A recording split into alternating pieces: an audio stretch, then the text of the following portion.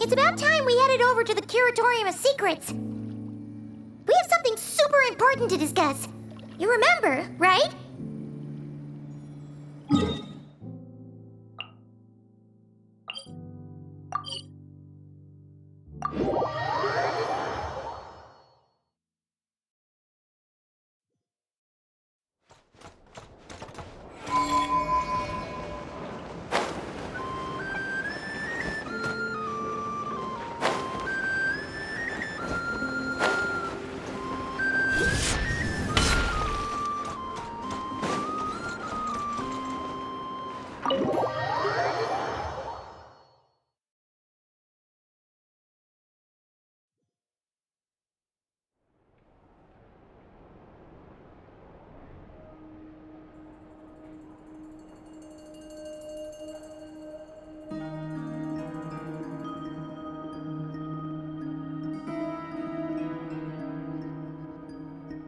Looks like the gang's all here!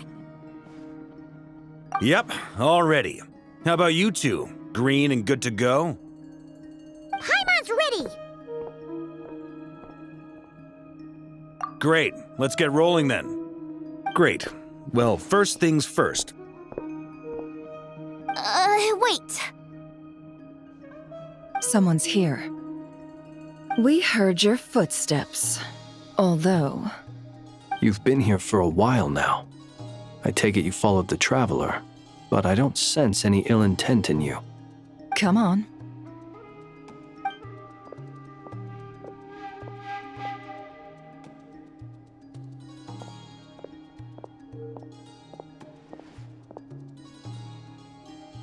I figured it wouldn't take you long to notice me. I come bearing news from my lady, the Knave. Dottore went through the motions of returning to Snezhnaya, but it was obviously a facade.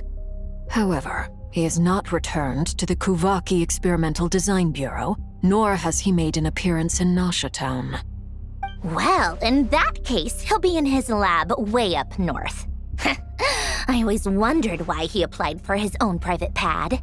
He was planning this all along.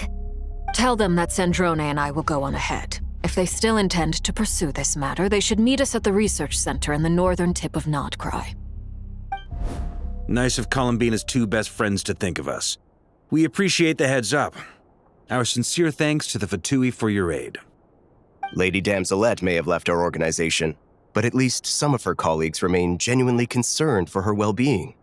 Not to mention that the Doctor's increasingly cryptic conduct gives us great cause for alarm. We have crossed swords many times before, but it's not personal. We're just on different sides. We don't lack humanity. And so, as fellow friends of Lady Damselette, it's only right that you should be in the know about this. Arlecchino's situational awareness has saved us a lot of trouble. I'll leave the map here with you. If you do decide to head to the research center, please proceed with caution. And remember, at least while you're in Krai, Lady Arlecchino's subordinates are your comrades if you want them to be. This is very accommodating of you. We can't thank you enough. Just doing my duty. I shall take my leave now. If you need us, you'll find us at the Experimental Design Bureau.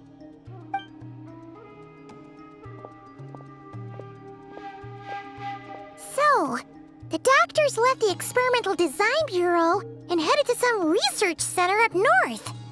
Marionette seems to think he's been planning this for a long time. But when did it start?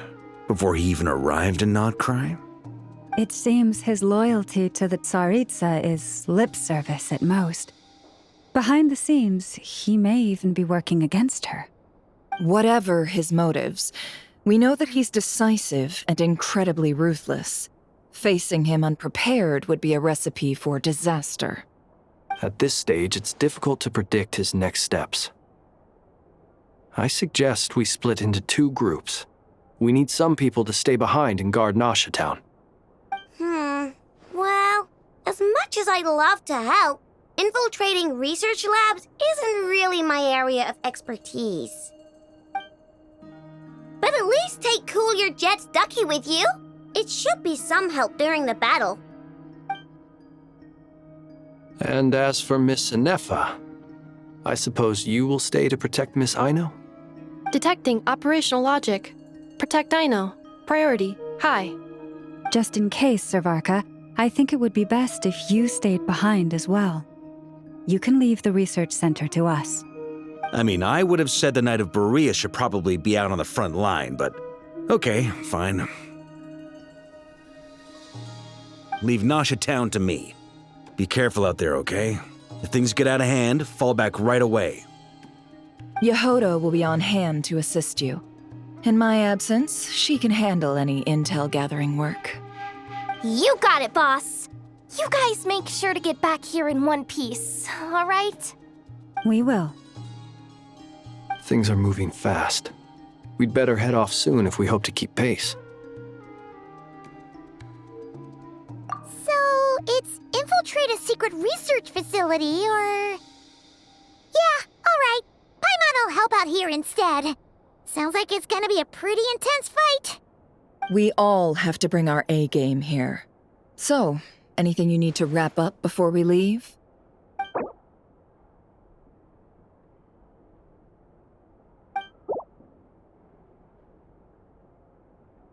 Then you'd better get going. Very well.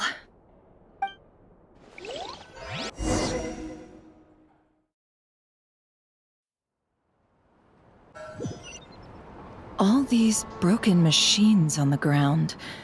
Someone got here before us. Could it be Arlecchino and Sandrone?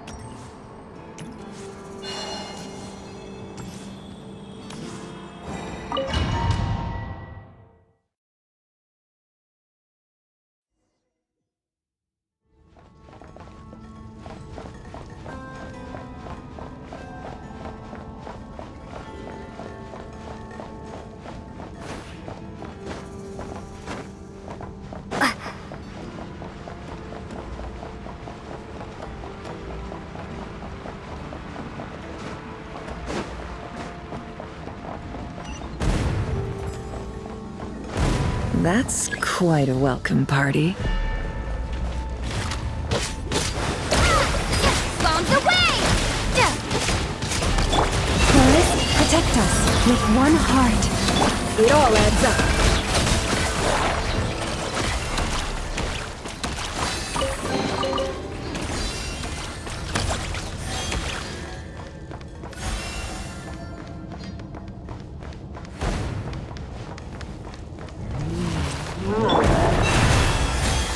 No more lies.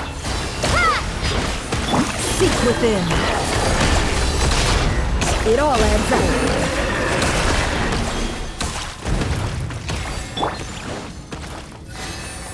Get back!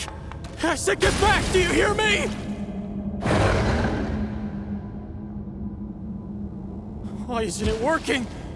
No! Don't come any closer! Don't!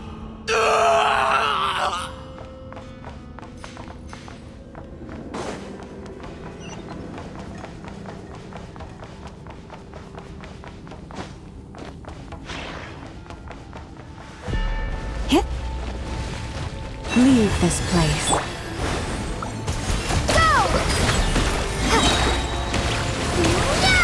Can't hide the truth.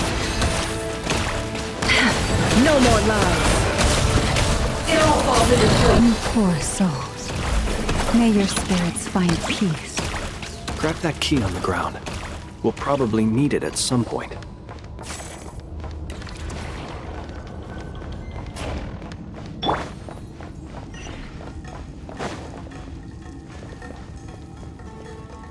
Watch out! There's no way through. Let's go around.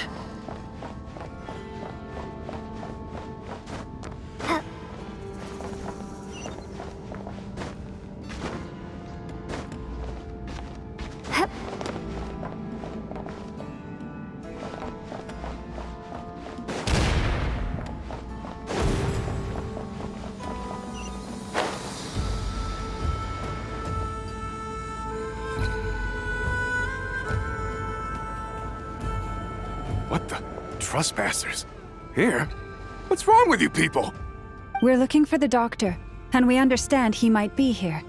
I see you're fleeing the facility. You looking to settle a score with the doctor? Good luck with that. I don't think you have many chances left. Perhaps. But you might have a chance to live if you start talking. 2 other Harbingers had the same idea as you. They're already inside. But what good is it gonna do? The doctor wouldn't do something like this unprepared. Seems to me that you're not too thrilled about being his subordinate. Also, is it just me, or do I sense monsters nearby? If you'd prefer their company to ours, that can easily be arranged. We need to know what the doctor is up to. Please, if you know anything at all, tell me. This is about more than us versus the doctor. His actions could have consequences for all of Krai, and perhaps even your homeland, Snezhnaya.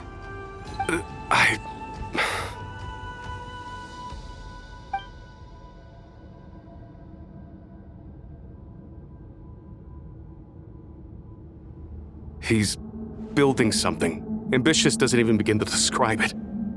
Feels like this could be the big one. God knows how long he's been planning it. A while back, he told us he'd be returning to Snezhnaya. We weren't expecting him back so soon. This time he brought some gemstones with him, or something. 2 of them. The moon marrow spheres. He stole them from their rightful owner, Columbina. Oh, Lady Damselet? Last I heard, she left the VIII. Before she went, she told us she'd finished what Her Majesty asked of her, and wished to focus on some personal matters. I remember thinking that leaving us might not be the best choice.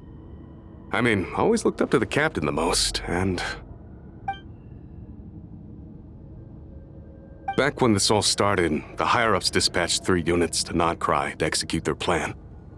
They were led by the Doctor, Marionette, and the Damselet, respectively. I was a part of the Damselet's unit to begin with. She never really interacted with us much. In fact, she seemed sort of detached from everything. Not because she was distracted, just felt like she was indifferent to the world around her. Like she had no stake in anything that happened. She always seemed like she was staring off into the distance. Almost as if she didn't see anything worth living for in the present, so she had to look further afield. That's right. She always used to stare up at the sky. The Doctor used to stand nearby and watch her. Apparently they got along well at first, but somewhere along the way, she grew wary of him, started avoiding him as much as possible. After she left, everyone in our unit merged with the Doctor's. He's similarly indifferent to the world, except when it comes to the moons. He seems to have big plans for them. Right now, obtaining the 3 moons is his #1 priority. He even said if he can only get his hands on 2 of them, he'll create a 3rd one himself. How would he create an artificial moon marrow? Maybe the knowledge he gained from the Hyperborean phantoms has something to do with it. Thank you for cooperating. We appreciate the level of detail. I get the sense that you'd serve under Columbina again if you had the chance. Would that be fair? No, she's no longer a Harbinger. As a member of the VIII, my loyalty will always belong to the Tsaritsa. I'm only telling you all this because I don't completely trust the Doctor. His actions do not align with the goals that first brought us to Krai. I understand. We'll do everything within our power to stop him. The Knaves unit is based at the Kuvaki Experimental Design Bureau. Maybe you can seek refuge with them. Well, now we know what's going on here. Artificial moon marrow. He's likely well on the way to completing it. Dottore's technological capabilities are far more advanced than I thought. I fear this could get ugly. Everyone, prepare yourselves.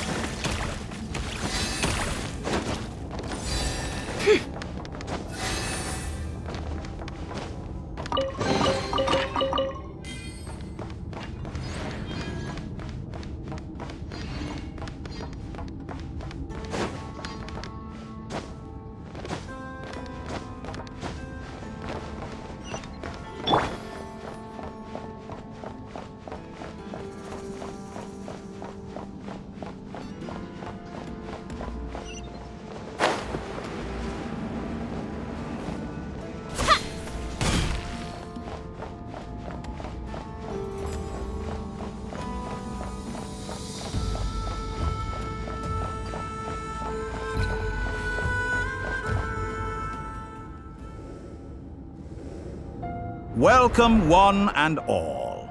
I've been expecting you. I hope my humble research facility is to your liking. Yeah, we really appreciated fighting our way in through a horde of monsters. The gall! You expect us to believe you've just been patiently waiting for us? Of course I have. Should I be worried about something? Everything seems to be going quite smoothly so far, and you've shown up right on schedule. First Sandrone and Arlecchino, now you. Quite a surfeit of guests I've had today.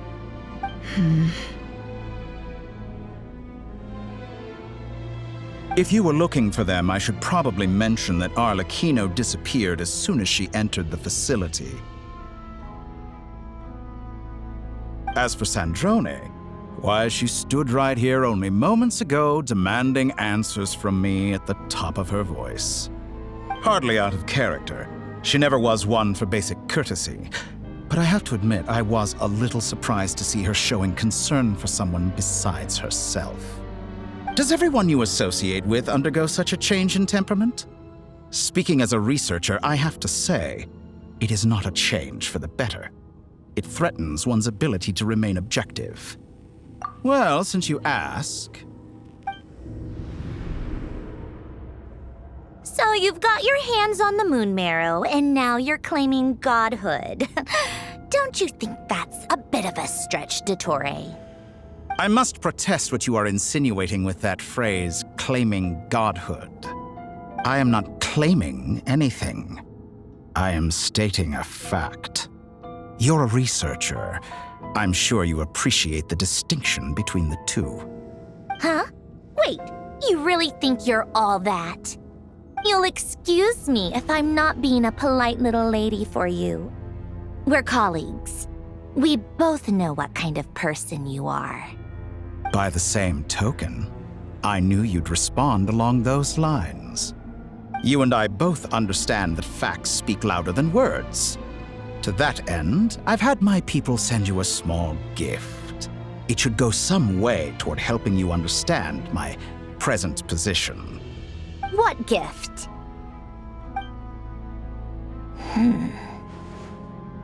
Where have all your troops gone? Who knows? Perhaps they are already marching toward a new world, following in the footsteps of an unknown god. As vulgar and arrogant as you may be, dear Sandrone, I have no intention of taking out my displeasure on your subordinates. They will enjoy equal rights to my own. You sent your people to the Experimental Design Bureau? That's the Tsaritsa's property. Yes, and I am very mindful of Her Majesty's instructions. But you know full well that they do not conflict with my present goals. In which case, all I'm doing is conducting another one of my experiments. Is there a problem with that? Now then, you have a judgment call to make. Am I simply lying to stall you? Or is it possible that every word I am saying is the truth?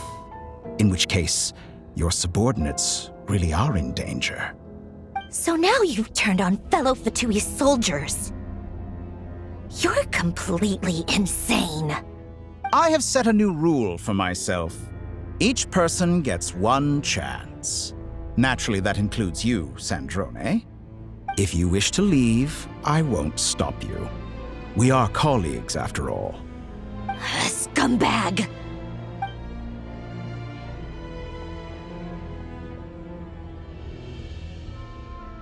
Still, I hadn't counted on Sandrone sparing any thought for the people of this world. Shame. I always found her self-centeredness to be one of her few better qualities. How can she ever hope to achieve greatness when she's so obsessed with protecting her little design bureau? It's more than a little disingenuous to speak of achieving greatness while taking hostages. Or does honor no longer mean anything to you? Honor?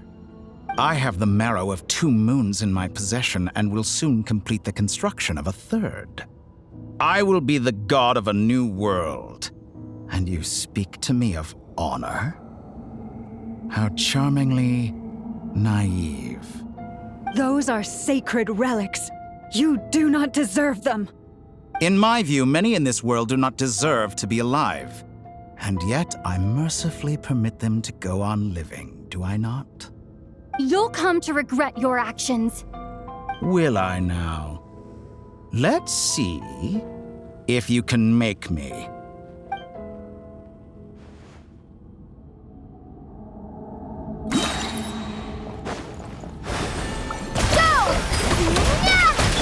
An exact Protect us by the frost moon of all. The deception ends here.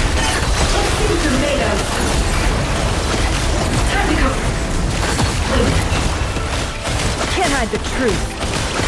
It all falls into place. Is this all it takes to It tie? all adds up. Leave this place. With one heart, we pray. You won't feel a thing. Seek within.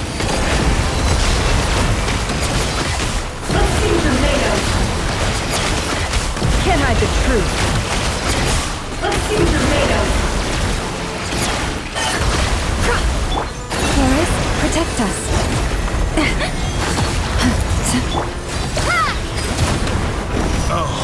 Arlecchino. Thanks for the assistance. Arlecchino. They see you as an ally. What a farce. You're clearly here to destroy my research, not I'd say your research is more valuable than your life. Am I wrong? How disappointing. Wipe out! Is that the best you can do? Leave this place. Your actions betray your fear of me. Beware the creatures of the night. Is that the best you can do?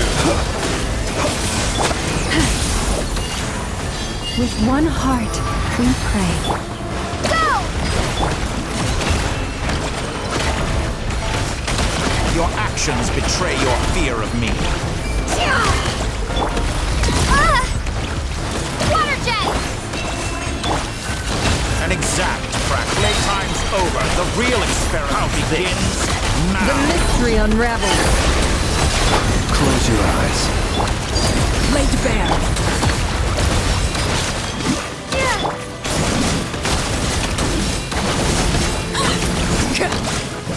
This is where you fall.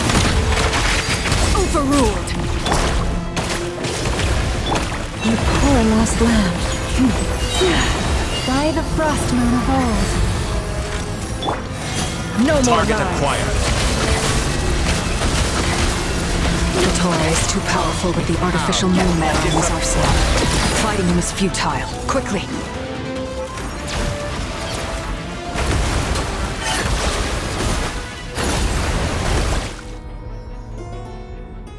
Let's go. I've always thought it is wiser to flee than surrender.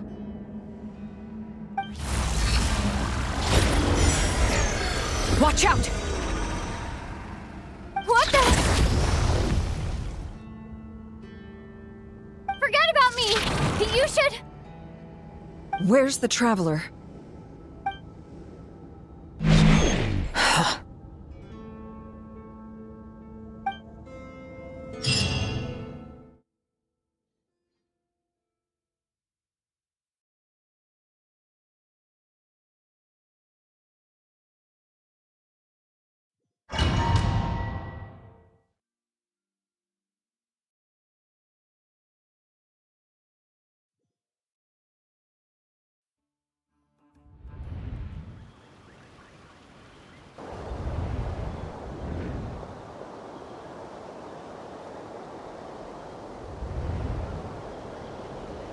What just happened? Nasha Town? How did I get here? Strange. I remember being trapped by Dottore during the battle, and now, all of a sudden, I'm here. Something weird is going on. I guess I'll start by exploring the area. Traveler? What brings you here at this hour? Huh? What are you in the mood for today? A hot dog? Or something else? We've got some special discounts at the moment. Want to see the menu? Sorry, I'm not hungry right now. Ah, well, feel free to take a seat for now. Let me know if you change your mind. Everyone seems to be acting normal. Am I just overthinking? Oh, darling, look who it is. One of our regular customers. Get the traveler something to eat, would you, dear? Wait. Why is he talking like that? Well, I'd love to, but can't serve a customer unless they order something. Anyway, I take it your business is wrapped up? Yes, thankfully. It was a long trip, and it's left me feeling pretty exhausted. But the upshot is, I won't have to leave again for a good while. We can have some quality time to ourselves. Wait. These two are a couple? I see some kids around too. I didn't know they had a family. Hey there! I haven't seen you in ages! What's keeping you so busy? I've been looking forward to playing with you again. You forgot already? You're silly. Daddy brought you over to our house recently. We had some snacks together. What is she talking about? We've had a lot of customers over the last few days, so we've been real busy. And like my mom always says, some people are more than just customers. They're friends. Oh, another customer's arrived. I better go see what they want. This is all wrong. I never once heard the owner of this restaurant talk about their family. It certainly isn't a family-run business. And that child, I don't recognize her at all. Could this be a false memory? Very good. I knew you had it in you. Aren't you going to try the house special? When did he show up? No, none of this is real. You don't seem to like it here. That's fine. We can change venues.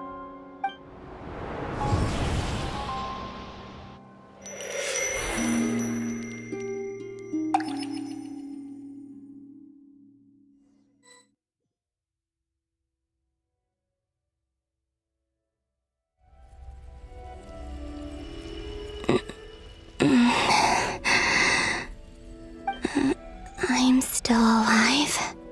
Where is this place?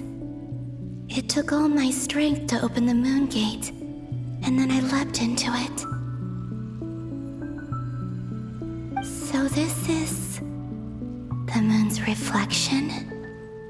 The mysterious realm beyond the gate?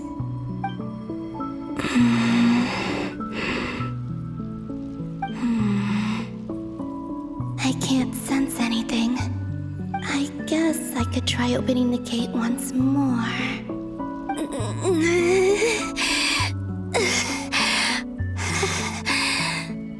No response. Maybe this space can't be opened from inside.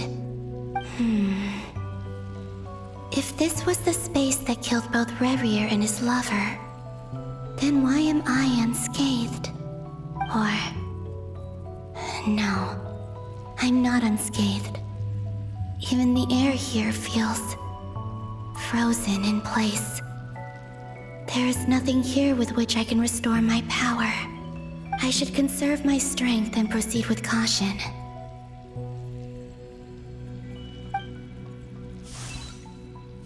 I don't believe Dotori's scheming will stop just because I escaped.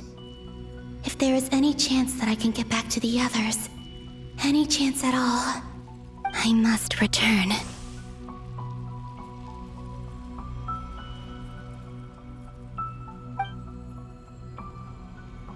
Emptiness, silence. What is this place? Or maybe the real question is, what is it for? What's this? Looks like it responds to my power.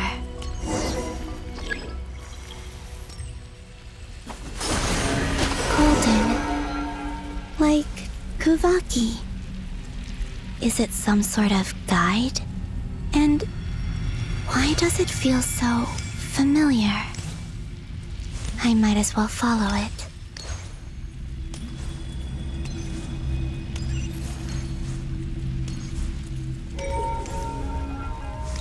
Where does this lead? Could it be the exit?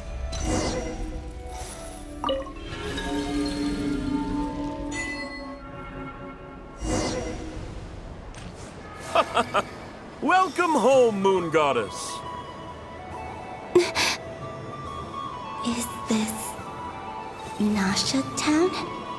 But isn't Moon Prayer Night over already?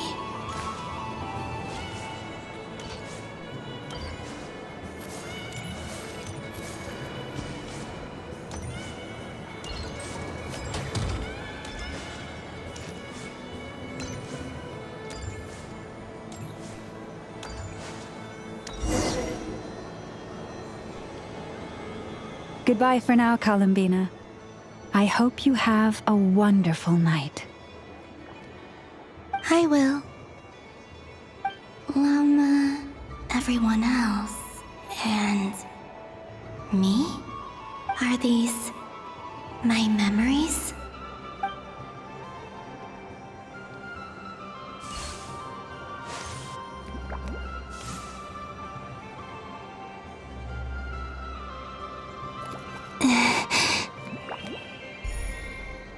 I can't touch them. It's as if we're separated by some impenetrable power.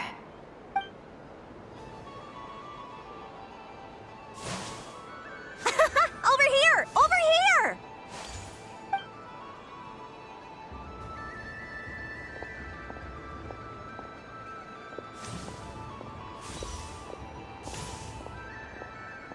But the people in these memories pass right through me. Just like when I disappeared. If only I had known what would come to pass after that. Even so, I should still take a look around. Just being back here, it gives me the strength to keep going.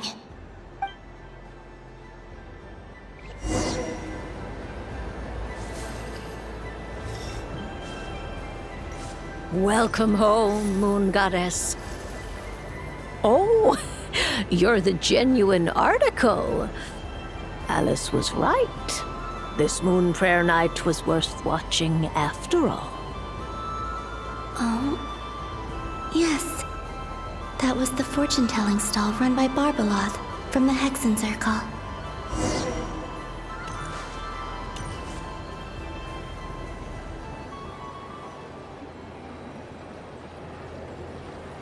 Please, draw the first lunar arcana.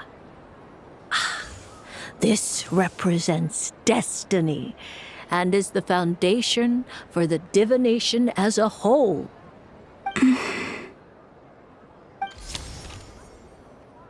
My destiny. I believe the card I drew was the moon. Now that I think about it, Barbeloth's divination was absolutely right. It's almost time to draw the last card. The one that represents the future.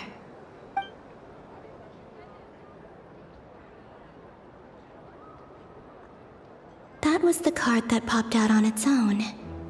From here, I think.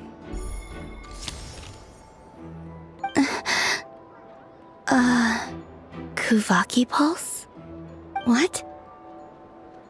Fascinating. I've never encountered this before in my role as a diviner. What's going on? Did that card leave the deck? Because of my influence? All I did was try to touch it, and then...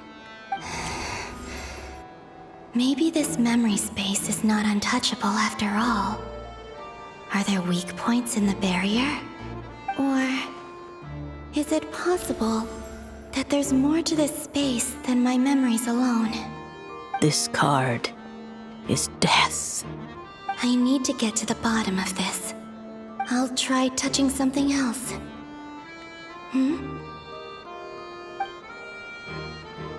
Is this the wind?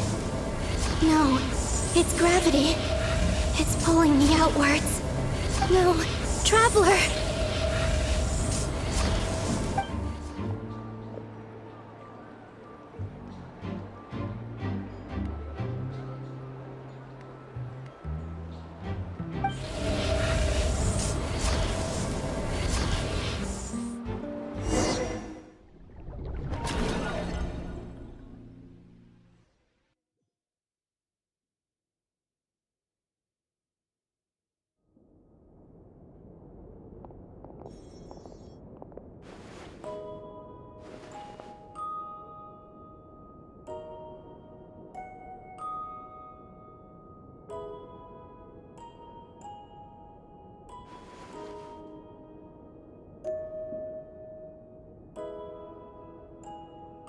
Paimon, listen to me.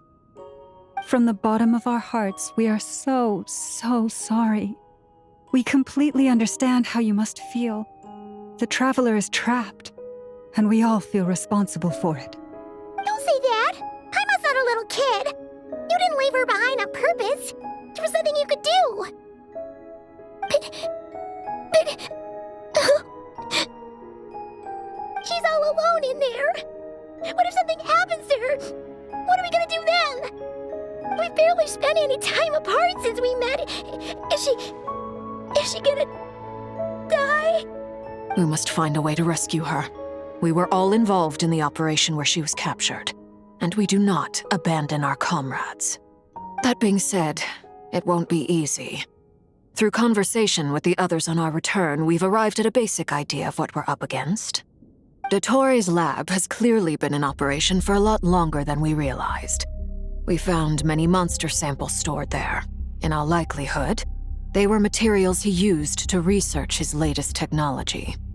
We also know that through his contact with the phantoms of Hyperborea, he gained knowledge about the moons and certain Hyperborean technologies.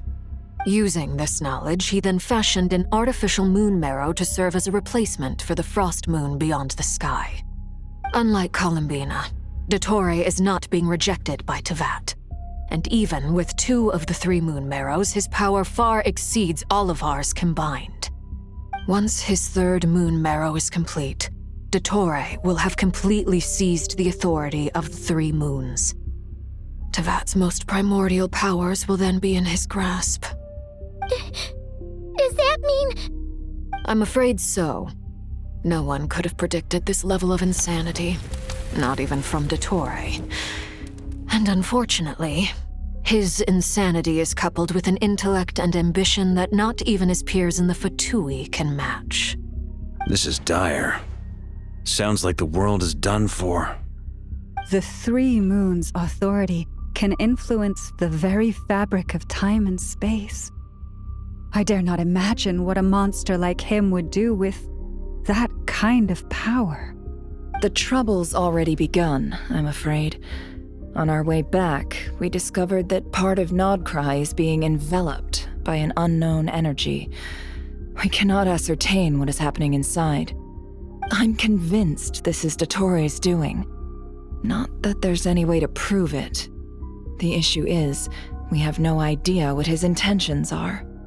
The only thing more frustrating than facing down evil is knowing that it will surely come, but not knowing when. The Doctor is guilty of numerous crimes in Mondstadt as well. One of our knights, well, former knights, his father was murdered by Dottore. His ideology and methodology are a danger to everything in his path, from individuals to entire nations. He does not feel guilt, even when he acts against his own people. He doesn't see them as his own people, that's why. People like him see everyone else as beneath them. Right. He views other people only in terms of how they can benefit him. That's the basis of all his social connections. Granted, he's hardly the only harbinger to pursue their own interests. We all do. And Her Majesty is gracious enough to permit it. Still, her mercy has its limits. Dottore's actions have gone beyond even what the VIII could have imagined. Usurping divine authority to become a god. For a servant of the Tsaritsa, that goes beyond being disloyal. It's treason of the highest order. We can't expect him to heed the Tsaritsa's will once he gains the 3 moons' authority. Even we harbingers consider him the most self-interested among us. Poor Traveler. Of all the people to get caught by... We have to go save her! Right now! Please! We gotta find a way! Paimon, I promise you, we are with you all the way. I get how you feel. I do. But it's gonna take more than strong emotions to take down an enemy like Dottore. What we need now is more information. Right. We can't even guarantee he's still at his research center. Before we can think about mounting a rescue operation, we need to confirm the Traveler's location. I'll find a way. Paimon knows, but... She's so to the Traveler. She might be the strongest person Paimon knows, but she's still human. She feels pain and bleeds just like anyone else. Then think things through before you stick your neck out. Unless you want to lose your head. Sandrone. Miss Sandrone, you're okay? Put the stuff over there, and be gentle with it. Am I okay? As you can see, I've had to move my whole livelihood out of the Experimental Design Bureau.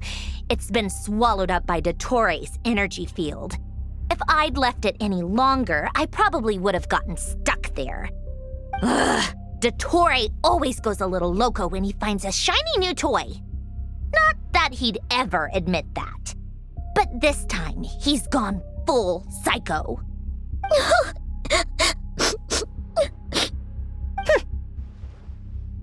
Just go ahead and cry already.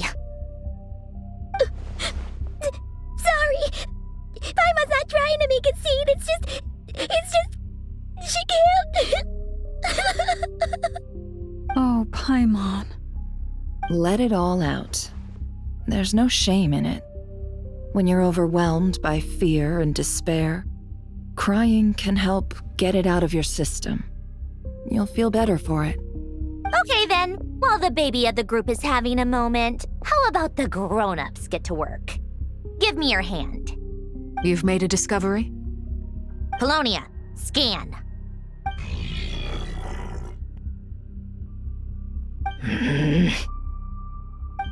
You, hand, now.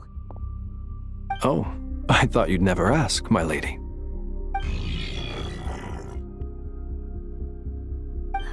Curses! You're next, then you.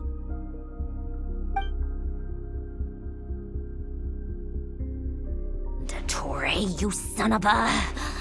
He's done something to us! Everyone who entered his research center has been implanted with some sort of curse. I don't feel anything unusual at the moment. Does that mean it hasn't activated yet? Is there a way to figure out its purpose and what might trigger it? My best guess is Dottore created it using the Moon Goddess's powers. 1 second, analyzing. Ugh! That friggin' maniac!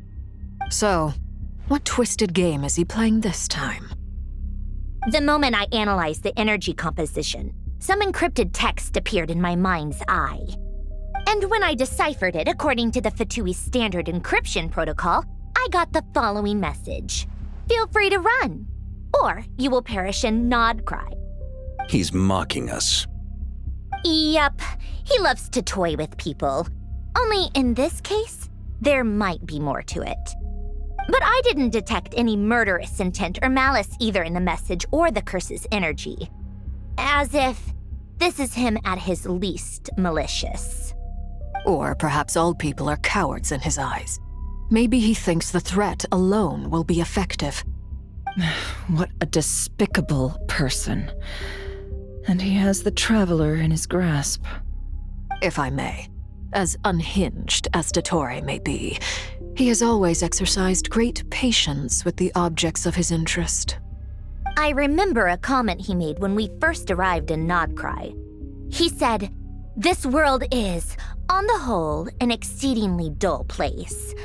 But at least there are a few intriguing features, such as the gods or the Traveler. Presumably, they interest him because they're unknown quantities. He wants to understand as much as he can about them." Agreed. The Traveler is Tevat's fourth descender. All Harbingers are aware of this. Since Dottore took such pains to capture the Traveler, he is unlikely to kill her right away. Okay, but we still have to do that rescue operation. Of course. I also think we need to read between the lines with Dottore's message. If he's encouraging us to run, that means we mustn't leave Nod Krai under any circumstances. My guess is, his curse will only trigger if we leave.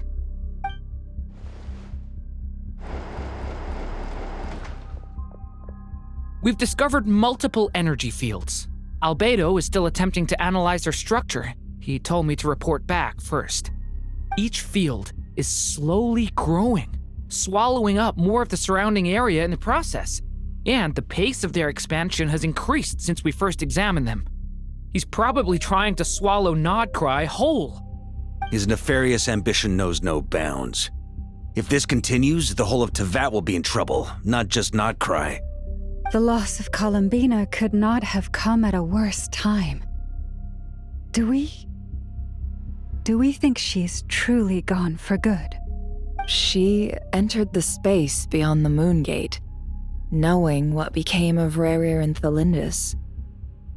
I'm sorry, but I fear the odds aren't good. Don't be ridiculous. If I know her, she's busy finding a way back as we speak just so she can annoy me. She isn't dead. Whatever has become of her, the fact remains that we are two comrades short on the eve of a decisive battle. We need to find out the Traveler's location, but there is also other work to be done. Agreed. Whatever Dottore planning, we have to get the local populace somewhere safe. So, as well as a rescue mission, we have to organize a mass evacuation at the same time. It would be best if someone could approach leaders of neighboring nations and negotiate emergency asylum for Krai's inhabitants. Can anyone handle that? Snezhnaya is one option. I'll see what I can do. This would be so much easier if the Traveler was here. No! Stop thinking like that, Paimon. Paimon will join you.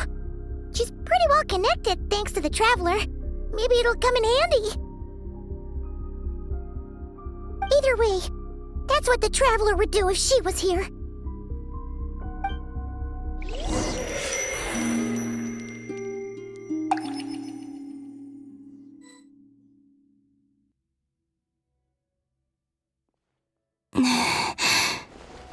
Back here again. That gravitational force that pulled me back. Is this where it came from?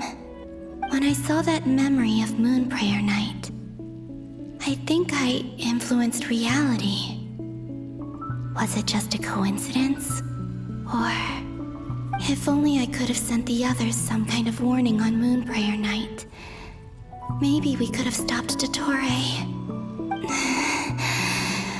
I feel so heavy. Does entering that space consume a lot of energy? Well, even so, I have to keep moving forward. Back to emptiness and silence again. I should try and find my way back inside that memory.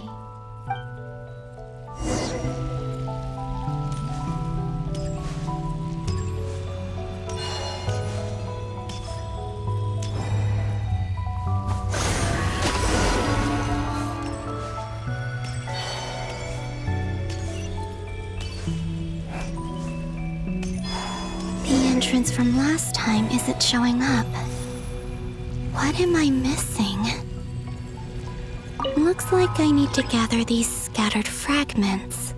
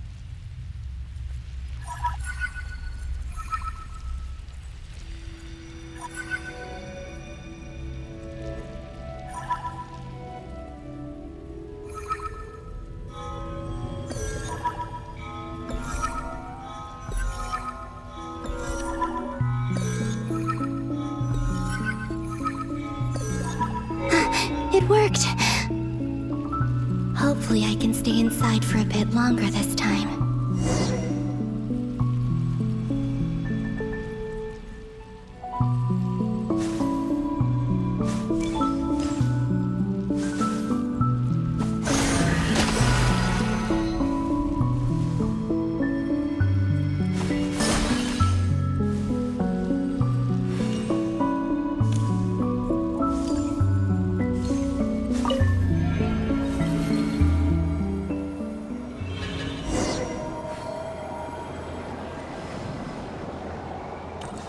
Ad Astra Abyssosque. Welcome to the Adventurers Guild. What? This doesn't look like Moon Prayer Night. Extra, extra! Latest issue of the Nasha Express! I don't think I've ever been here. Maybe this space isn't comprised of my memories after all. There aren't any festive decorations around. Is this Nasha Town after Moon Prayer Night ended? Did Dottoro's plan not affect the town? Or is no one aware of what happened because he used the Three Moons' authority? Let me see if I can influence anyone else. So, what do we do next? Wait, that voice. Paimon? The most important thing right now is to find that mage. Lauma the Traveler and Mr. Varga are here too. I'd better go pay the Fatui a visit. Traveler!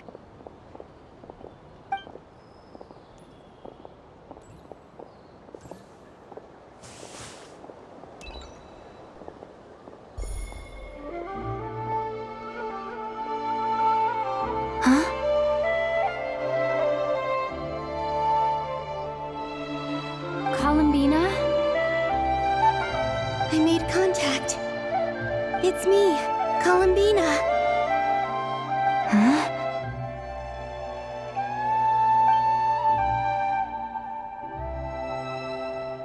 Traveler? Let's go! This is no time to be spacing out! Huh? Huh? Wait a moment. This has happened before. This is what happened when I disappeared. I stood right over there, thinking that no one would ever find me again. It was only when she called my name that I decided to follow them. But did she turn around because she sensed my touch just now? Is it really possible that from in here, I can change the past? If I keep following them, maybe... Huh? It's that gravity again.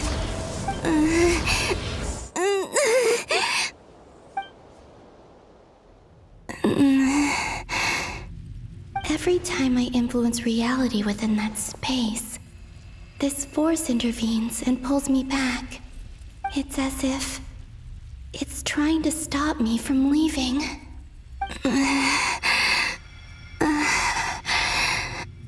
I'm getting weaker and weaker.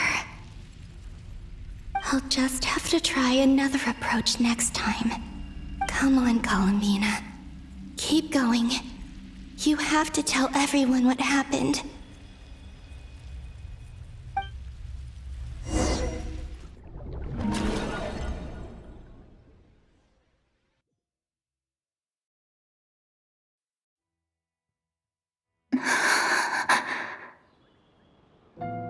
Suddenly, I've been plunged into darkness, alone. It feels strange, as if something has grabbed hold of me. Is Dottore now powerful enough to interfere with space itself? Look at you, standing so still in total silence. I almost didn't recognize you. Hello there, traveler. He seems to be in a good mood. Wait, what's that behind him? Ah, so you noticed. This is the completed trilune. 2 primordial moon marrows and 1 artificial specimen. You are wary of it. Good. Maintain that reverence. You performed well in that recent battle. Brave and reckless as always.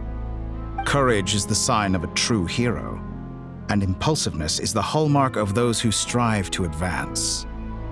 I say this not to belittle you. Most creatures are far more timid by comparison. 3 moon marrows. Does that mean the artificial one is now complete too? Well spotted. What do you think? For a replica I built myself, I dare say it looks the part. Dottore, are you planting illusions in my mind? I have no interest in fooling your eyes. On the contrary, I hope to show you the true essence of all that you see before you. Is this not a beautiful city? People live in peace and find joy in their work. The streets are safe. People can even leave their doors unlocked at night. You might say it is the Elysium everyone dreams of. All available data indicates your values and worldview conform with the mainstream. This kind of society should be quite to your taste. False beauty is deceitful. Lies are to no one's taste. I wonder, is it your moral standards that are too high? Or your expectations of reality? Answer me this. If someone existed in a sweet dream from the moment they were born, a dream in which they never once felt pain, which do you think they would consider superior? The dream or the reality? That's pure sophistry. It has nothing to do with your actions. As I suspected. You have yet to understand all of this for what it really is. What do you want from me? You sound impatient. Do you think the only reason I'm keeping you is because I want something from you? If it's not, then why haven't you killed me yet? No one can stop you if you're as powerful as a god. I'm delighted you recognize that fact. I believe we last squared off in Sumeru. Ah, the memories. How time flies. You and I have both grown. I'm not surprised that Arlecchino and Sandrone worked with you. You've always a way of slowly but surely ingratiating yourself with all levels of society. People laud you as a hero, but I suspect there's more to it than that. Oh, but to be clear, I don't say that to flatter you. Do you always give your opponent an appraisal before you deal the final blow? Call it a long-time habit. I'm a researcher, and one of my duties is to give an objective assessment of my subjects. But you misunderstand. We are not opponents. Not at this moment. I just want to talk. Think back to Tartaglia, Arlecchino, Capitano, Colombina, and now even Sandrone.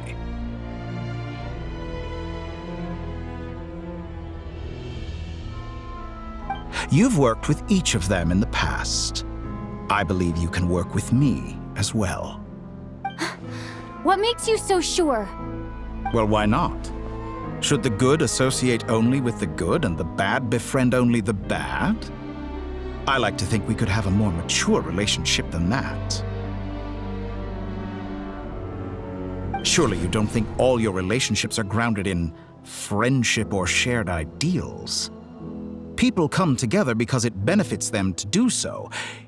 If you think of the people you admire, you must surely admit that they have provided some benefit to you.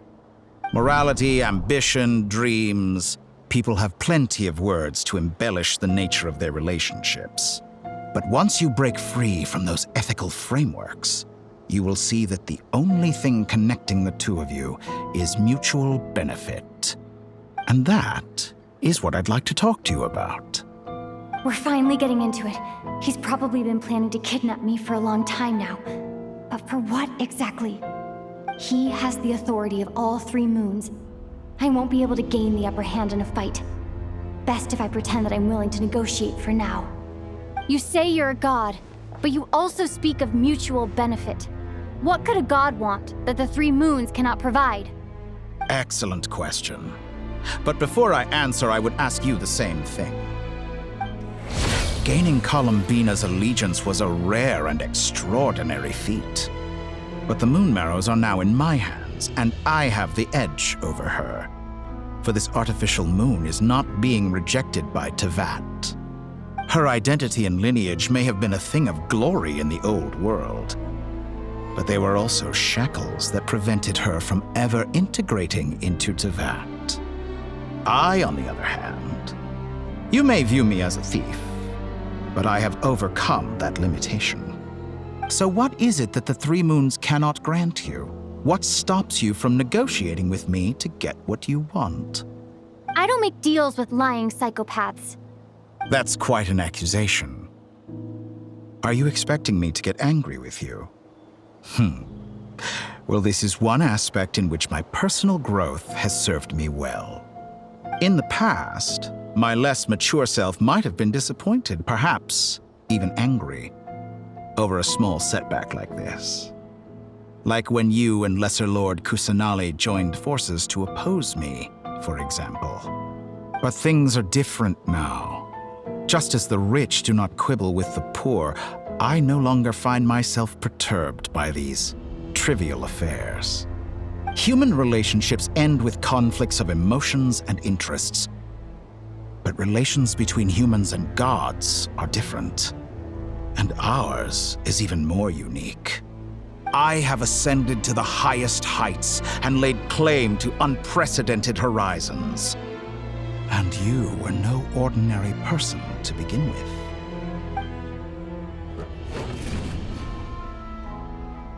Allow me to show you the world, Descender.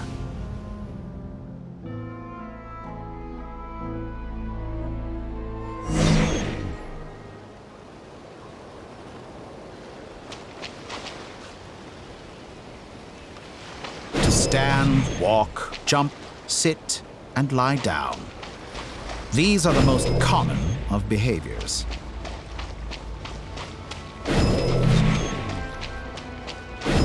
Have you ever wondered why we were born following such laws?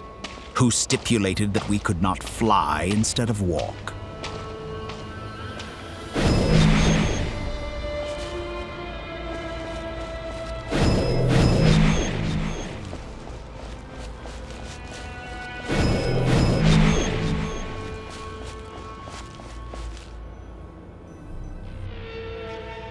Someone of your talent and experience must surely know of the four great rulers who serve the heavenly principles.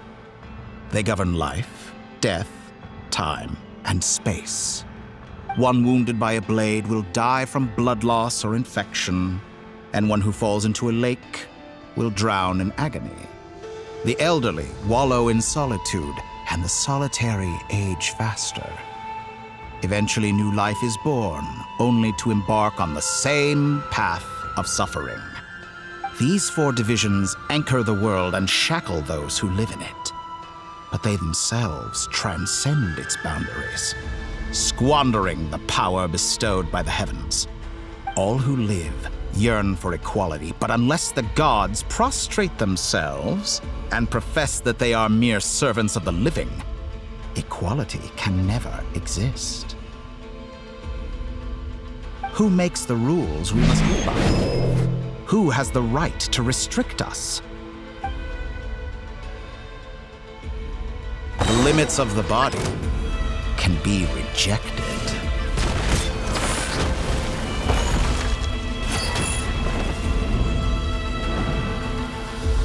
Drop!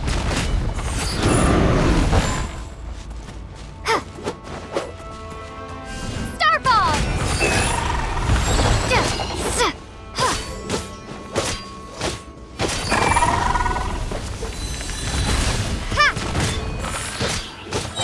How does it feel to be among those with absolute power?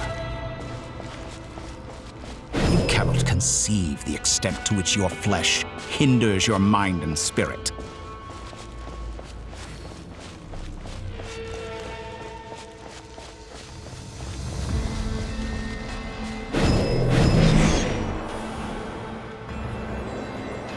Only by discarding our useless, primitive eyes can we perceive a new world. How narrow-minded we all were in the past. Why should the final answer of the world not be the power that predates those of life, death, time, and space? The power of the Trilune. Through it, I have glimpsed new experimental possibilities. Nature suppressed, authority exiled, souls controlled.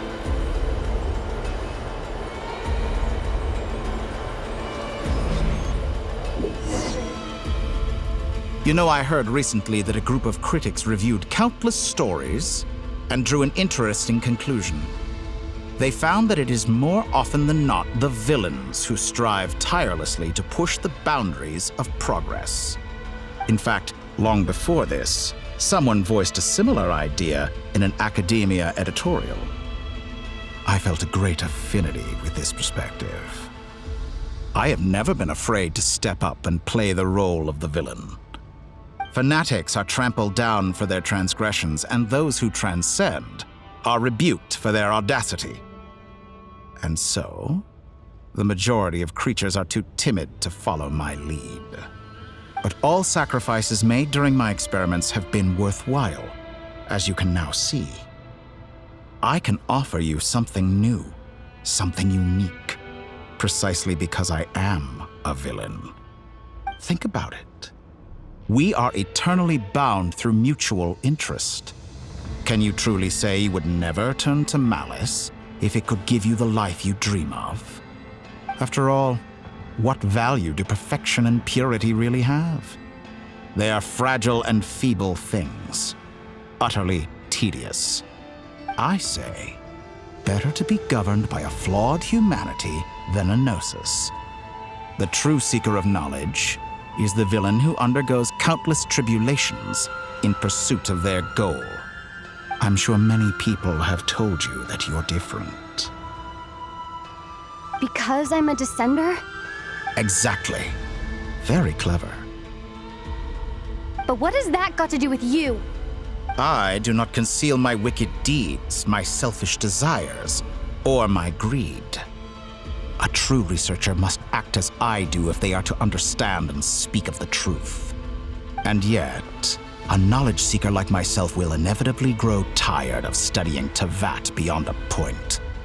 You have traveled to all corners of the world and met many people. Along the way, there have been moments when you were misunderstood or even became a wanted criminal. And all the while, you fight and toil, claim minuscule rewards from my friend Pantalone, then you fight some more, winning some battles and losing others as your search goes on. And this cycle continues, with no end in sight. Surely you must sometimes grow weary of being stuck in this same loop day after day. We're completely different. I embrace everything that life throws at me. I am engaged in every step of my journey. How does that make us different? I too embrace what life brings, researching everything that interests me. Think of all the novel things I've managed to create, like the artificial moon marrow. Don't you see? As unique a specimen as she was, even Columbina is not irreplaceable. Take that back! She's gone because of your actions! I didn't say that to anger you. Though admittedly, I don't see what there is to be angry about. Anything Columbina could do for you, I can do better. I know what your ultimate goal is. You wish to walk the path your brother walked and seek answers from him at the end of that journey, don't you? Someone like you could never understand what it feels like to care about another person the way I care about him. Perhaps not. But that doesn't mean I can't help. I could find your brother right now, bring him before you, and make him give you the answers you seek. Don't be so presumptuous. You'll never begin to understand the situation between us. Oh, no. This is no presumption. I'm only offering what I know is possible with the power of the Trilune. but it seems like you would sooner continue with your journey through this world. Why? Do you truly desire this journey? Or is it simply a necessary process from which you cannot escape? Think of all the time and energy you have spent, everything you've had to endure just to make it this far. Is this really what you want? Or has your hand been forced by the promise of that final answer? Yes, you have made many friends. But do they ever spare a thought for the void in your heart and what it yearns for? What you want is not friends. It is family. But do they know this? I, on the other hand, am far more considerate. Join my experiment, and in return, I will bring your meaningless journey and all its struggles to an end. This is a malicious attempt to manipulate me. But at the same time, he's stating some very human truths. Of course, he's right about my predicament. How can I deny it? I have faced ungrateful strangers, never-ending troubles, an endless quest for answers. I want to see him. After everything I've been through, words can't describe how much I miss him, how much I want to be reunited with him. Wherever you are right now, do you miss me too?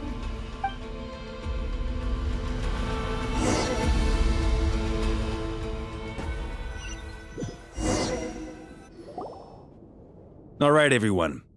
Our next mission is clear. We need to contact all the major organizations, explain the situation to the public, and then begin the evacuation. The residents of Not Krai are quite dispersed. The two most populated areas are the Southern Isles and Pyramida. Miss Lauma, I will leave Hisi Island and Nasha Town in your hands. I will liaise with the VIII and Pyramida. Agreed. We will reach out to Natlan and Snezhnaya. Anyone found north of the Experimental Design Bureau should follow the VIII to Snezhnaya. As for those dwelling south of that line, I will ask the VIII Guild to help persuade them to leave. Then I, Mr. Varka, and the Frostmoon Scions will escort them to Natlan. The VIII Guild has dealings with the Curatorium of Secrets. I will send them a letter vouching for your credibility. Yehoda, you should help Lauma. This is too big of a task for one person. My wish has come true. You're willingly lending me your most capable employee for the day. Well, good for you if all this only takes a day. Of course, if it takes any longer, I'll be charging a fee. Boss, wait! Don't I get a say in this? Oh, I'm sorry. Something to add, Yehoda? Well, no one's more important to me than you, boss. And remember how Lauma healed your eyes after that big battle? I think that's worth at least 2 or 3 days' work for the Frostmoon Scions. Are you completely incapable of acting in your own self-interest? Or do you simply devalue your own labor? Are you sure you don't want to come with us? Who will see to our other work if we're all busy evacuating residents? Sandrone insists that Columbina is still alive, and we have a traveler to rescue. There's much to be done. But boss, I'm just worried that... Well, Nefer, I'll link up with you once my tasks are complete. What makes you think I'd need you to do that? I'll need it. And considering the way you approach certain matters, I think you'll be better off with me present. That's quite enough. Just focus on your work first. I bet we're in for an uphill battle here. But we can help out too. Inefa and I are gonna help Nasha Town's residents carry their stuff. Loading schedule. Store essential local research data and technology samples, then escort the people to Natlan. Understood. I will execute this to the best of my abilities. Great stuff. Thank you, ladies. I've contacted the Lightkeepers. A colleague of mine will join us shortly. I will persuade them to conduct a thorough search of the region to ensure that no civilians get left behind. As for for me, I guess I'll be making an early return to Sumeru. I think it's important that someone informs the Dendro Archon of what's going on in Krai. Roger that. Someone should inform Mondstadt, too. Mr. Duran, can I trust you to handle that? I think you fly faster than any of us can run. As an added incentive, get there fast enough and I'll see about getting your gliding exam waived. Really? Ha! Mission accepted, sir. I intend to stay behind and help Miss Sandrone with her research. She has some alchemy-related questions that she'd like me to explore. She recognizes your expertise, then. I wish you a fruitful collaboration. Thank you. In truth, I was surprised to hear her express an interest in subject matter outside of machines. I believe she has been investigating some Fontanian technology recently. She made a point of bringing the relevant materials with her when she left the Experimental Design Bureau. She's sorting through everything in her room as we speak. I should mention that we have one other friend who isn't present. He hasn't made his position in all of this clear. But if we know anything about him, he's likely investigating on his own. Paimon's been very quiet today. But I know how close she and the Traveler are with the Natlanese. She should come with us to the border. Okay. Paimon will do her best. Make sure to heed Sandrone's warning.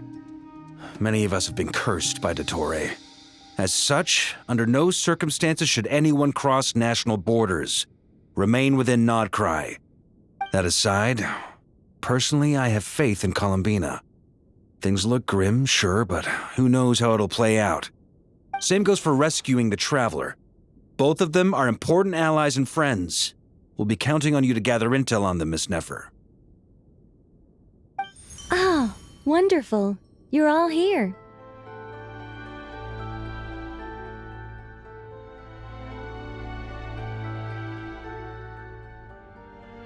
That voice again! Nicole? Whoa, that was loud! And it came out of nowhere. So mysterious. Sorry, this is the only way I can speak to you all right now. Please accept my apology. Anyway, time is short. I'll cut to the chase. We're still facing quite a catastrophe here at the world's borders. Alice has roped in every Hexenzirkel member she can get a hold of. Except for me. She told me I had to come and help you all out as a matter of urgency. I quote, "You love talking, don't you? Well, now it's finally your time to shine. Take these. Make sure the whole party gets one each. You'll be in charge of making sure everyone stays connected." Huh? Is this a Dodo communication device? Scanning. Unknown device. Analyzing. Unknown device. Conclusion. Cute. Affirmative. It is cute and good. I believe that I quite like it. This is no ordinary Dodo communication device. It's my very own special modified version, specifically... sorry.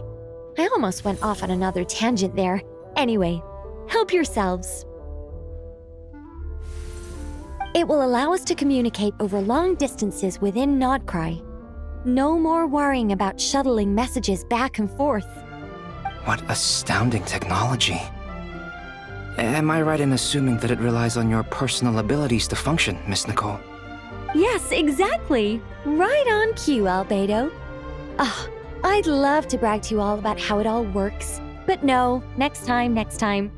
Anyway, I'll be right with you all, serving as a communication hub. That's all from me. Head off as soon as you're ready. I'll be staying here to keep watch, and I'll be sending you my blessings.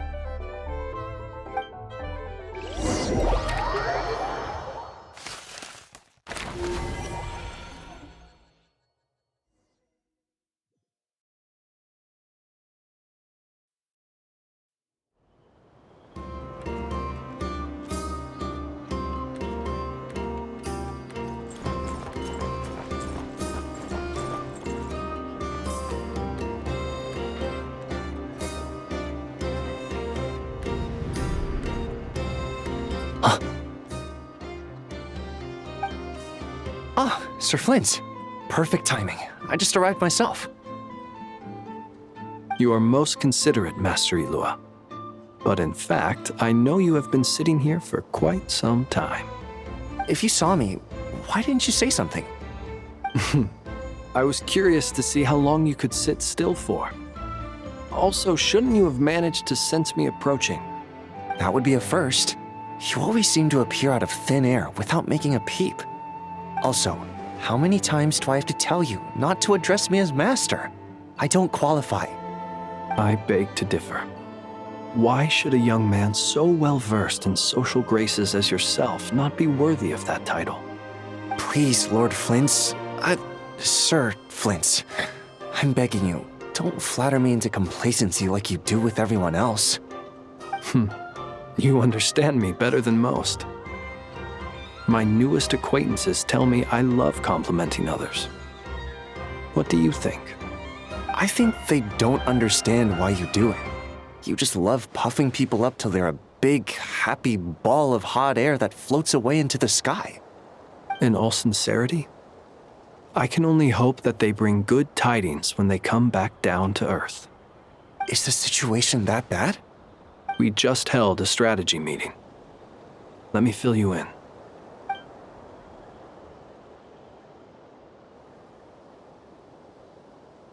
In short, we need everyone gone from Pyramida. We also need a team of lightkeepers to scour the more remote regions of Krai for civilians to evacuate. I only hope we have enough personnel. We do. Old Man Nikita will definitely help, and we can recall anyone out on patrol to focus on this instead. Good. I'm sure you and the others will make short work of this. Now, don't forget, once you've completed this task, make sure you and the rest of the team evacuate to either Snezhnaya or Natlan as well. Flint's? If you've got something to say, Master Ilua, why not guess what I'm thinking right now? You mentioned that you have something else to deal with later. How difficult is it going to be? I doubt it will be easy. I know you're a lightkeeper, and it's your duty to protect others in times of crisis. But I have a feeling that you'll be walking into grave danger. However bad things have gotten in the past, Krai has never faced a mass evacuation before. But from the sounds of it, you don't intend to come with us. I don't mean to pry, and it's probably none of my business. But whatever it is you're intending, you don't have to go through with it, you know. I've been afflicted with some sort of curse, and I'm told it may well trigger if I set foot outside of Krai. As such, I cannot leave. I have to act, if for no other reason than to fight this curse. What? No. Why? Why would anyone want to curse you? There are plenty of people out there willing to trample over others in pursuit of their own goals. Frankly, Sir Flint, I am furious. You're making light of what is an incredibly serious situation. Indeed I am. And? And what? I told you, I'm furious about this. Nothing I can do about it, I'm afraid. Things happen, and we just have to deal with them. If you find yourself feeling angry, perhaps start by drinking a big glass of water. Hey, you mean you're completely unmoved by my anger? I'm devastated. Then allow me to express my sincerest regret. Come by the lighthouse sometime. We'll catch ourselves a few fish, have a little barbecue, play some cards, and bask in the sun. Maybe I need to spell this out. Lean in a little, Flint. Oh my, this doesn't bode well.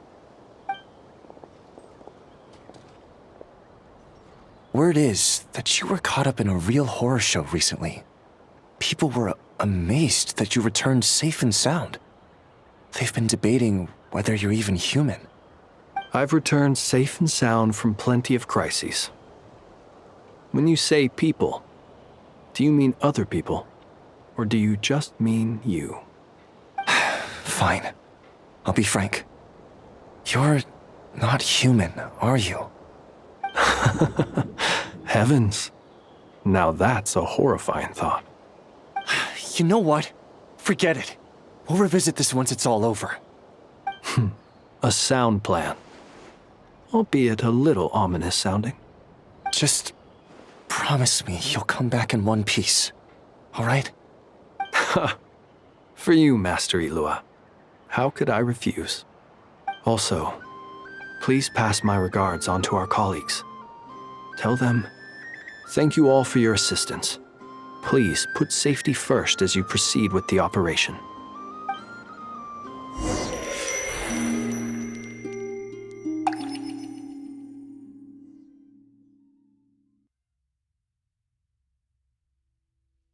I have to keep searching for a path toward reality.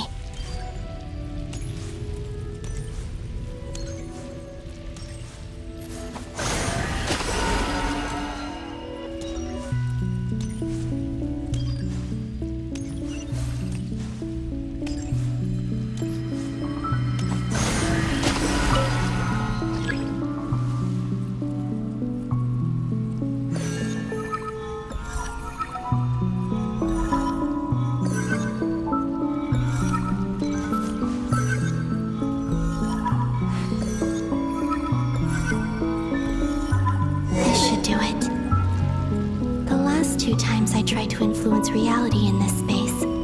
It consumed a lot of Kuvaki. I'll try and be more careful this time. I need to leave key clues behind using less power. I hope everyone still remembers what I said on Moon Prayer Night.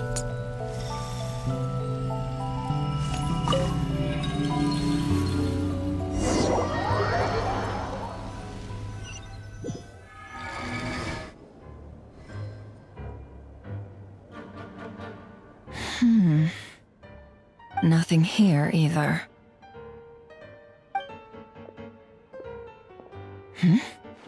Flint's? Ah, Miss Nefer. What are you doing here? Unless... I just spoke with Ilua about arrangements for the search and came for a walk nearby. As for you, why would... It appears we think along similar lines. And neither of us likes to accept things at face value. As well as figuring out how to gather intel on the Traveler, I wanted to confirm some of my own suspicions. Also, we'll need to bring a lot of force to bear against Ettore, even if we're only looking to rescue the Traveler. We can't leave anything to chance. You don't think Columbina perished either, do you? I'm merely considering the possibility that she survived, just as you are. How much can we really know about a deity like her anyway? Do you remember what she said on Moon Prayer Night? About using moonlight to send messages to us? Of course. I think that's why we're both here. Where have you checked so far? I've been focusing on the outdoors. Anywhere the moonlight shines. I checked most of Nasha Town, but didn't find anything. I checked the Curatorium of Secrets, and a few rooms where I thought I might find some leads. But no luck here either. The only places I haven't looked yet are the rooms in the flagship. But process of elimination isn't the only thing that brought me here. Oh, really? What's your other reason? After all that build-up, our mystery ally never showed up even once!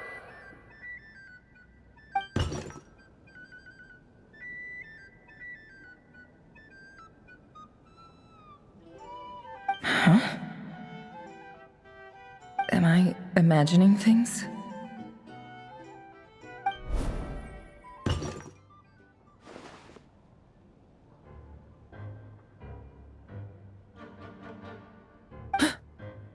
Come on, let's see what's going on.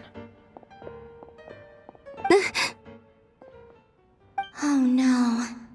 I knocked over a vase as soon as I came in. It must have been caused by a Kuvaki fluctuation when I entered the space. Although, it seems like I'm not about to be pulled away this time. It looks like as long as I'm careful with my actions, it doesn't count as influencing reality. Anyway, is this the flagship? The Traveler mentioned that's where she was staying. I only went into the lobby last time, so I've never actually been here before. How does this space work? If nothing else, I can now be sure that it is not simply memory. She mentioned where her room was. I think it's this one.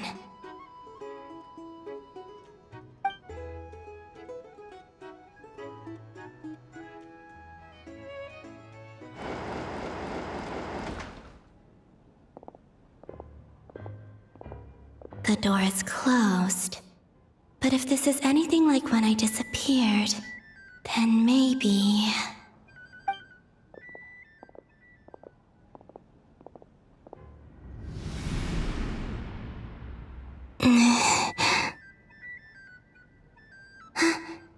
I'm in.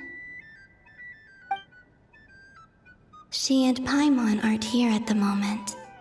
I hope she's okay. I wonder what happened to her after that battle with Dottore. Best not to dwell on that for now. I need to try and leave them some clues.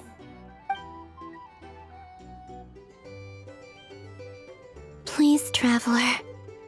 I really hope you find this.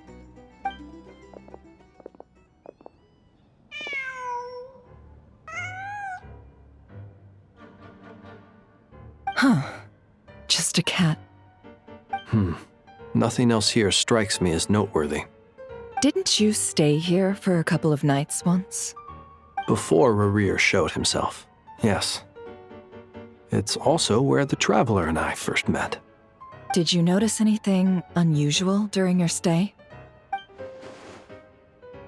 I remember thinking how much noisier the flagship is at night compared to the graveyard. Other than that, no. The Traveler and Paimon were most congenial neighbors. This is where they've been staying, yes? Over here? That's right. I wouldn't usually condone breaking and entering, but we can make it up to them later. Focus now. I have to write a message on the wall using Kuvaki, just like I said on Moon Prayer Night. Simply open your windows on nights when the moon shines bright, and the moonlight will naturally flow towards the words I have written. Here goes. I'll need to carefully control my strength.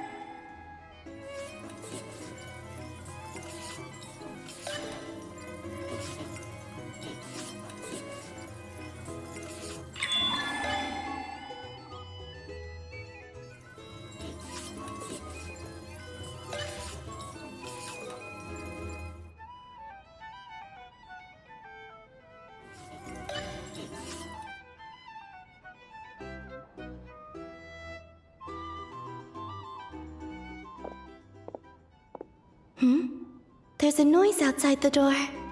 Is she back?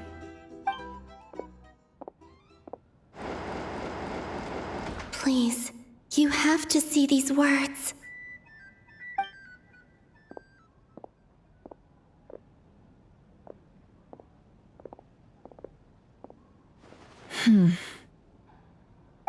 Well, do you sense anything?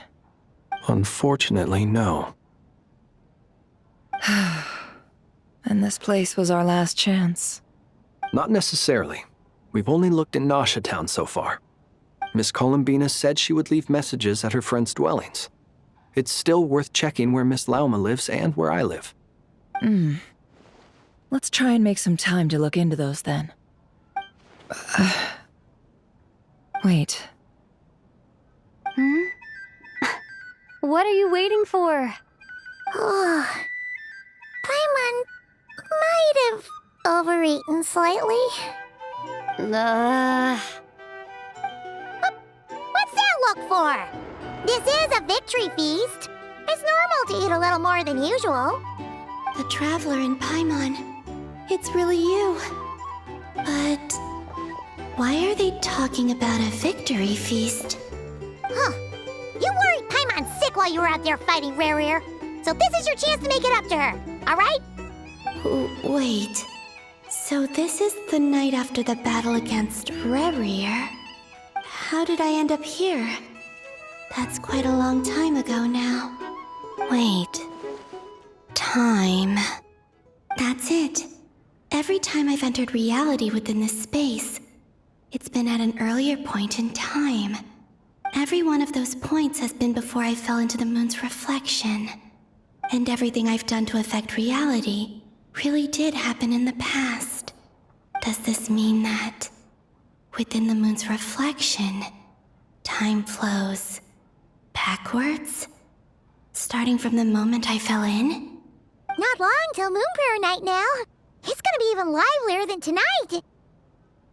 Although, it's gonna be sad saying goodbye to the damselette.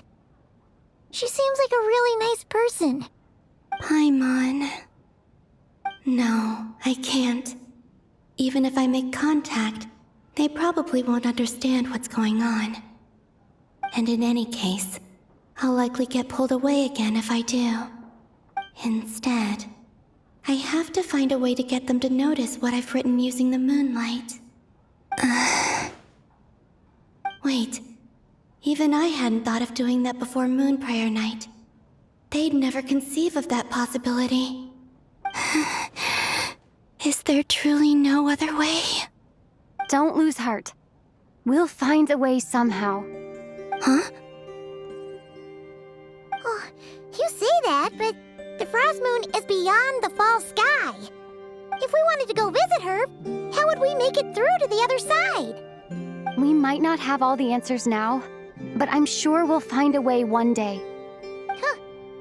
Guess someone's gotta be the optimist. The present. The future. That's right.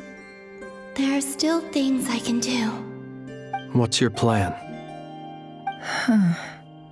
Flins, when you were staying next door, did you ever open the window? No. The rooms here are dark and damp, and there's such a buildup of dust on the windows that the moonlight can't even get in. I didn't think it was worth the trouble. The moonlight.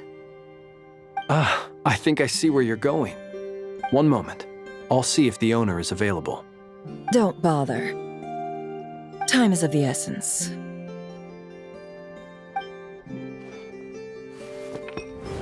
Time. Even if no one sees what I've written at this moment, maybe someone will remember what I said after Moon Prayer Night. I need to write down as much information as I can. And maybe one day...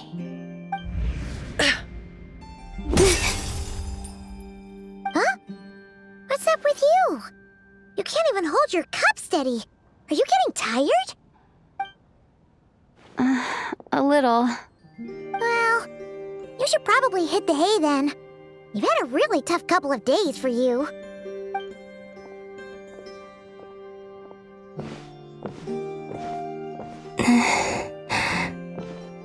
You truly have.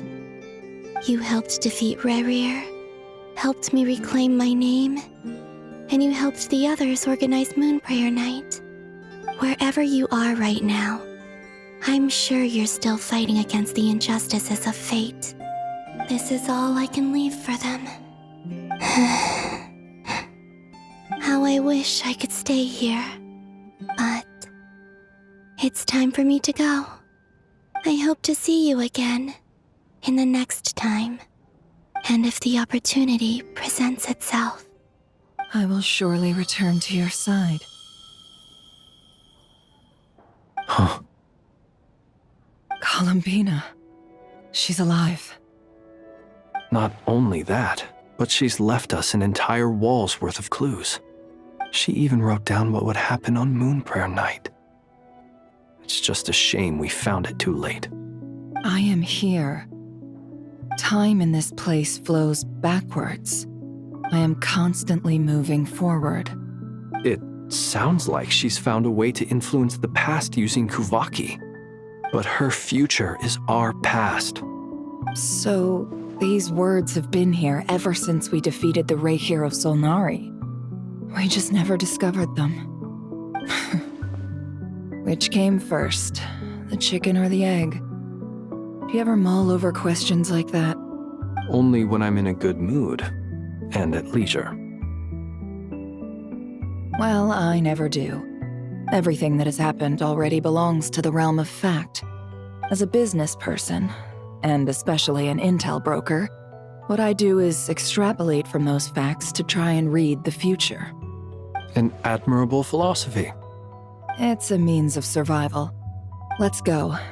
We have a wall's worth of clues to share with the others.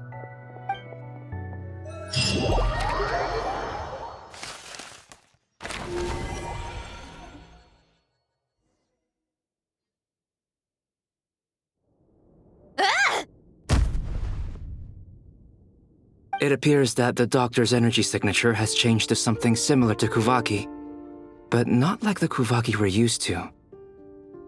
Not Krai's Kuvaki devices will only have a limited effect on it. I can see why you've chosen to place your hopes in alchemy instead. Also, I must say these books are rather profound. My subordinates just shipped them in from Fontaine. Some of them are from the Narcissenkreuz Ordo.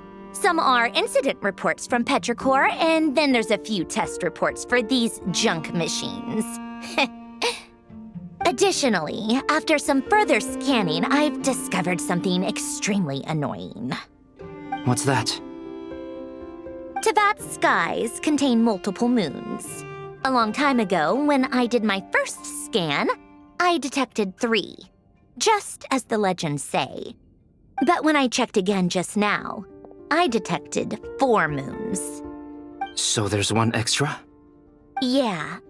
Originally, I thought that if I could still find 3 moons, that would at least mean Columbina's still alive. But then it occurred to me that apart from the frost moon, Tevat's moons are just husks. And husks surely shouldn't show up in the scan, since they're not alive. It's weird, isn't it? If we can't even distinguish between a dead and a living moon, how are we supposed to know whether a moon goddess is still alive? Or does this mean that the moon marrows are equivalent to the moons themselves? It's certainly possible. In which case, the 4th moon you detected may be Dottores' artificial creation. So he wasn't bluffing. He really built his own moon marrow. Ugh! I'm so mad right now!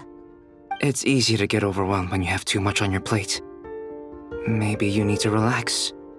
Perhaps try going for a walk, or simply take a few deep breaths. Nothing can calm me down at a time like this. I need more time, and I need progress.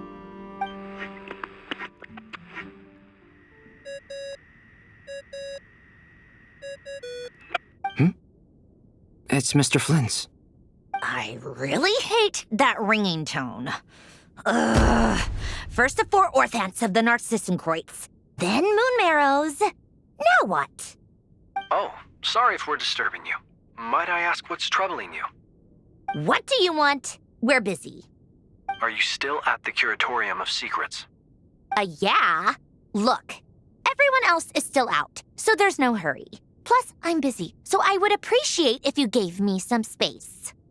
Even though we have crucial intel to share? Fine, I'm listening. Do you intend to share it via the Dodo communication device? Ordinarily, I would, but this is a unique situation. I think it's best that we discuss it in person. See you at the Curatorium.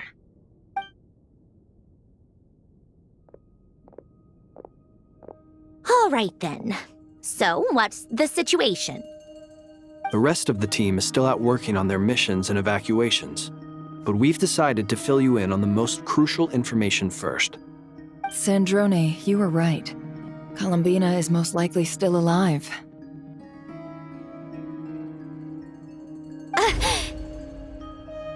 That's the best news we've received in a while, by a long way.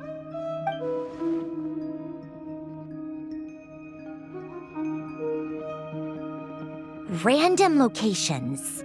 Appearing in reverse order? Are you serious?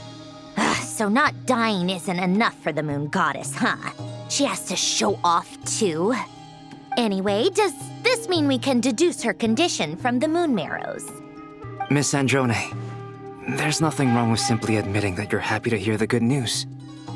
I'm not. And she's the least of our problems. We're facing a huge crisis. If she can't control the flow of time in there, she's just gonna keep moving backwards. Different points in time won't intersect, and she'll never find a way out. Let's say life begins with a drop of water. When did time begin? The moment this planet came into being? No, that's not right. Her final destination would be the moment at which the space she is in was created. But it doesn't seem like we can influence that space from the outside world. So how can we help her? Also, if she's alive, Rerir and Thalindus might be too. But as far as we know, neither of them have come back out. That space may not have an exit at all. I'm afraid I must concur with Miss Nefer in this. Can't exactly argue with that. Let's leave it there for now. I've taken notes on everything you said. Will it help with your research? I doubt it's gonna help with breaking Dotori's energy fields. But who knows when it might come in handy. Better to have it all written down than try to remember everything when I need it. All right, I need to get back to my research. Mr. Albedo has made a lot of suggestions that will require my undivided attention. Sure, I'll stay here. I have things to work on.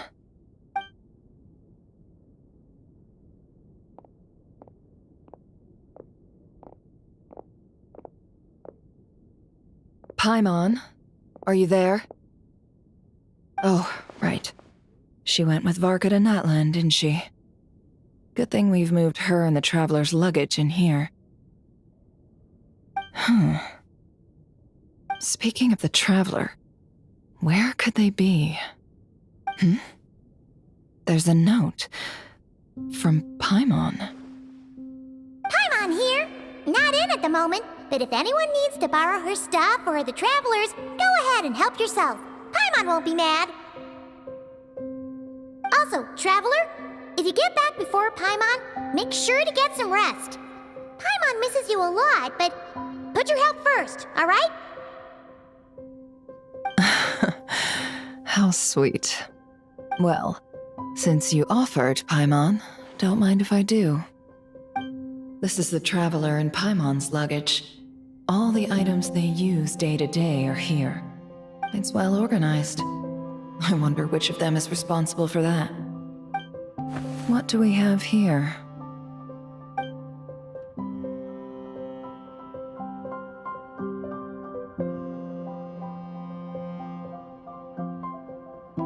The camera captured a special moment that can only occur between people who are close to one another. You can really sense how the photographer feels about their subject. I wonder why this picture was placed outside. Is it because Paimon recently looked at it?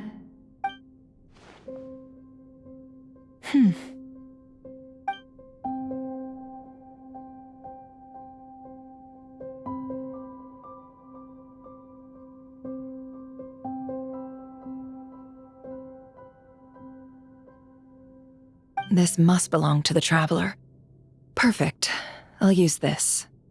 Hang in there. We'll find you.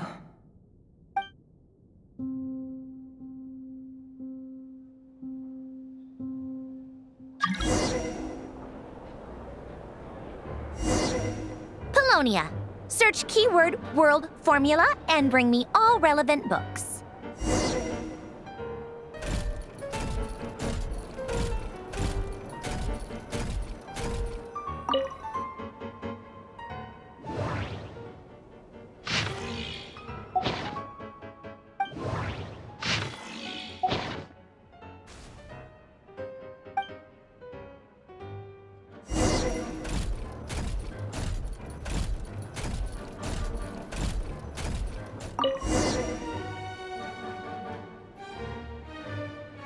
see. This one is on Tonki's sermon dictation concerning the apocalypse.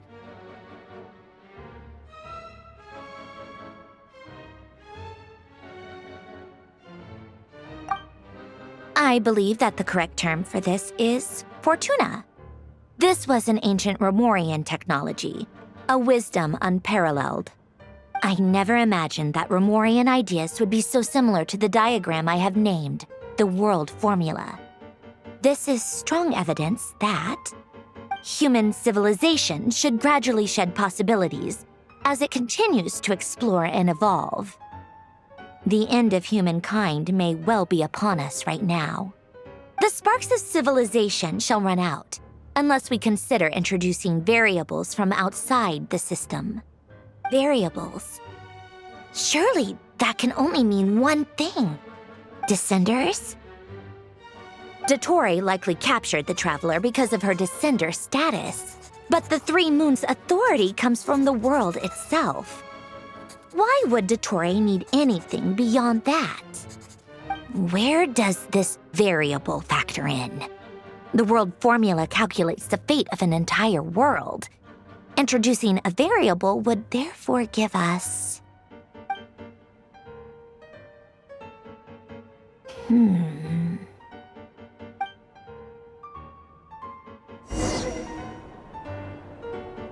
Polonia, search keyword pathway and bring me all relevant books.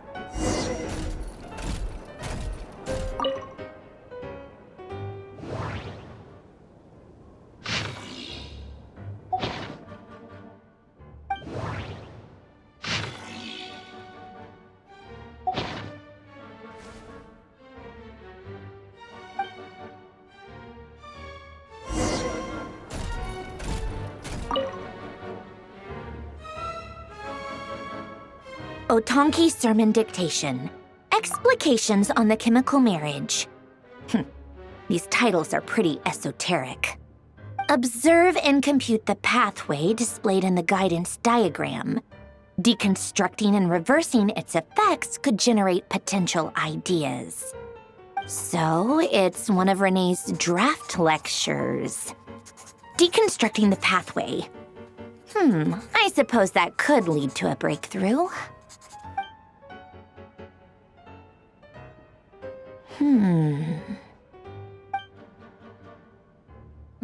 This is so long. This guy sure loves showing off his knowledge.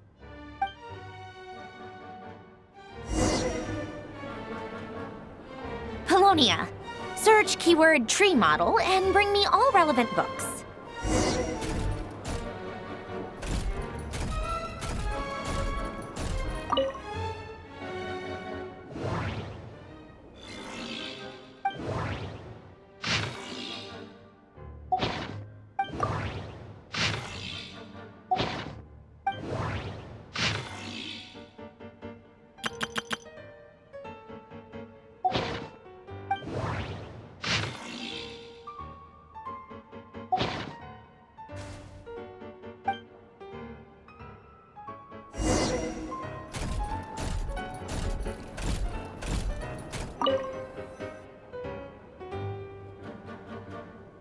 Most of the experimental devices proposed by the Lilia Crucis Ordo are built based on the simple and basic logical structure of a tree model.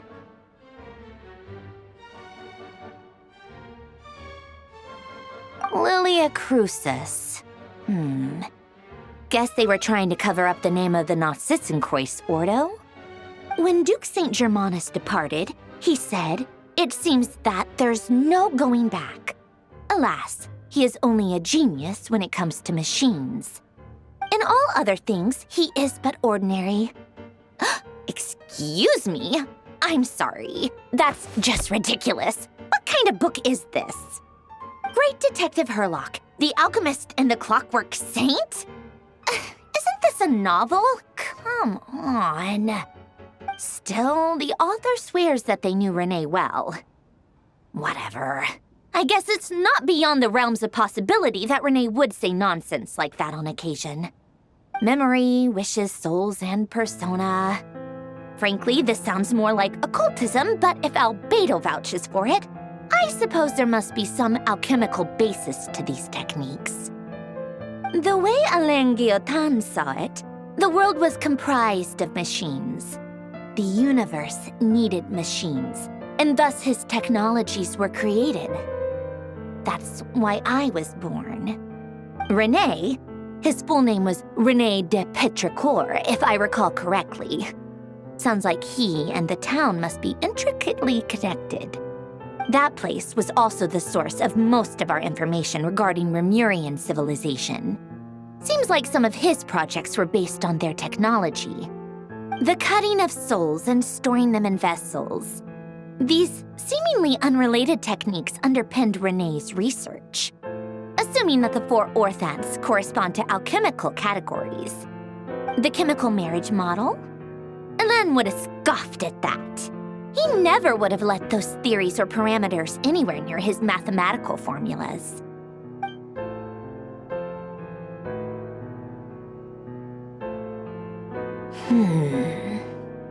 What was Alain's view on René? I know he mentioned the name, albeit very rarely.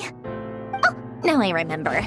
Alain's old notes are here too. They mentioned René once.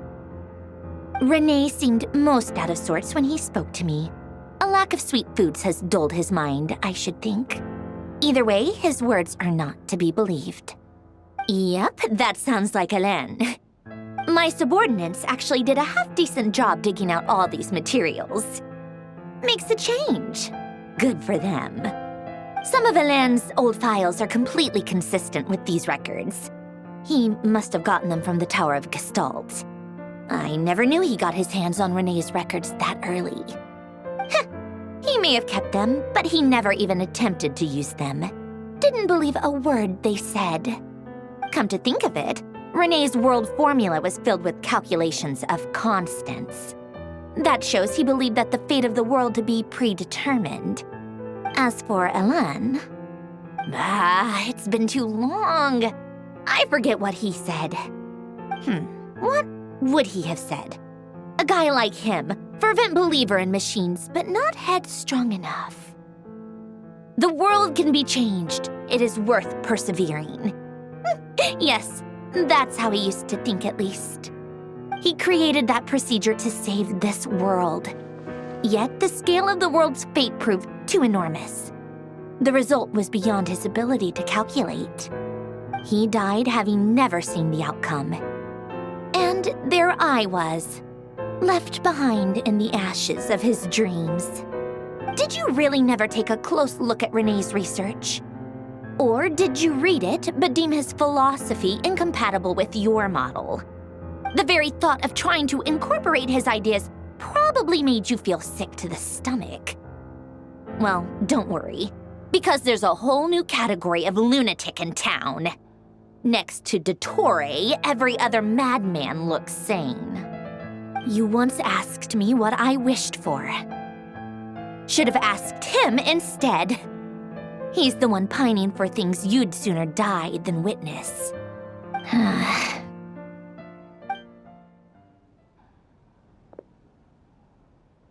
Even the tiniest variable can make big waves in the present. Now then, allow me to put these incompatible fragments together in your stead. First, establish and verify the existence of the Great Circle. Absolute nihil on one end, absolute reality on the other. Now, search between these two extremes. Then, the construction criteria. Variables. The sparks of civilization shall run out unless we consider introducing variables from outside the system. Input variables. Traverse the world, space-time, and civilization, then extract the essential nodes from the records to determine which variables they point to. The primordial power that differentiated itself from the void. The power of light. Yes, light. Records. Hyperborea. This is horrendously complicated. After After all that, I'm still missing a few variables. I need to think this through again. How do you think it looks, Polonia? Like the frenzied scrawlings of a madwoman? Fine, keep it to yourself. It's not like you can talk anyway. I'll assume you gave it a passing grade. I jest. But true madness does often start with trying to save the world. What would Arlecchino and Columbina think if they saw this incomprehensible hen scratch? They'd probably have me institutionalized. So would Rosaline. She's been dead for a while now. When I close my eyes and think back, I can still see her face. And that enormous dress she used to wear. Such a bizarre choice. What possessed her? Oh, and the clack-clack of those heels used to drive me insane. No one's asking me, obviously, but I hope you all know that I never wanted to save the world. I'm not crazy. I don't have delusional ambitions, and that's a clinical fact. The world needs a solution, but I don't need the world's validation. It's the world begging me for answers, not the other way around.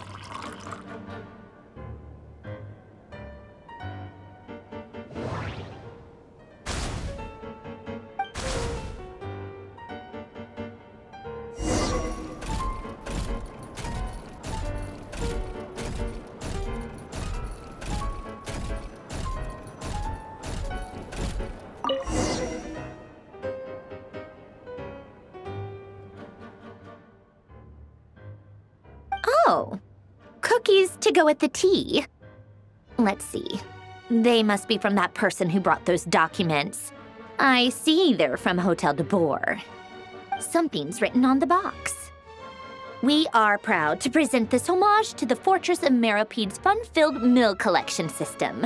Fortune cookies. Have a lucky start to your day. Sounds like a dumb gimmick to me. Be early to bed and early to rise. Get plenty of sun and drink plenty of water. Then things will surely go well for you. What? Are you kidding me? Somehow I doubt that an early night and a glass of water is magically gonna save a world on the brink of existential peril.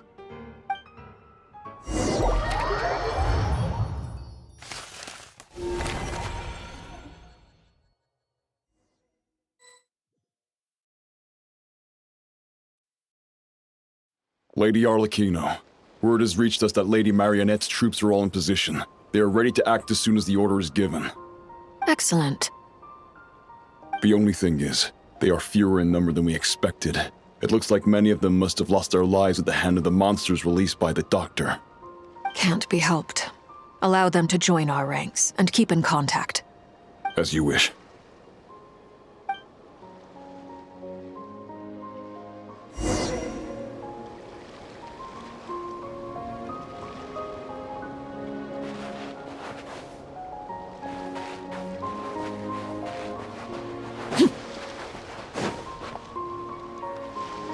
It's been a while, Arlecchino. You look well. Did Dottore really have to build his lab right on the sole path between Snezhnaya and Krai? Had to go on a huge detour to stay out of its line of sight. Sounds like an arduous journey. I assume you've brought word from Her Majesty? Of course, all part of the job. Firstly, the Tsaritsa has authorized Fatui Internal Affairs to review Dottore's case. They will reach a formal verdict on whether he has turned traitor and whether he poses a threat to Snezhnaya. While they're working on that, I've been ordered to come and receive the refugees from Krai. They are nearby. My team will escort you to them shortly. Great. Aside from that, Her Majesty has a message for you and Sandrone personally. Huh? Where is Sandrone? She stayed behind to work since I was making the trip anyway. It seemed sensible to have one person on standby at base while the other came out to meet you. All right, guess that's just how she rolls. In that case, tell her that the Tsaritsa's decree this time is pretty awesome sounding. I think she'll like this one. Still, I wonder what... Wait, what's that? Did one of our troops turn into a monster? Take him out.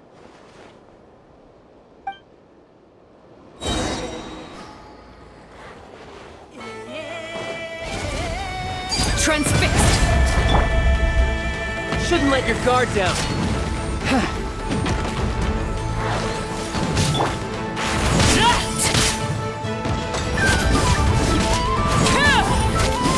Everlasting as the moon!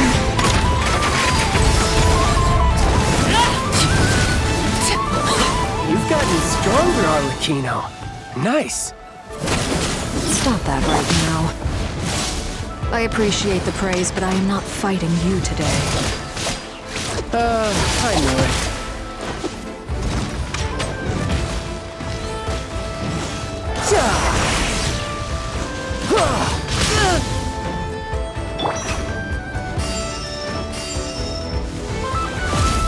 Laid bare.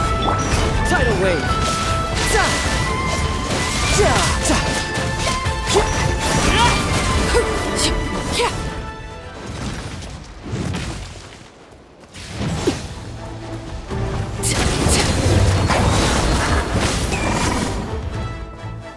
I can't believe it. He was a living, breathing human one moment, and the next... Another fine piece of work by our dear colleague, I'm afraid. What in the world has been going on in Krai? A lot. But long story short, Dottore stole 2 moon marrows that should have belonged to Columbina, then built a 3rd moon marrow of his own to concentrate the Trilunar Authority in his hands. What? What do you mean he built a moon marrow? People build roads and houses, not moon marrows. What's his next DIY project? He's gonna build a god? You could stand to be less surprised. We are harbingers. The work we are engaged in makes the creation of gods seem mundane by comparison. I tell everyone who asks that you once crossed swords with Rex Lapis while serving as a key supporter for Rosaline's plan. But right now, you're acting like a common adventurer. Thanks for speaking up for me. Those 2 really took me for a ride back then. Then again, surely no common adventurer would manage to get tangled up with them the way I did. That's gotta count in my favor, right? It almost sounds like you wish to repeat the experience. I might have to lower my opinion of you. No. I'll stop talking. Please, go on. Dottore is currently still experimenting with his newfound power in ways that continue to corrode the outside world. As for the human mutation, I believe this is simply a consequence of his experiments, and not a strategic move. That radiant beast was once a subordinate of Sandrone's.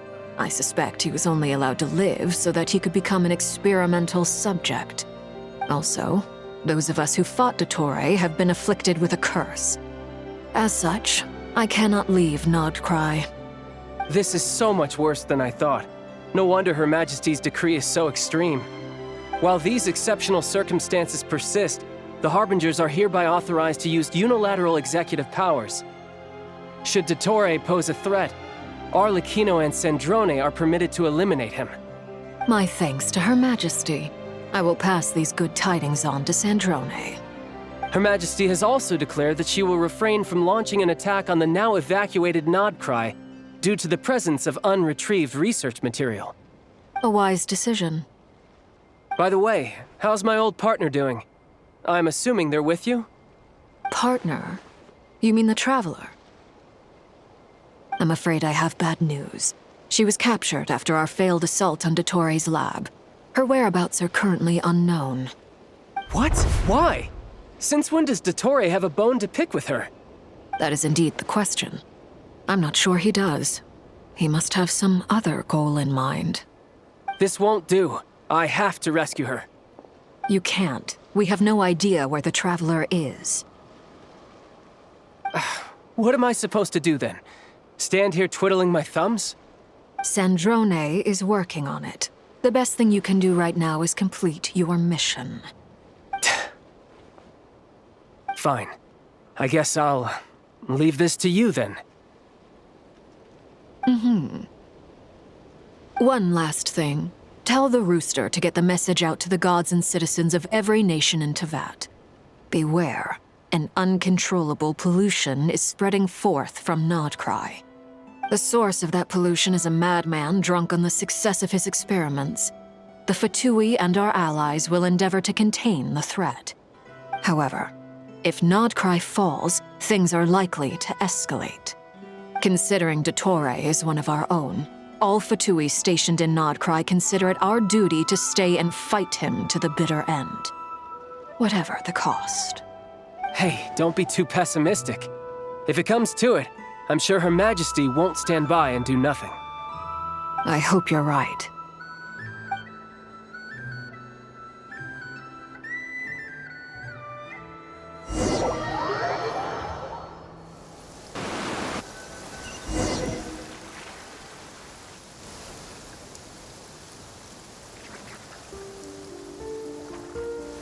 You're right on time.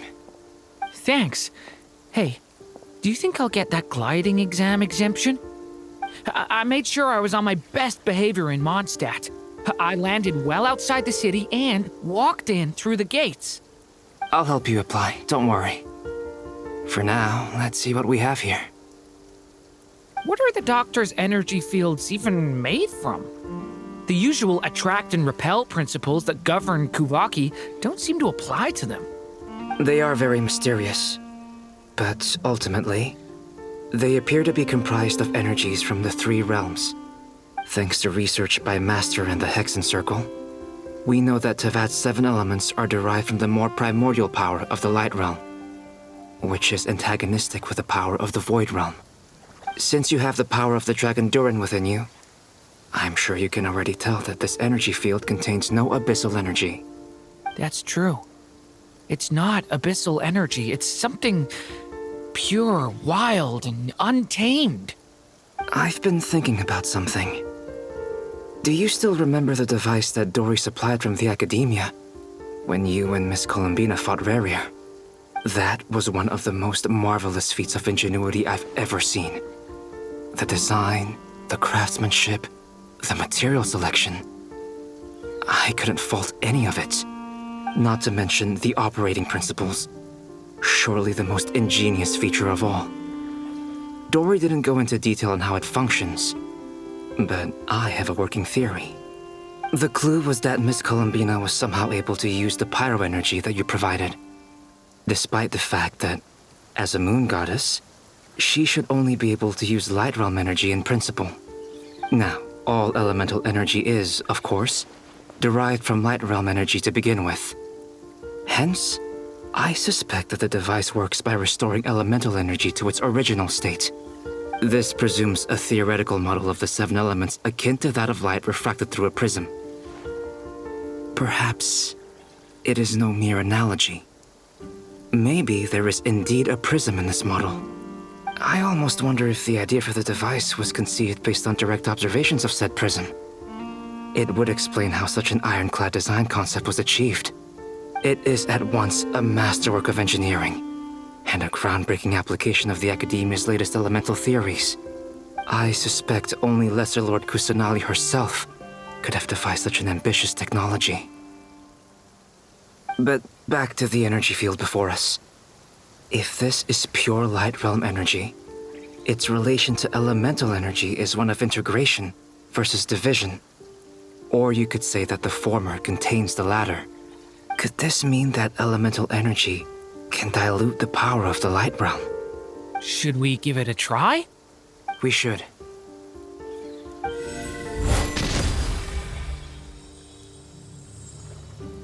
Ha! It works! Clear signs of disruption were detected at the periphery of the energy field. This indicates that elemental energy can disturb or even negate the field. Now you try. All right, Here goes. It's working! Switch to abyssal energy and attack again. No surprises there. Abyssal power drains the energy field to a significantly greater extent. I now feel confident in asserting that the energy field is indeed pure light realm energy, and that elemental energy can dilute it. But the energy field is huge. How much elemental energy will it take to neutralize it? We don't have to neutralize it completely. We can try other approaches. That's all for theory. Would you like to continue watching? So you knew I was here? Huh? When did you get here? A while ago. But Albedo sounded like he was working on his thesis defense back there. Back in Sumeru. You can end a person's whole career by interrupting them mid-speech. Very thoughtful of you. I'm truly touched. Could I ask you to lend me a hand? With what? A little test. Try using Anima to unleash a concentrated assault with circular blades, with the goal of breaking through at a singular point. Nice! This time it tore through the field. Tremendous. This is a major breakthrough. Should we go through? We probably shouldn't risk having mutually antagonistic energies in such close proximity. Durin, you stay here and watch the entrance. Hat Guy and I will go in to investigate. Sounds sensible to me. Keep your eyes peeled, Durin. Don't worry, I got this. You two be careful in there. Just give me the signal if you need help and I'll dive right in. What do you mean, signal? It's based on a new alchemical concoction I developed last month. When 2 bottles of it are smashed on the ground together, they emit a blinding burst of light. If it comes to that, remember to shield your eyes with your hat. Glad I asked.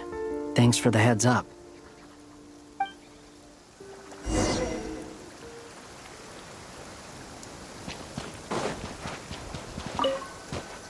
Like I thought. Beyond a certain distance, we can't see the opening where we came in. Maybe that's to prevent people from escaping. Sounds like Dottore style to me. Not much has changed. Things are basically the same here as they were before the energy field appeared.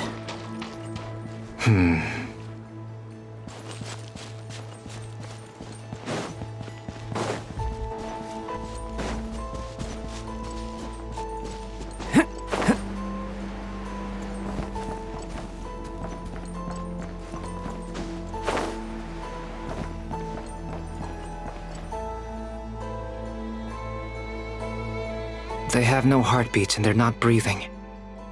We can only assume they're dead. But there are no visible wounds. Also, there's an animal squatting next to each body. It's watching us. That's not an animal's gaze. What are you trying to tell us? Doesn't seem eager to talk. I guess maybe it's just an animal after all. Let's keep looking around.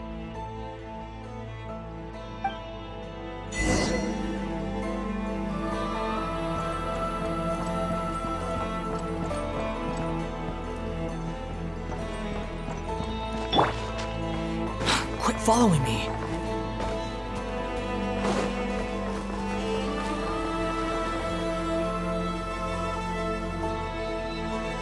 Same situation everywhere. Not a living soul in sight. Just countless bodies with animals standing watch over them. Well, I think we can safely rule out the possibility that they're all pets. Is skirting around the topic your way of showing consideration for other people's feelings? Just being cautious. I don't doubt that you can handle the truth.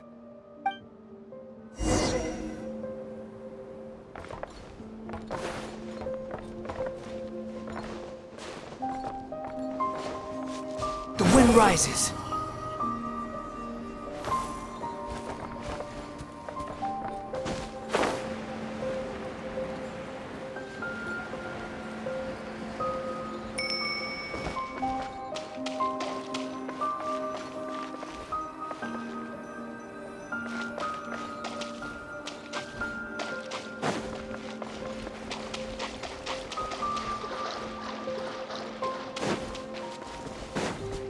Golem Fury!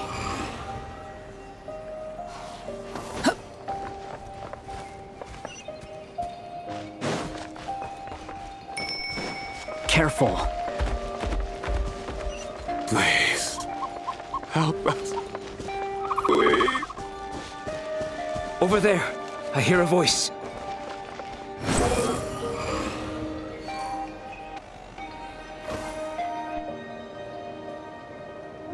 Please.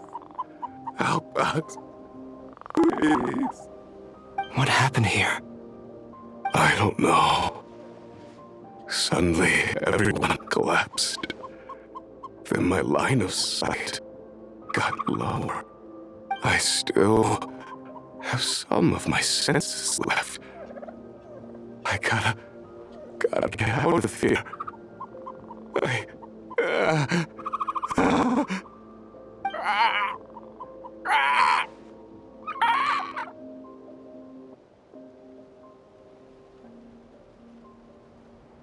It looks like there's a huge experiment going on inside this energy field.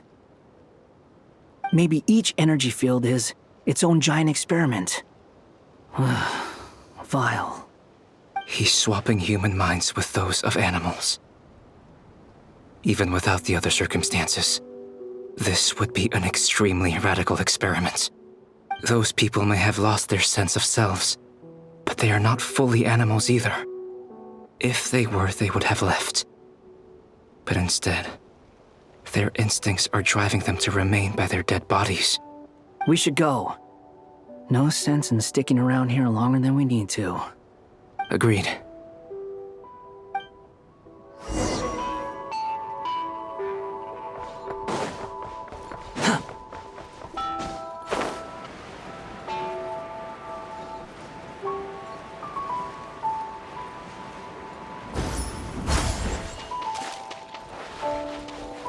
The wind rises.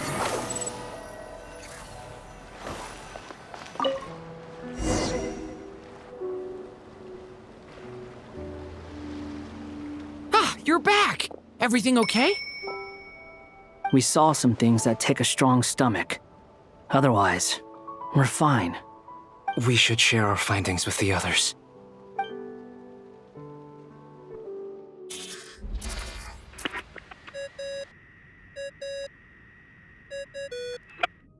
Yes? Who is it? Miss Nefer, it's me, Albedo. We found a way to break through the energy fields. With enough control, it's possible to tear them open using elemental energy. Also, we managed to take a look inside. Dottore is carrying out his cruel experiments on an immense scale. Any residents who have failed to evacuate in time will likely meet a grisly end. Sounds like he's living down to our expectations. Might I ask how things are proceeding on your end? I'm just about to get started. I'll be in touch once I have a result. Understood. Stay safe. I will.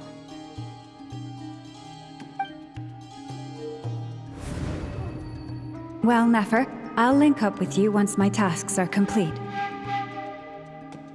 What makes you think I'd need you to do that? I'll need it. And considering the way you approach certain matters, I think you'll be better off with me present.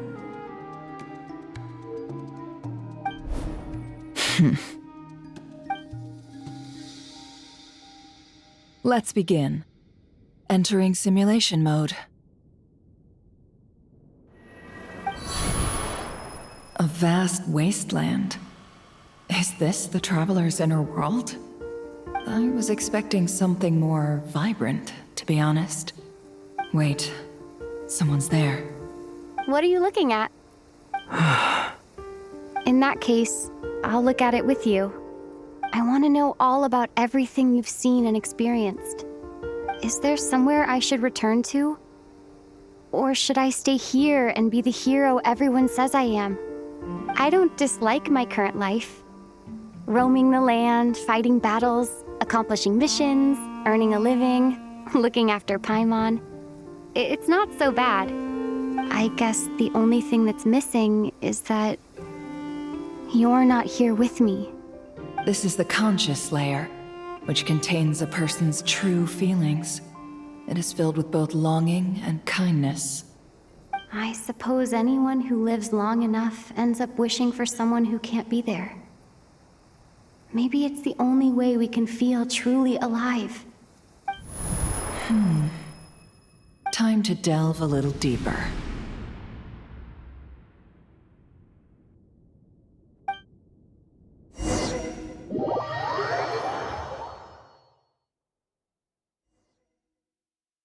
Nasha Town is hardly the optimal choice for a place to live, but it has character and a reasonable population density. What are you trying to say? Oh, don't be nervous. I was just thinking where might make a good starting point for your journey. Perhaps I should send you further afield. Conria, perhaps. Conria ceased to exist long ago. Once again, you fail to understand the possibilities that the Tri-Lune creates. Anything that has existed in the past, I can now recreate. You simply do not wish to see that happen. That might be because you miss your sibling and fear getting answers that you are not ready to learn. But this is not for me to judge. If we are to collaborate, we need to maintain an amicable relationship. In a moment, you will be able to... Oh no. What are you...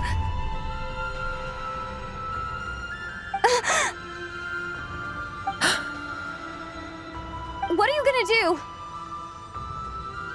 Don't move. Something unwanted has crept into... Oh? Gone as quickly as it came.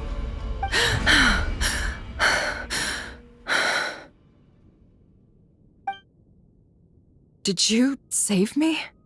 If I hadn't cut the connection, Dottore might have caught you from the other side and destroyed you.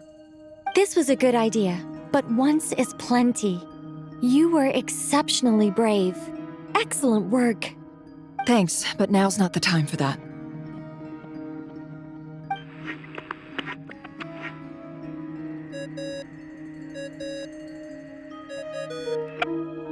Albedo speaking. I think I know where she is. What is this endless darkness? I can't see anything, even though my eyes are wide open. But why? What happened? Ah, sorry about that. I take it you didn't notice. Just now, a friend of yours took a little peek into your mind. Could it be Nefer? How did she do it? Did she use something as a medium to connect to me? Do you think she's aware of your current circumstances?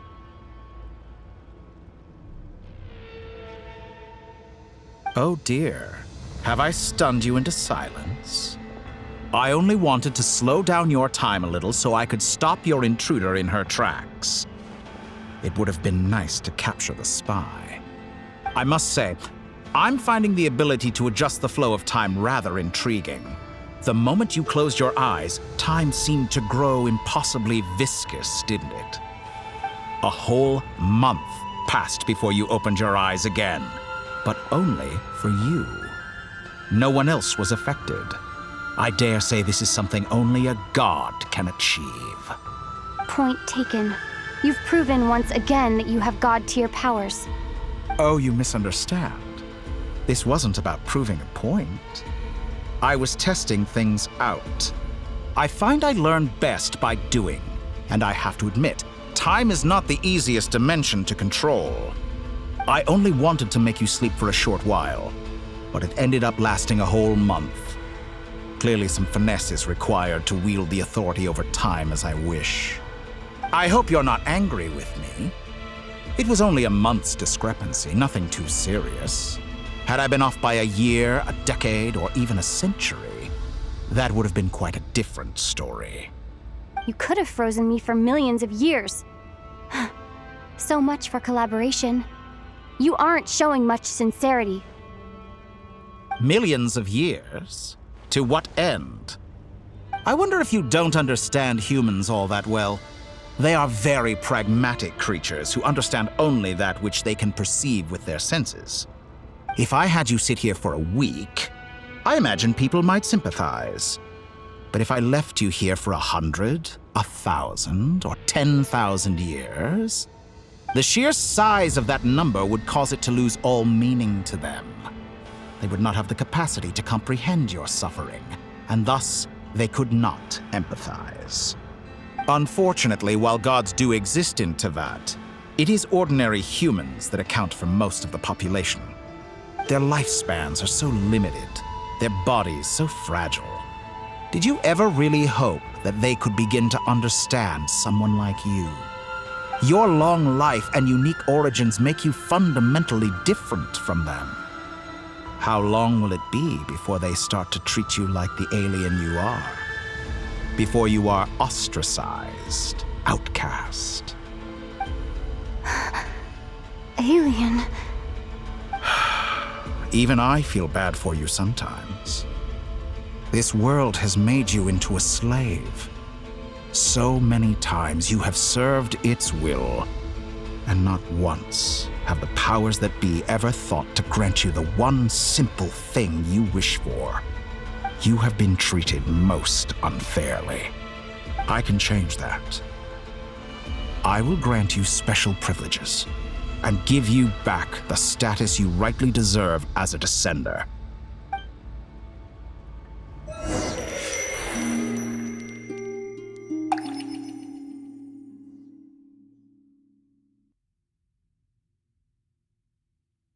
I've entered the past 3 times at this point, but I still have so many questions.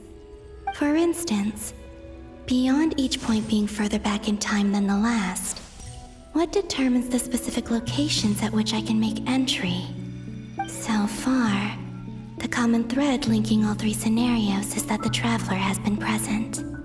But it's more than that. I know I sensed something familiar around her. What was it? I'll keep this question in mind as I carry on.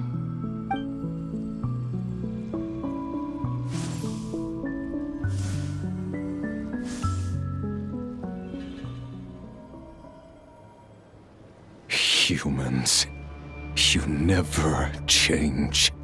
Always trying to use powers you neither comprehend nor control. This looks like Star Sand Shoal. Was this before Rerir regained his physical form?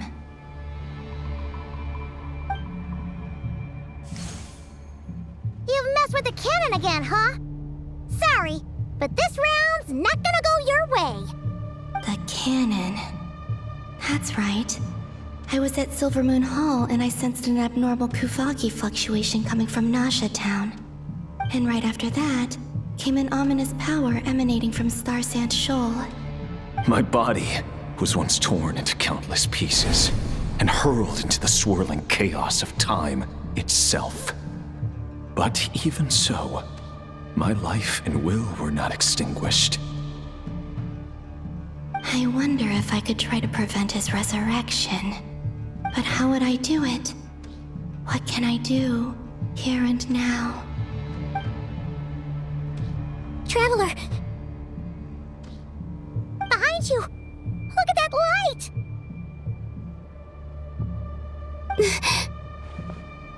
No, I won't make it in time.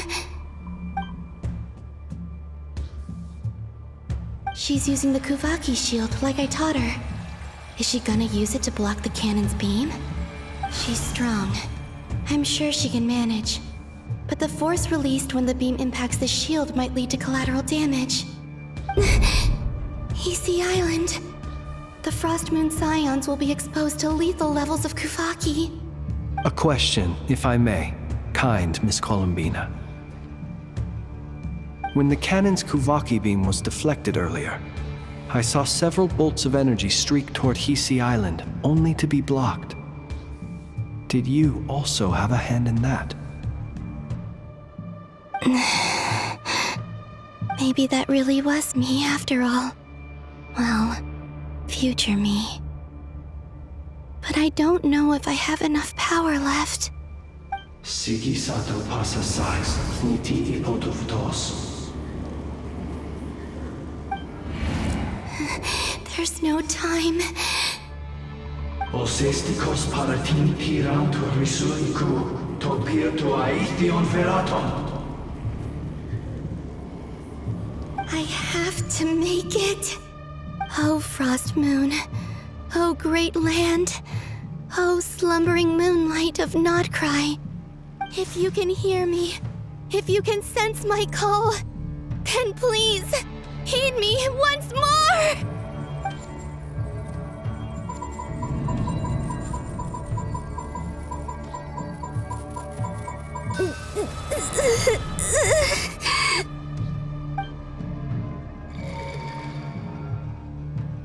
Did it work?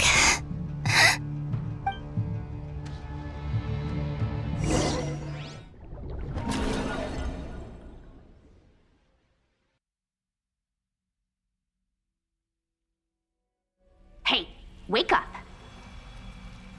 Hey, did you hear me? Columbina, I said wake up now! Oh, good morning, Sandrone. It's 3 in the afternoon, actually. And could you kindly not use my quarters as your personal nap room next time? But I feel so safe here. And your coffee, right?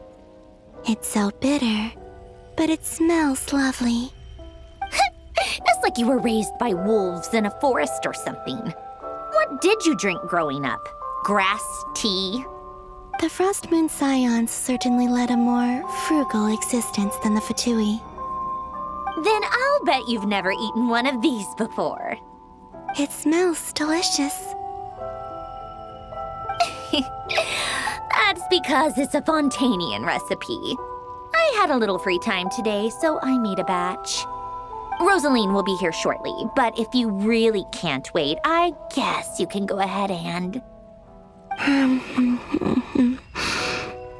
Hey, at least let me finish before you start eating! Did the Frost Moon Scions not teach you basic table manners? Or did the rules not apply to you because you're the high and mighty moon goddess? These are so tasty. Of course they are. I made them. I was worried they might contain traces of machine oil. What?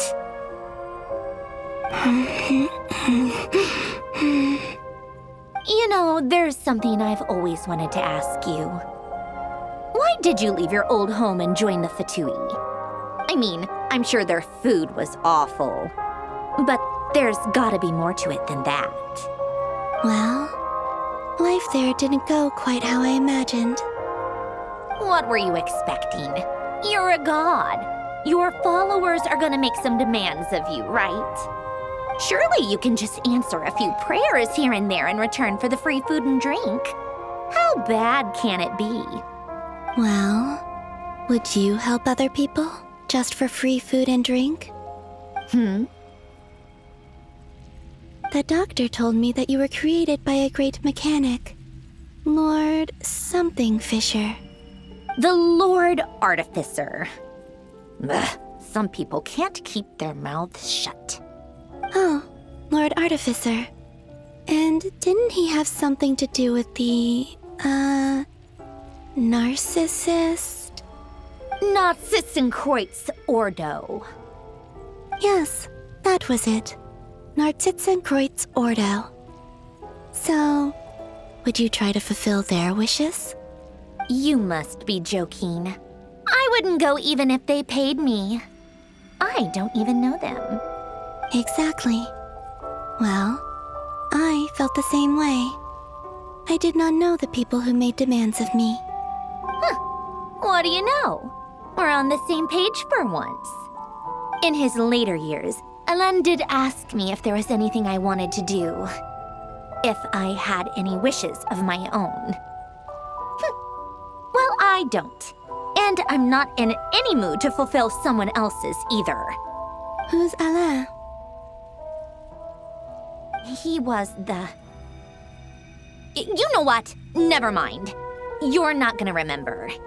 Anyway, the point I'm trying to make is, neither of us is the self-sacrificing type. Let me ask you this. What sort of place would you like to live in, if you could choose? A place where people don't ask me for things I cannot give them. Where they don't worship me, or fear me, but just want to chat with me like a normal person. I'd also like the freedom to come and go as I please. And ideally, it would be somewhere with the smell of coffee and snacks. Not to burst your bubble, but no such place exists in the world. Now, take your snacks and scram.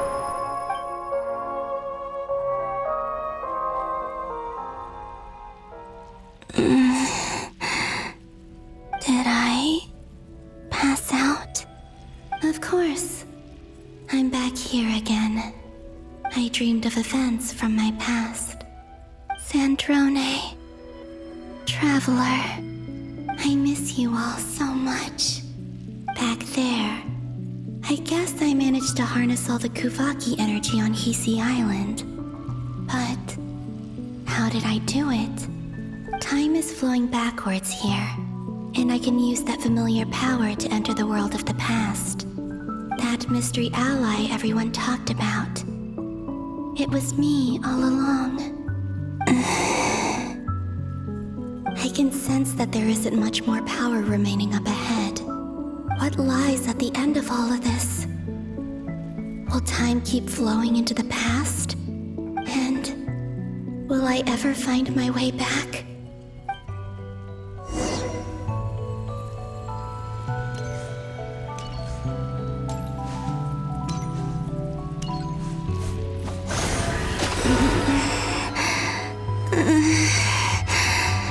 It's getting harder and harder to use my power.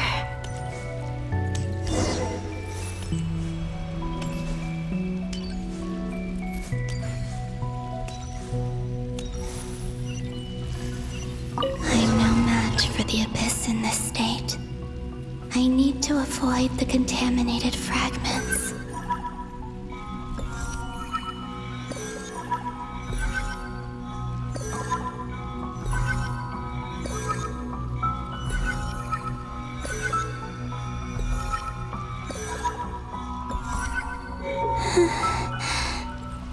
Time to go. I wonder where I'll find myself this time.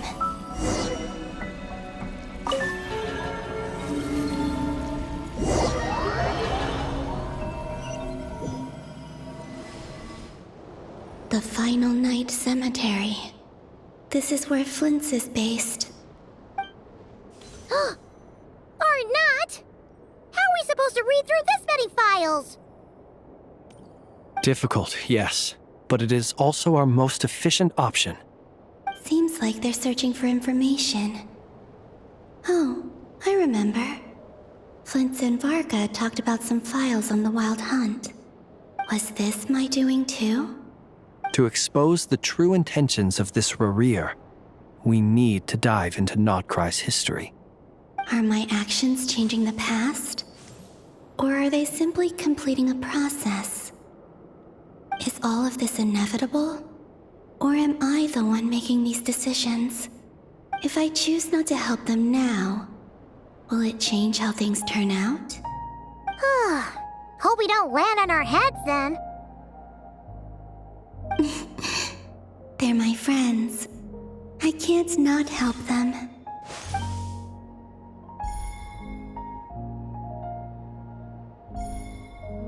Ghost! And the other one was... here. Hey! Another file's moving!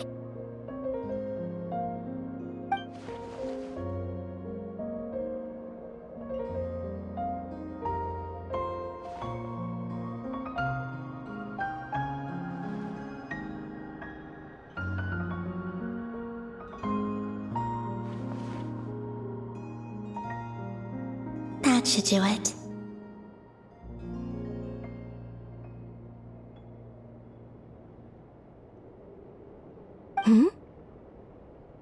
Luanatar?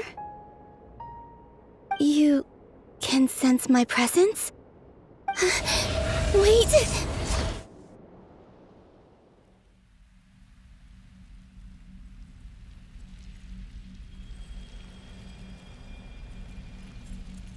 Luanatar. So she's that familiar presence I've been sensing all along. She's always been by the Traveler's side. That explains why the Traveler has been there each time I've entered the past. But why Luanatar? Is it because she has a connection to me as the Moon Goddess's familiar? If so, why not any other Kuhenki? That's...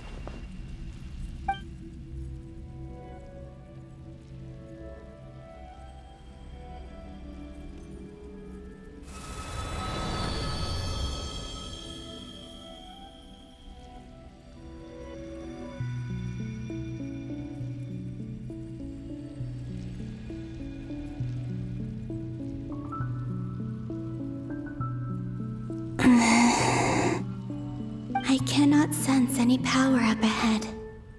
Just a void, stretching out into infinity. This is likely my final chance to enter the past. It's now or never. I have to find a way back.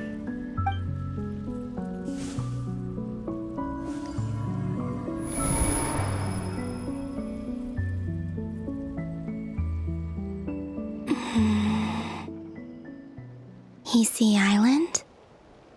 How far back in time is this? Where's Luanatar? I can't sense her presence this time. Oh, seeing Enefa and Aino reunited like that sure was heartwarming. Traveler, Paimon. No, stay calm. I don't have much power left to change things. I don't even have that much time left here. Think, Columbina. How do I find a way back? A way back... to where? Do I go back to Moon Prayer Night? Or to the future that followed? And if I return in my current state, what will become of me then? Dotori's actions that day proved that he'd been planning that for a long time. He had already seized the power of 2 Moon Marrows before capturing me. Even if I managed to get back, how can I fight against him when he wields the Tri-Lune Authority? I can't. If I go back like this, I'll be playing right into his hands. I have to find some way of rivaling the power he has usurped. Wait. Time flowing backwards. The Tri-Lune Authority. Does that mean... I think I know what the final destination of this lunar reflection might be. I know what I must do. Speaking of homes, we must already be close to where the Frost Moon Scions live. The vibe here feels different, just like the scenery. But how do I communicate my plan to my friends? Should I write it down here? No. Someone else will see it. I need something with a close connection to me. Something I can use as a medium to tell them what's happened to me in here. Now it makes sense.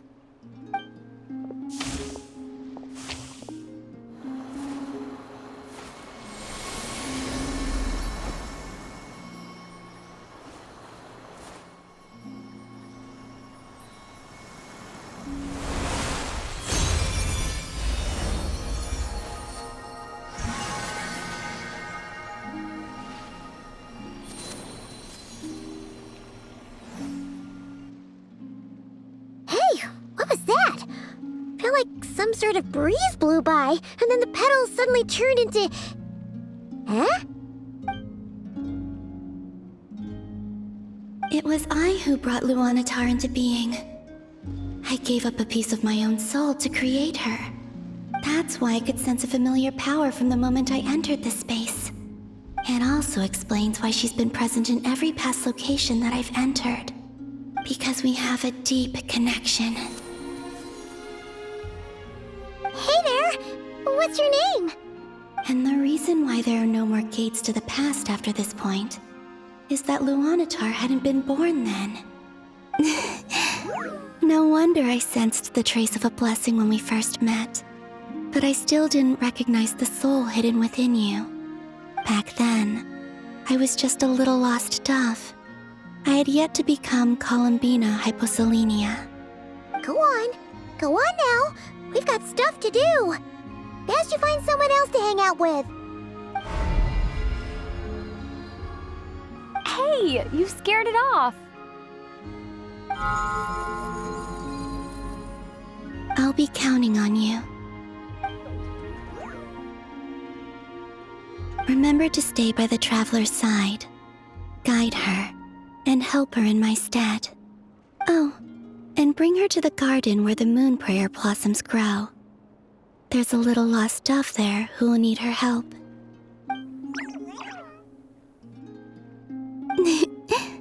Go on.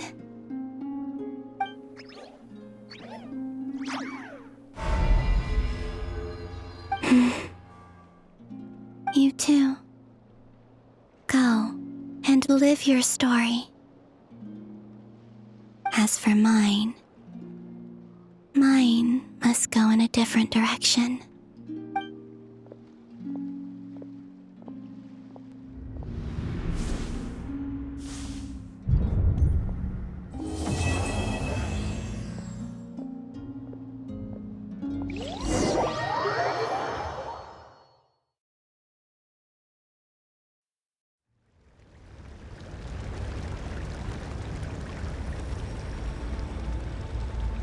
How would you like to experience the thrill of never being held accountable for your actions?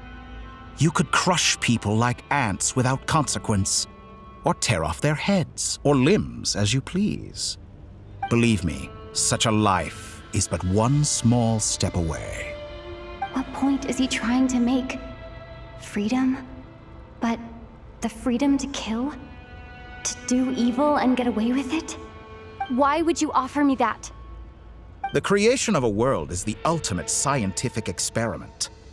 I have taken my research to the highest level, where I shall be not just a god, but also a servant to many sacred spirits. I shall heed the truth and perform holy deeds. A god's laboratory is the perfect playground. But it needs the right occupant to explore its full potential. Mortals are found everywhere one looks. Not so with Descenders. I'd prefer my first guest to be a distinguished individual such as yourself. And I know you could make the most of the opportunities it offers. So the condition for entering the new world is to take innocent lives. The same dilemma that Rerir once faced. Could I really bring myself to kill others for my own benefit? Rerir did. And look where it got him. Have you made up your mind? I can't do it. Your playground is no place for me. You're putting your hopes in the wrong person. But we both know I'm not quite the hero you say I am either. I have my own reasons for the journey I'm on, and they aren't all selfless. You've grown a lot since we last met. But there are still things you are unwilling to compromise on. This will only hinder you. Why don't I lower my requirements a little as a gesture of goodwill? I'll give you a little time to learn to be a less noble soul. That'll make things much easier for you. I really doubt I could live that sort of life.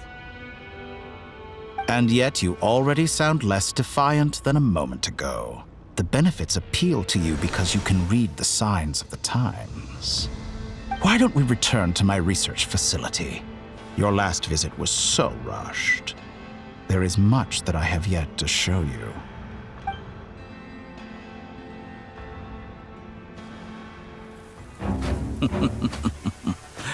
Now to that question, Heroes don't attack from behind. Guess I'm no hero. This is most disappointing.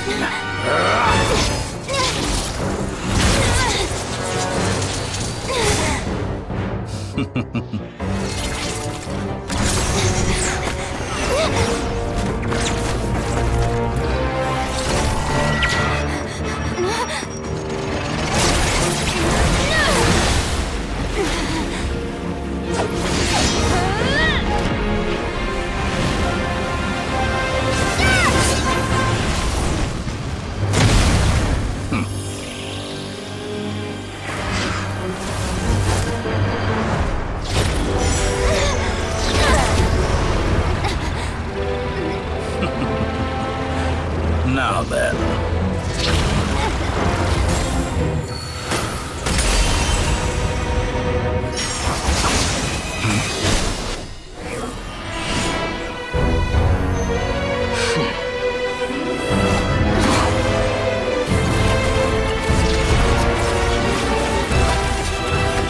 A new face. Interesting.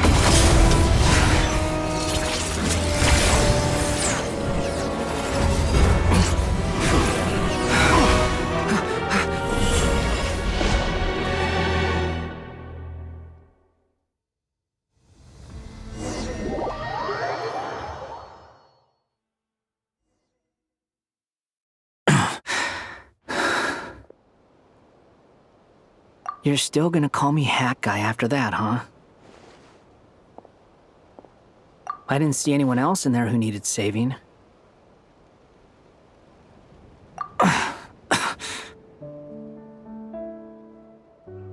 It's nothing. I'll be fine. Why are you looking at me like that? Is it that shocking that I'd come to your rescue? I owed you a favor back in Sumeru. Now we're even. Distracting Dottore was tough, I won't lie. He's not gonna fall for the same trick twice. That was my one shot. I'd hoped to use it to take him out. Ugh. I never wanted to obliterate someone more than I do right now. Dottore doesn't recognize me, but his segments were originally made based on an analysis of my operational principles.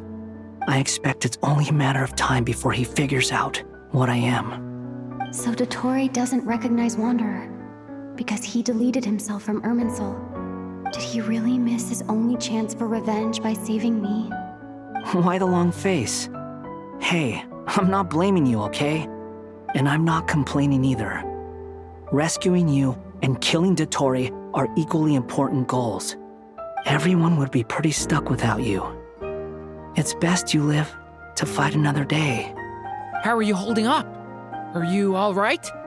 Hat Guy said to put safety first, so we agreed to run as far away as we could after leaving the energy field and only meet up once it was safe. You don't look injured. It seems that Dottore didn't do anything to you. All right. Rescue operation complete. Let's head back.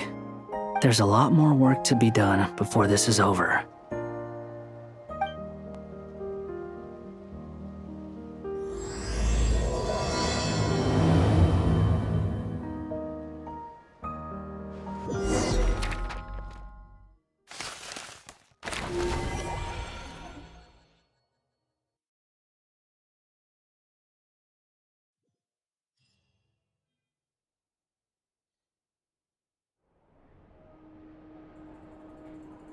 Understood. I will bear the Tsaritsa's decree in mind. I don't see what's so awesome about it, though. Does he really think everyone else is as immature as him? I'm not stooping to Tartaglia's level. I thought you might say that. How's your progress? Quite promising, actually. That alchemist Albedo gave me a few ideas. Remember how I asked you to look up some files for me? That stuff on the Nazi-Kreuz Institute. René de Petrichor and Jakob Ingold. Alain-Guillotin despised René's theories and methods, but he never managed to come up with better alternatives either. So I adopted some of René's ideas. I thought Alain was like a father to you. He and Renee were mortal enemies, were they not? And what would you say if Lenny and his friends one day learned something useful from someone you utterly detested? I would applaud them for it. That would mean that they have surpassed me. For all we know, Alain Giltan might have thought the same thing. Not that it matters, though. He's dead, and I'm alive. So it's my call to make. Once you die, it doesn't matter how great you were in life. Only the living get to decide what happens next. Hey, come on out. They're back. Huh?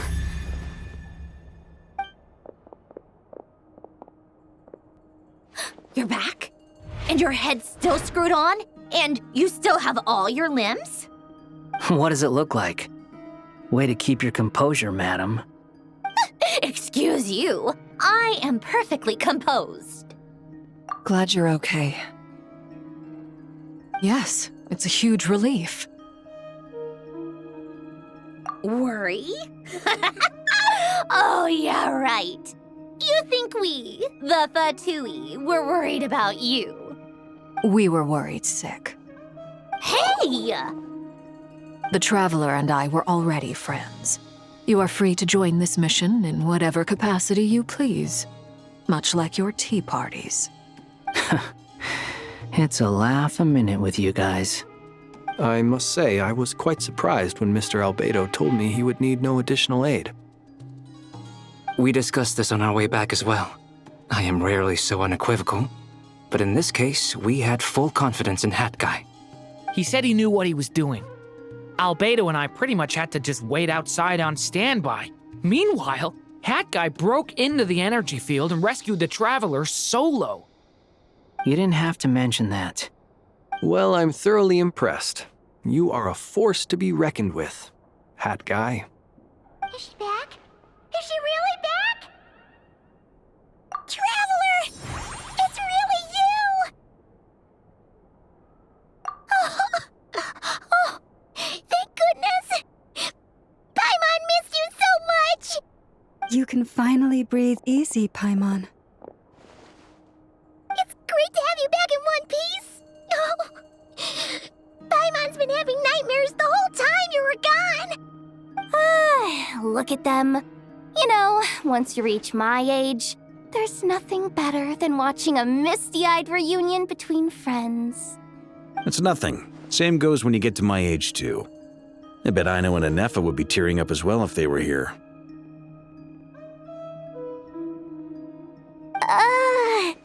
Varka, I'm not sure Anefa can cry.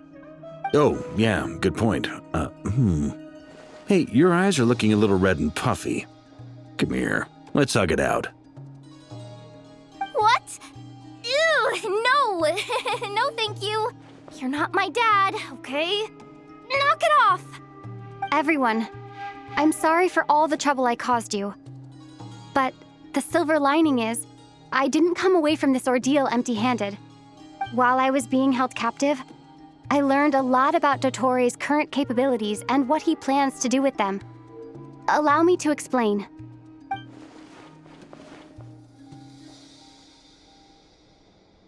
The three moon goddesses were even more powerful than we imagined. No wonder Dottore believes himself to be equal to the gods, maybe even superior. Utter blasphemy. While everyone was gone, Nefer and I made an interesting discovery, and I believe Miss Sandrone has something to share too. Ma'am, perhaps you could do the honors?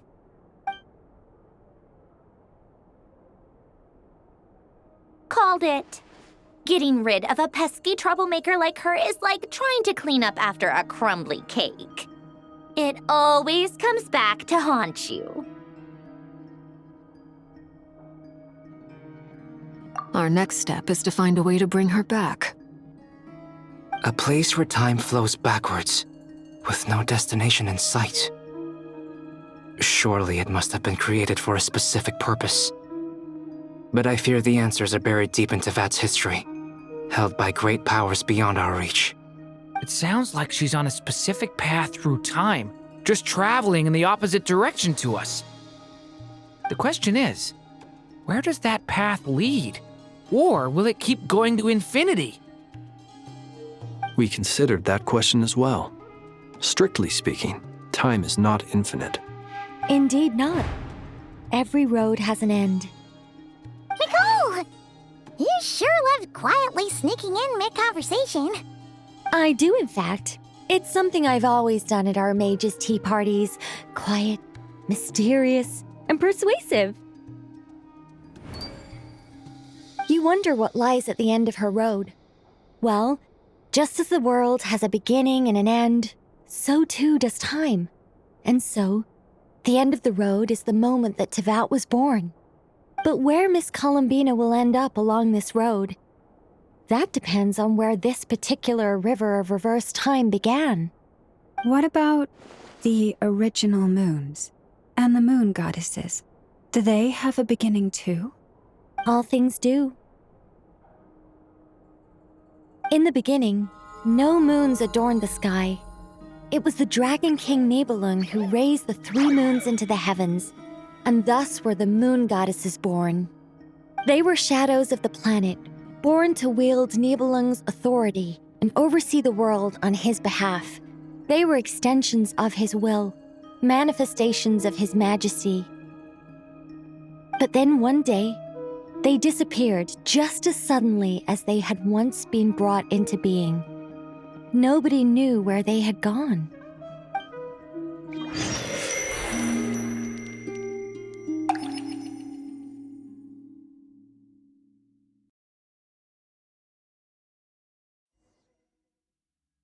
Like I thought, no more paths back to reality have emerged since. But how can I be sure that I'm going the right way without scenes from reality to keep me on track? I can't even be sure of how long I've been walking for. The further I travel, the less stable this space becomes. There are even moments where I can sense something that feels like abyssal energy. They can just materialize out of thin air. I have to keep my wits about me.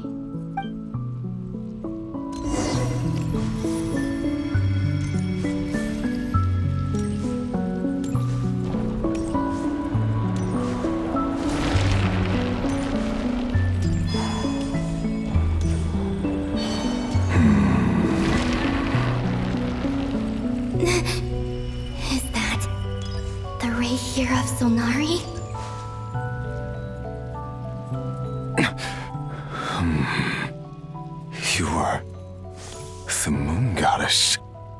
But how? Please, there's no need. I'm not interested in fighting anymore. I find that a little difficult to believe. Yeah. Honestly, so do I. The way you used my own power against me was... It was a brilliant strategy.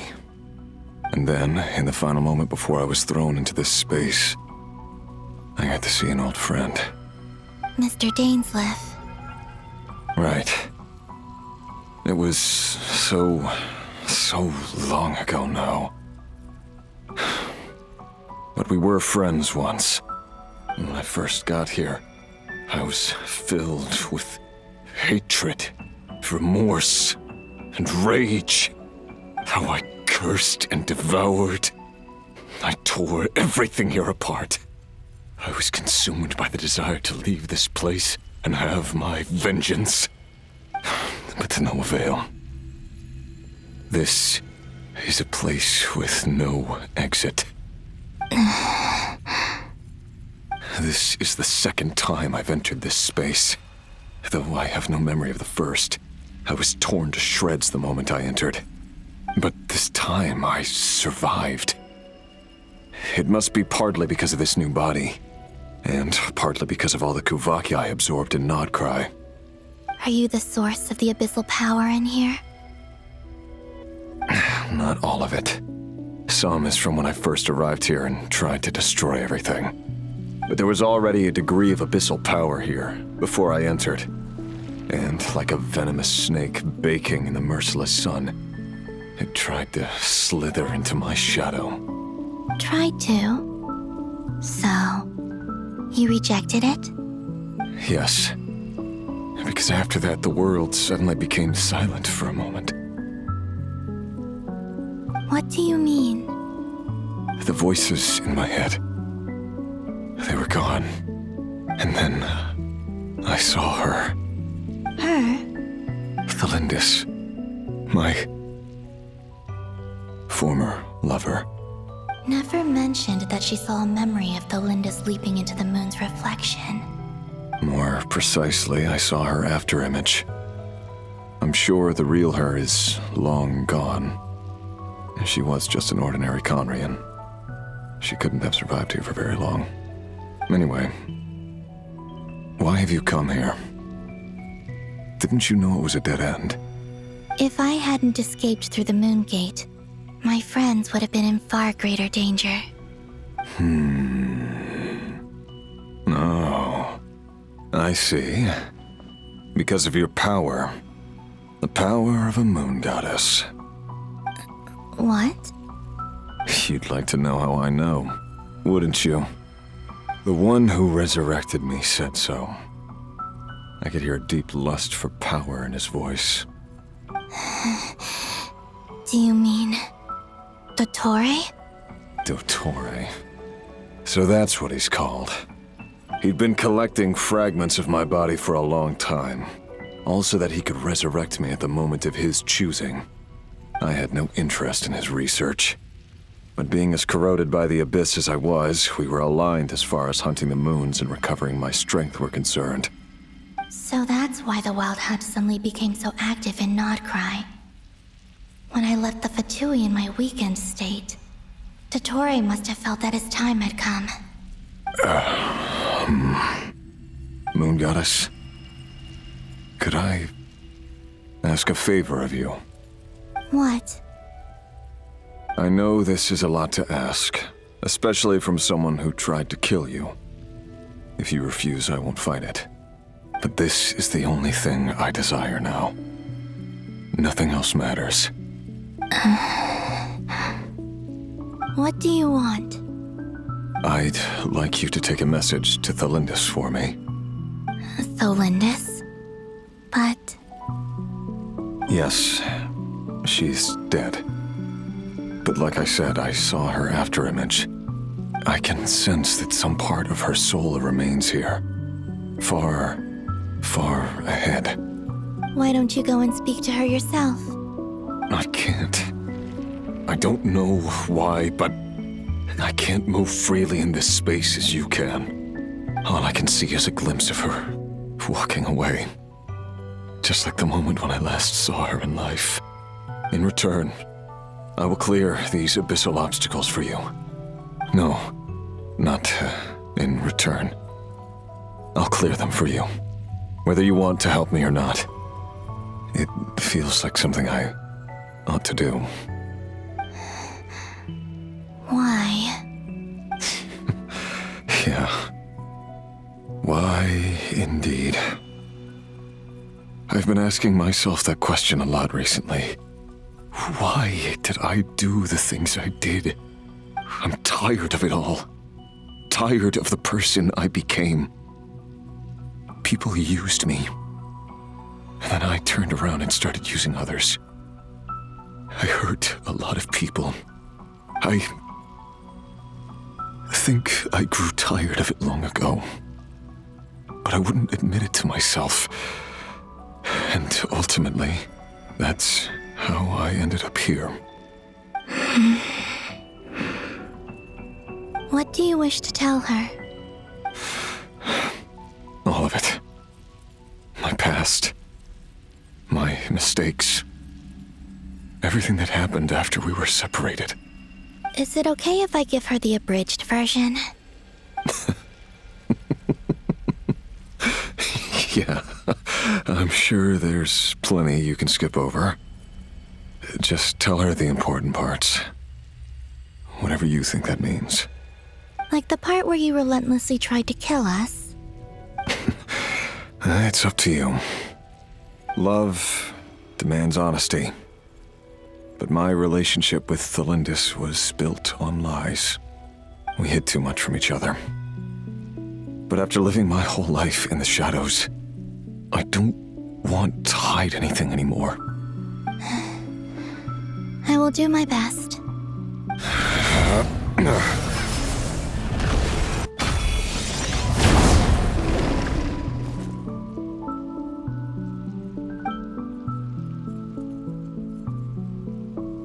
There. The Abyss will no longer stand in your way. Even though Mr. Dainsleif felt he had to fight you, I think he still regarded you as a friend. Dane? He said that you betrayed him, but he also felt great remorse at never having understood what you were truly going through. Why tell me this? Because if he'd known that someone could take a message to you, I believe that's what he would have said. Thank you. It means a lot. I know this will sound strange coming from me, but don't die, Moon Goddess. I can tell that you're determined to get out of here.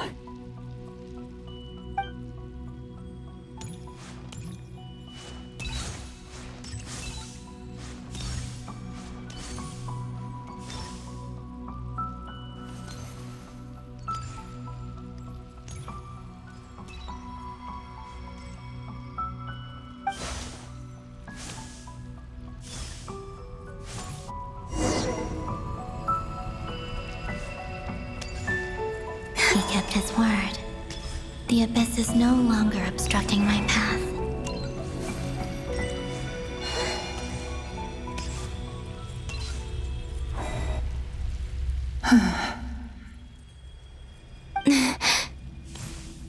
Is that the Lindis? She wasn't far off at all.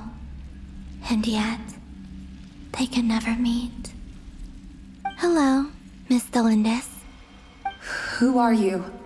How do you know my name? I've never seen anyone else here before. You can call me Columbina. I promised Rerir that I'd bring a message to you. Rerir? My Rerir? Is he well?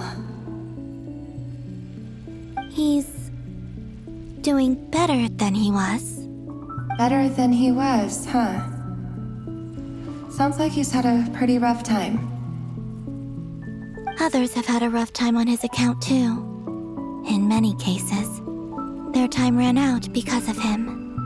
And I'm not just talking about the children of the Crimson Moon. So, things got worse before they got better. Could you tell me what happened, Miss Columbina? Are you sure you wish to know? Yes. This is my opportunity to learn the truth. No matter how hard it is to hear, I have to know. I admire your courage. However, time is short. I cannot stay here for long.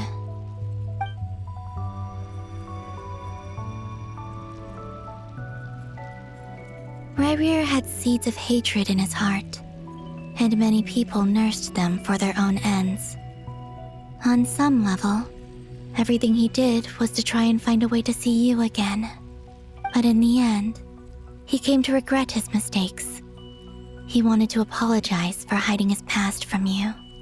Beyond that, he did not say specifically what it was he wished to convey to you, but I'm sure that you've always been on his mind.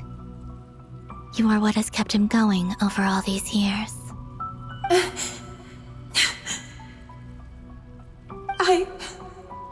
I'm sorry, Miss Columbina. This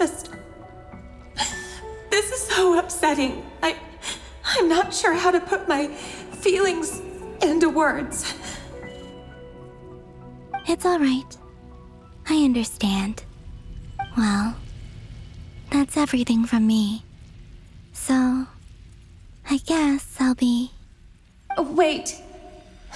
One moment. Time flows backwards here. The road ahead only leads further and further into the past. I know. I intend to reach the end of that road.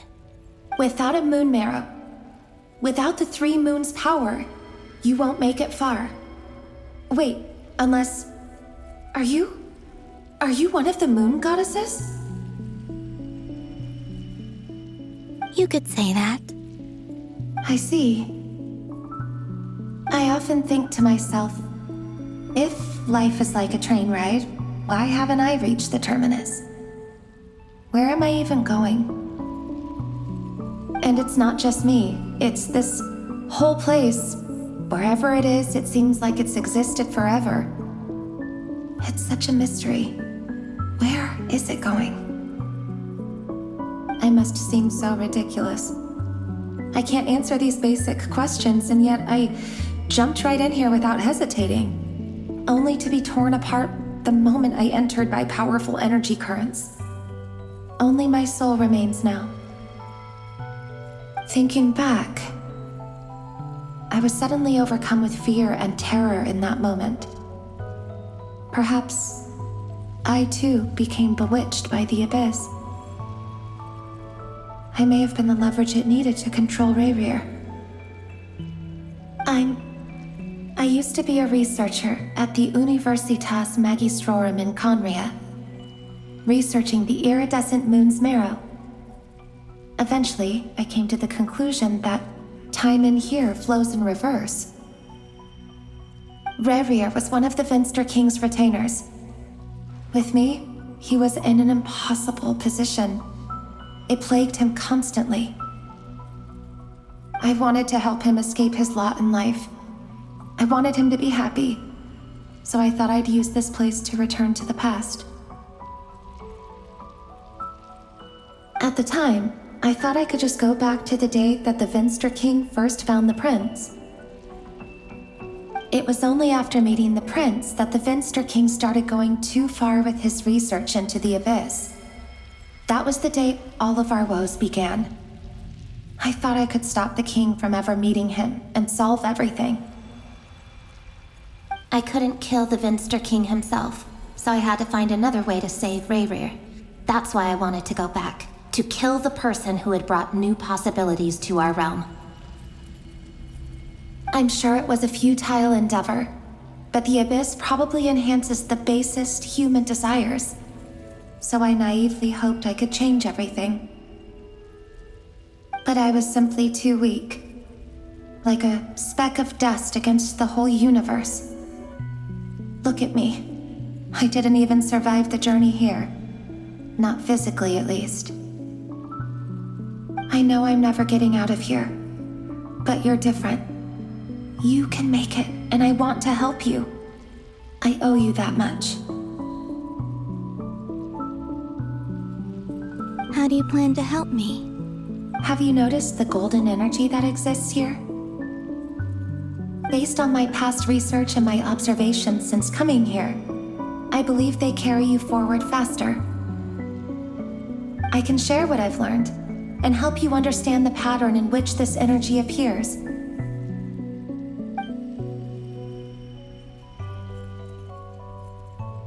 I think you just might... Now, I know you will be able to change the past. Also, I've been speculating about where this phase ends.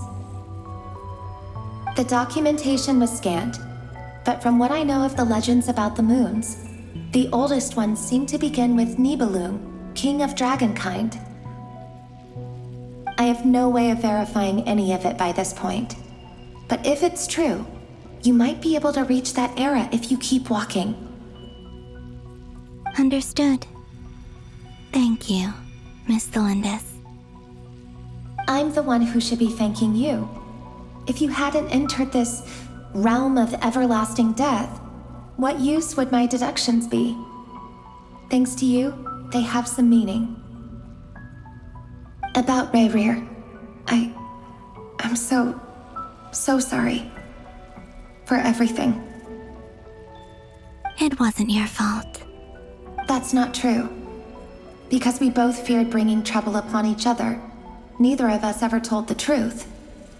And that dishonesty sealed our fates. But enough about that. I wish you a safe journey, Miss Columbina.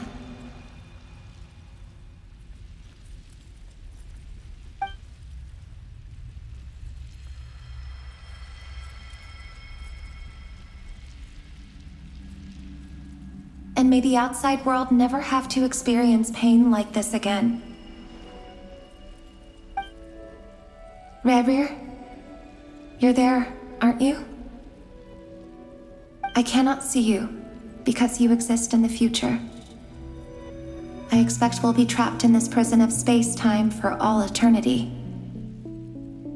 But please, gaze upon the past, and then sit for a while.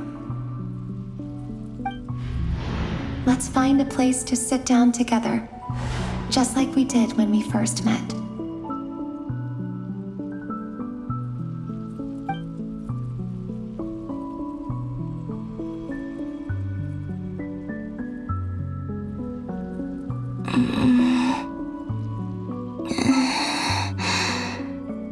How long have I been walking? How much further till I reach the end? Is there even an end to be found? Everything's getting blurry.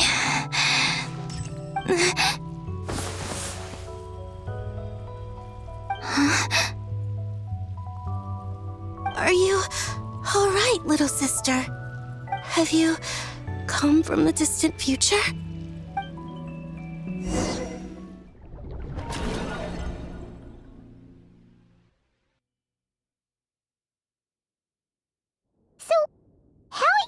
Did the moons just disappear? Shouldn't it be a little harder to get rid of major creations like moons? The world is a vast and ancient place. On a certain scale, all life lasts for but a fleeting moment. Miss Nicole explained that the moon goddesses likely perished in the War of Funerary Flame. The moons themselves were also destroyed at that time, save for the Frost Moon, from which a new moon goddess was later born. Am I missing something then? 'Cause the stories say that the moon goddesses were born on the moon, but doesn't Columbina say she was born in Krai? Huh, you're right! Why do their birthplaces differ? What's the difference between the two generations of moon goddesses? Also, remember what Sandrone said? Her scans detected 4 moons. In other words, 4 moon marrows. Technically, the result of the scan means that 4 moon marrows were detected and positively identified as moons in that moment. In other words, this piece of information alone isn't enough for us to know how Miss Columbina is doing right now. Yep, we have no way of staying up to date on whether she's dead or alive. She's on her own for now. But at least she's trying her best to get back to us. Yeah. She's a tough cookie. And a sore loser, too. We have to trust that she'll find a way. Because we really need her power. As much as it pains me to say it, we've got no chance of beating Dottore in a straight-up fight. He's much too powerful. It wouldn't even be close. That maniac is going to devour everything in his path until he reaches us. We need to find someone or something that can stop him before he does anything worse. I'll be frank. Our only hope of defeating this false god is with a real moon goddess on our side. I'm not just saying this because Columbina's a friend and I want her back safe and sound. It's just the truth. And I know that even she was no match for him when he attacked, but I don't have a better solution. We're not giving up on saving her, whether she can defeat Dottore or not. Right. Don't worry, Miss Sandrone. We're all aligned on saving Columbina. No one's trying to argue that we can only justify saving our friend because it will help save the world. This is about multitasking. We want to save both. So, she's more than just a moon goddess to you guys? Absolutely. Duh! She's part of the gang! And you are too, you know. Yes, I know. You don't need to labor the point. I knew that the moment I came running over with my documents that I was part of the in-group. I mean, if Arlecchino can fit in, I certainly can. Anyway, as for how we get Columbina back, I've been working on it constantly. But I think I'm still lacking certain information about the moon. I'd probably get there if I could continue my calculations, but the problem is, I've run out of computing power. Computing power? You mean you need more energy? No, the issue isn't energy, it's processing power. There's so much data to get through that the whole process has just ground to a halt. That's a tricky problem. René de Petrichor of the Nazissenkreuz Ordo once foretold the fate of the world. But I don't know how he did it. My guess is that he used the primordial sea's power. However, that won't work for me. His methodology was vastly different from my own. What's worse, they're incompatible. And to top it all off, we can't even leave Krai. Ugh, this is so annoying. If I'd known we'd run into a bottleneck like this. Well, no, the design bureau's a bust as well. Curse that Dottore! Couldn't have made this harder for me if he tried. Oh, what do we do then? How about we grab a bite to eat and take a break? Maybe something will come to mind after you've cleared your head. You don't get it, do you? I'm trying to calculate the fate of an entire world here. And I need accurate results, not big prophecies. Where the heck am I gonna find the computing power for that? Ahem. Anyway, time to shelve the discussion on technical difficulties. Being a killjoy isn't very ladylike, after all. Either way, we've done what we can. Rest well, everyone. Remember to let us know if anything new comes up. Haggai?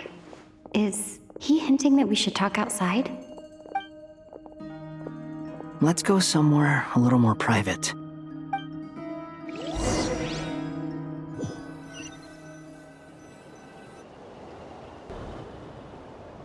You know that Dory went back to Sumeru, right? Yeah. She mentioned she was planning to head back. Things aren't looking good for Krai. She's gone to spread the word so that Sumeru has a chance to prepare for the worst. From what I know of Dottore, there are two possible reasons why he hasn't made a move yet. One is that he's still working through some kinks in his new powers. The other is, he wants to see how we're going to react. He'll easily devour everything eventually, so I guess he's in no rush to make it happen. The first false god he made was me. Now it's his turn. Even though my records were erased from Irminsul, Dottore's ideas haven't changed one bit.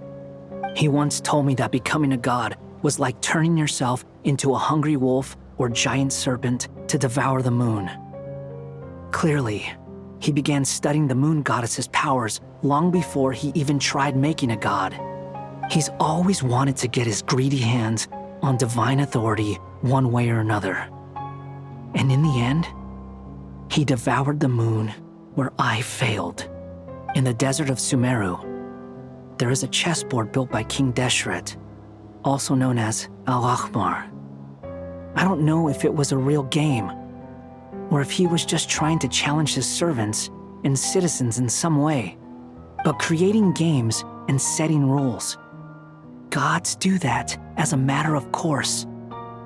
That's the kind of power Dottore craves. Now he has the Trilunar Authority. His power is leagues beyond the common people. I don't think there's any point in other nations rushing to the front line. They're better off focusing on defense and hoping they can fend off any threats that spill out from Krai. Either way, Dory will inform Lesser Lord Kusanali, and she will contact the other gods in turn. The VII will have some recourse available. If nothing else, their protection should keep the rest of the world from descending into chaos as quickly as Krai has.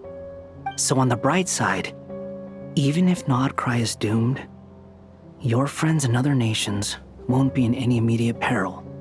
That's good to know. But I'm not ready to give up on Krai yet. There's a word for people who refuse to let anything go. It's called being greedy. Maybe it sounds greedy to you, and probably naive too. But whatever you call it, that's what gives me the determination to keep fighting. Battles are fleeting, but the will to fight is a long-term commitment. Give up for even a moment, and your resolve will shatter. Why do you always feel the need to do the right thing? No one is born to be a savior. I mean, who's gonna criticize you if you fail or give up? Don't take this the wrong way, but Dottore said something similar to me. I guess the VIII attracts people who don't believe in saviors. Not necessarily. It's less about belief for me. I just want to know how determined you really are. After all, I don't owe anything to anyone else here. Only you. You look kinda worried. If your arch-nemesis was about to achieve their ultimate goal, I think you might feel a little worried too. That's true. Dottore is about to become an omniscient, omnipotent deity. That's gotta be a bitter pill to swallow. Still, you're calmer than I expected. Obviously. I have to admit that my past self was a reckless fool who misunderstood not only the point of revenge, but how to achieve it. And as much as I want my vengeance, I know I'm not gonna get it by acting alone. If the world's taught me anything, it's to think before I act. Too bad it never taught me any other virtues, though. So, I am going to destroy Dottore, no matter what it takes. So, what's your plan? I'll get to that. First, tell me, what do you think of Sandrone? Just like Paimon said, she's a friend, part of the gang. How much do you trust her? This is a serious question. Think carefully before you answer. Although she's with the VIII, she has her own values and she's helped us a lot. If nothing else, she's clearly going the extra mile for Columbina. I see no reason not to trust her. If you say so. In that case, the three of us need to talk. I have some thoughts about her computing problem. It can be solved, but it will come with a cost. How much? If I can afford it, I'll cover it. Sometimes your heroism really backs me into a corner. You know that? Come on, let's go talk to her.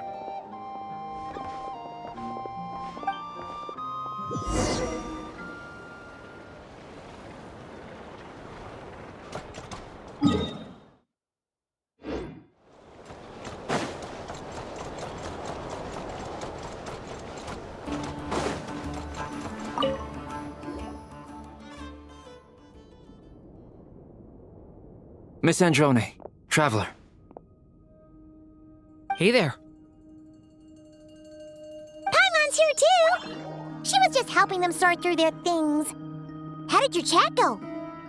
That was fast. The call only just ended.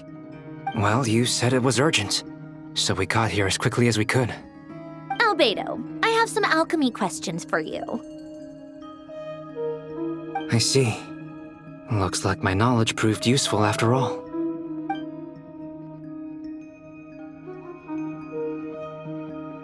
If I might ask, what is the end goal for the modified formula you'll be using? I needed to predict the future of the entire world. But I've run into some teething issues since trying to implement Renee's theory of the 4 Orthants. I see. I'll have a look at it. Still, computing power is the real issue here. How do you plan to solve it? About that, it's been sorted. Oh, with the Traveler's help?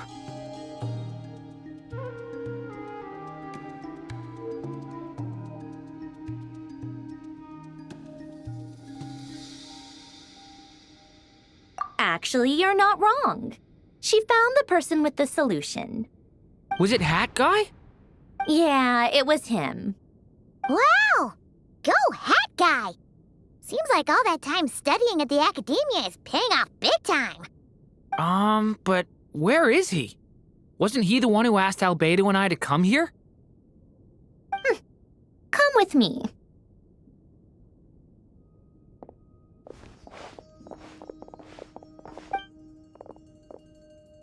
Hat Guy? What's happened to him? Hat Guy!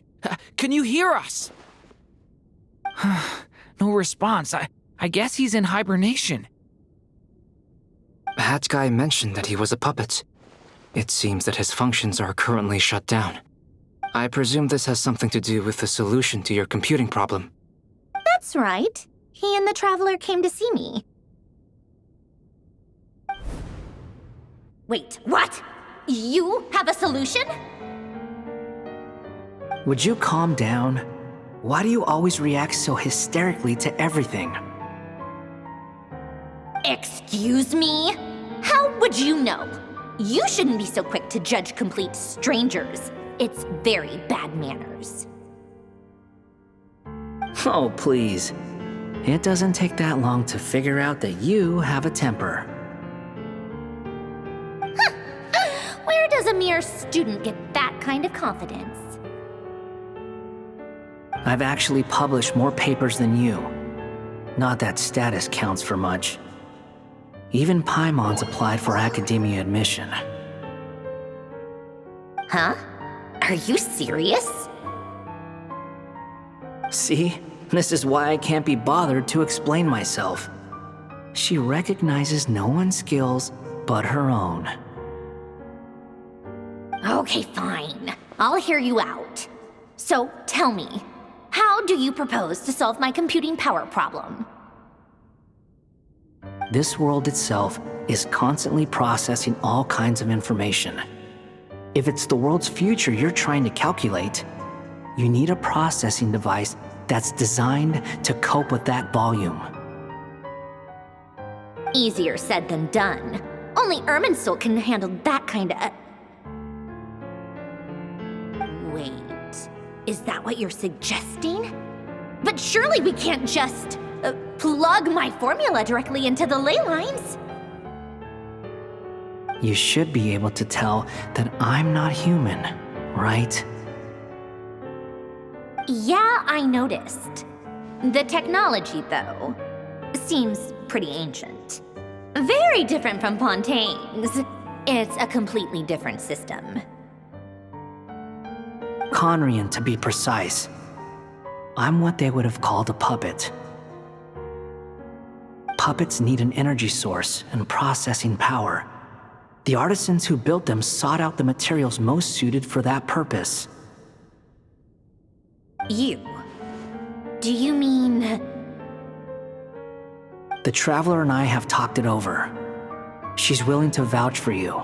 So, I'll allow you to borrow my core for your calculations.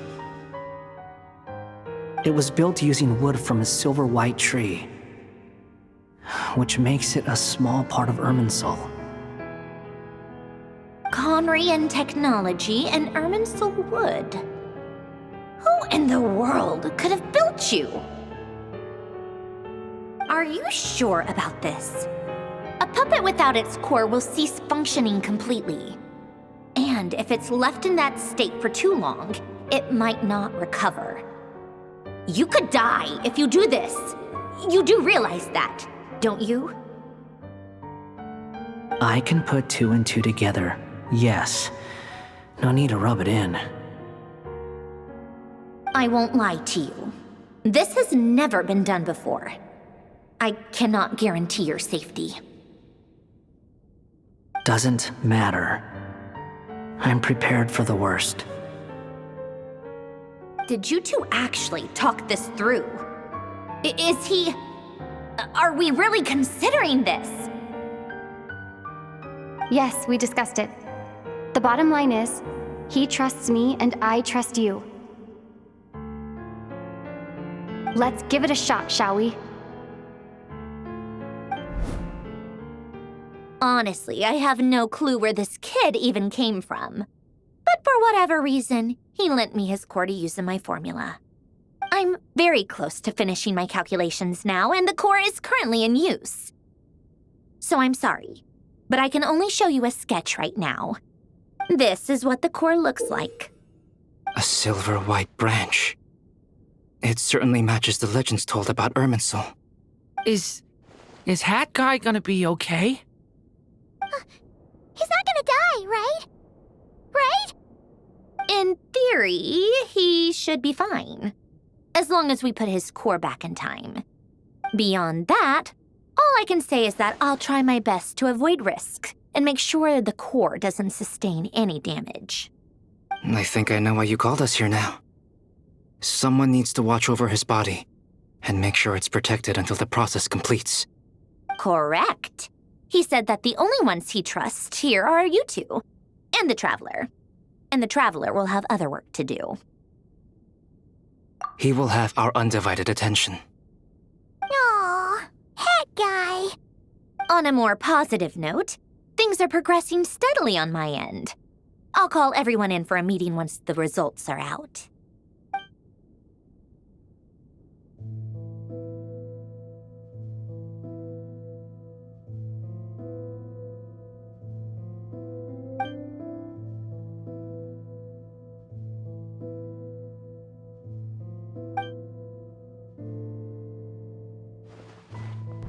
The worst-case scenario with the core removal is either a system reset or a total loss of function. But I'm not afraid. A quiet death should have been my fate long ago. A core is completely different from a heart. It's like another vital organ entirely. I never believed it could be a true replacement for what I sought. But in the end, it turns out the core was more useful to me. Pretty funny when you think about it. It's like the punchline of my entire life. Do you think there's any difference between a puppet and a human? If not, then this would just be another samsara. I have already experienced both a past life and a next life. Part of me wonders whether I'm only capable of making this decision because I've become a real human. What's with that expression? Isn't this a good thing? Sandrone will succeed, won't she? She has to. She will. We all have to persevere until this is over. That's right. And I'll protect you all until the moment of victory arrives.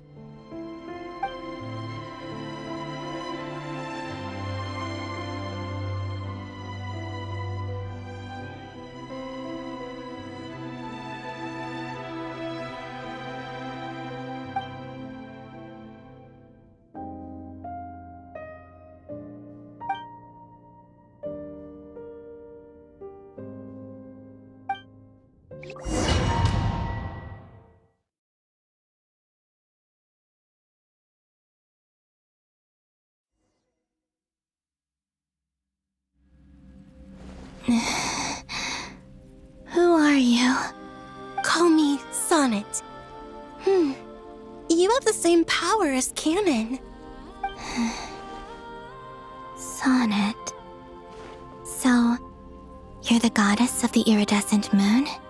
Oh, goodness. You recognize me? Well then, what's your name? Columbina. Columbina Hyposelenia. Hyposelenia? What a lovely name. Did you choose it yourself? It was a joint effort between me and my friends. Friends? You mean your friends in the heavens? Huh? Oh, sorry. You must be exhausted. I apologize. Hang in there. Let me introduce you to my older sisters. Do you mean the other two moon goddesses? Arya and Canon? Wow, you sure know a lot. Hey, Does that mean that our story goes on into the future? Oh, I guess that wasn't the best question to ask. It's alright. We were prepared for that possibility. You could say we were too prepared. I can't even remember how long my sisters and I have been here by this point. When did you get here? How long has it been? I can't say for sure, but it feels like it's been forever. I see. Are you feeling alright? You look a little unwell. I can hold out a while longer.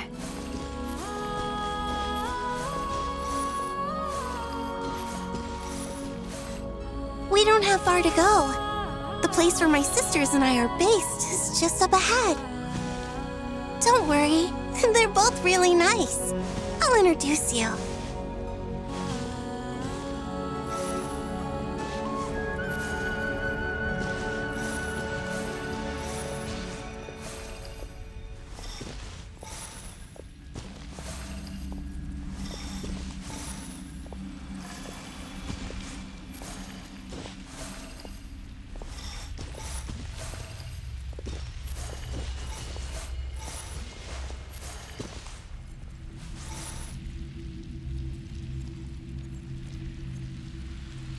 Sisters! I'm back! And look who I've brought with me!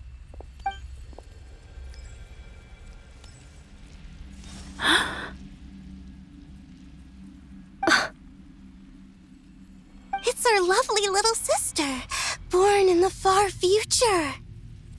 The pleasure is all mine.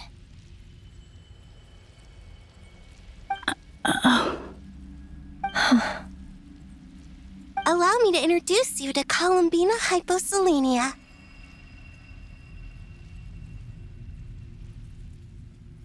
This is Arya, the goddess of the eternal moon. And this is Canon, goddess of the frost moon. Canon, don't you think Hyposelenia's power is similar to yours? Hello, Columbina. I apologize for our startled reaction just now. And please, forgive our little sister if she's been annoying you. She tends to talk a lot. It's fine. You seem shy. Don't worry, Columbina Hyposelenia. No one can hurt you here. Could you tell me where here is? Please. I must know.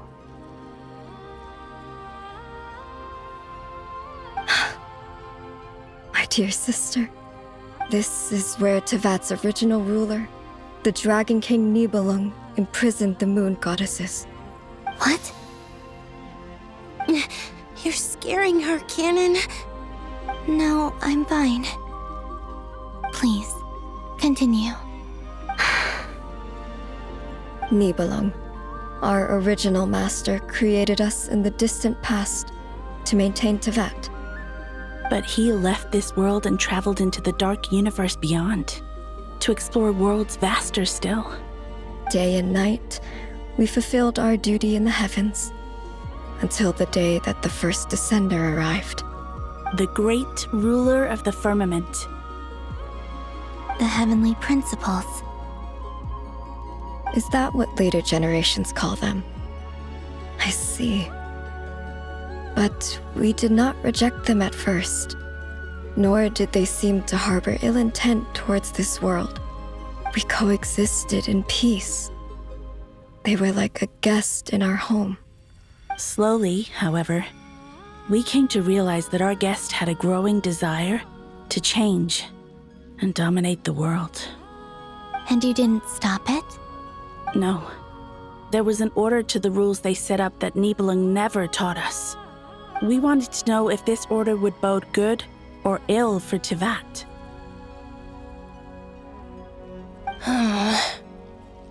All right. Canon and I wanted to know. Sonnet was against it from the outset.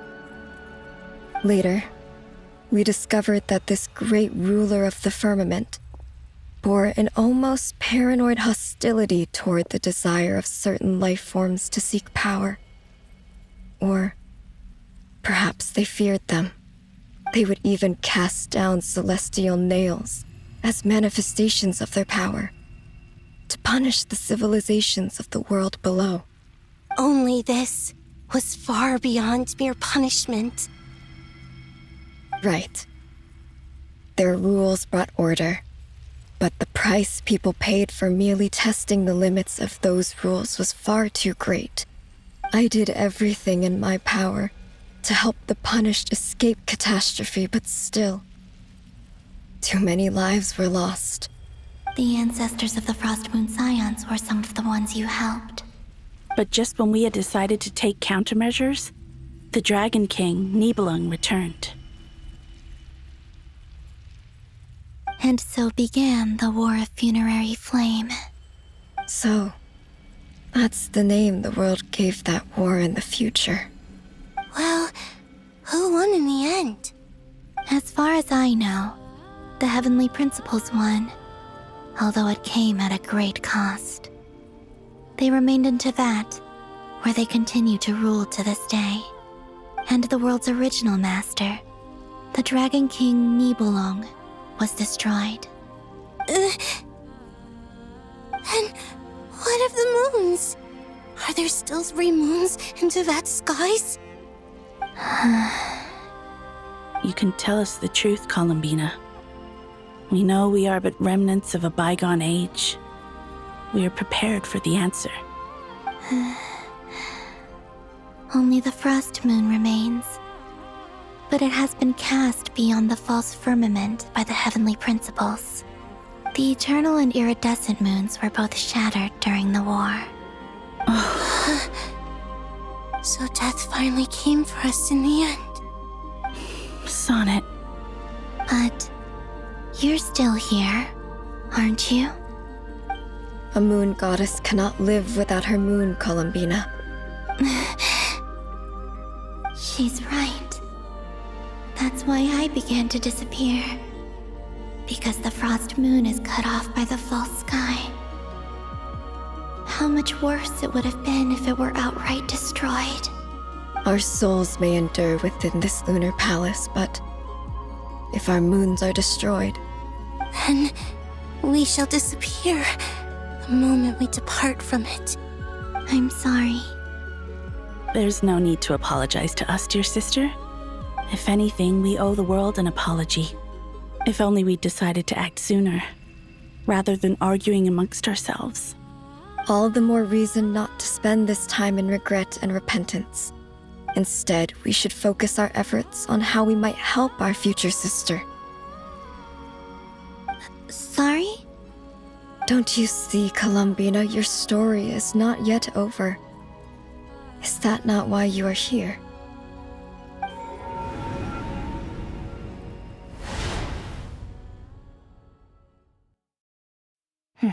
It's done. Initiate numerological array. Continue running primary process. Calculate the world's fate through extrapolation, and identify nodes of potential change. Secondary process, scan for moons. Still 4. The number of moon marrows hasn't changed. Wait, let me think. Is it possible that there's something I've been misunderstanding about the moons all along? Variables. Variables in the world. I know where potential variables within the world come from. So what about the moons? Are there any variables there? Like their life or death, for instance. What if being alive or dead makes no difference to a moon? But that's so strange. Even immortal gods can die. Why would the moons alone be? Wait! I've got it! If alive or dead is considered a variable, we might have had this wrong the whole time. No one ever said that a moon marrow equals a living moon. We just made that assumption ourselves. Initiate secondary process. Scan again. This time filtering out interfering perimeter, moon marrow. I don't care if they're natural or artificial. Get them out of my search results! Why? It says 3 moons still exist in Teyvat, even after excluding the moon marrows. But we know for a fact that 2 of them are dead. Redo the scan. Narrow the results to living moons and real moons. No, scrap that. Narrow it down to moons that have lunar authority and remain alive. Why? Why is it still 3? What is this, Columbina? Has the world lied to us? Or are you the one pulling the wool over our eyes?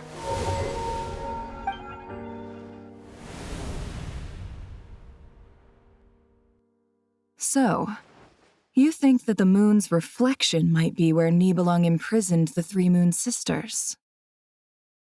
Yes, it would explain a lot, such as why that space would respond to a moon goddess's power, opening the moon gate at her command. It would also explain why Miss Columbina has been unable to leave, and why time flows in reverse there. In the messages she sent, Columbina promised us she'd find a way to return, but we have no way of knowing how, when, or where this might happen. The fact that she still has yet to reappear in this world indicates that returning from that place is no easy feat. We cannot afford to simply wait for her. So you're saying, if she could return by her own power alone, she would have done so long ago? Yes, she certainly wouldn't leave it to this late stage when it's so touch and go. I've been giving this some thought, and I've come to believe that Luanatar might be an anchor that she left behind, as a sort of future waypoint. This could also explain why Luanatar is always by the traveler's side. Sounds like a plausible theory. If that's the case, there must be some criteria we need to fulfill to allow Columbina to return to the present. The question is, what could they be?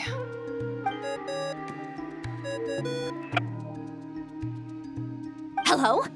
Listen up! This is extremely important!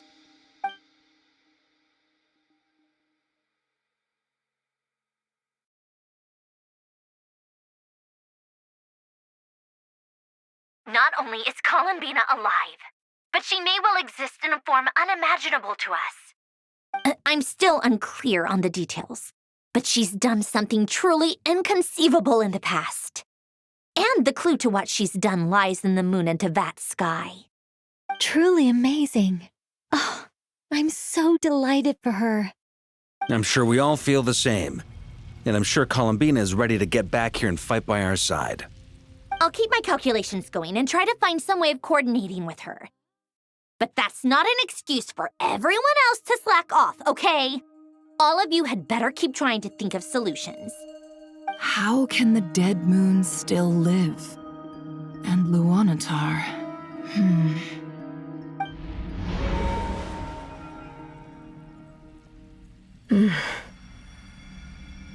It's hard to believe that's what will happen in the distant future. Our authority is linked to the most fundamental rules of Teyvat. I suppose it's no wonder that many would covet that power. I didn't realize that when you said friends, you meant people who live down in Teyvat. That's so lovely. I always wanted to go down there and have some fun. Have you ever tried leaving this prison? Of course.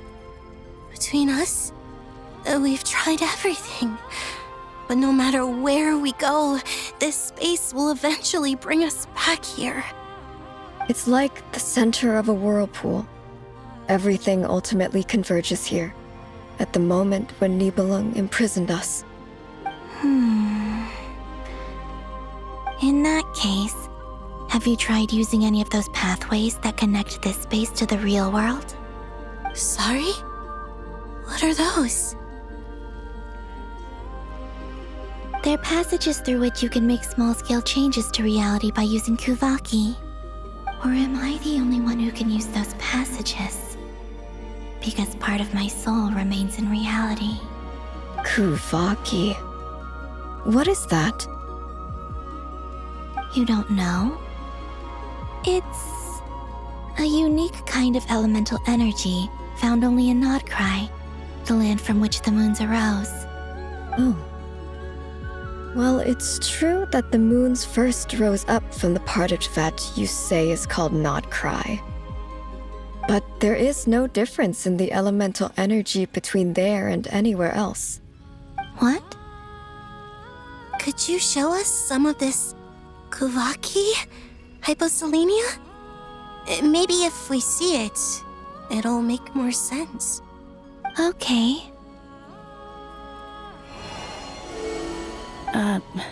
Isn't that just your power?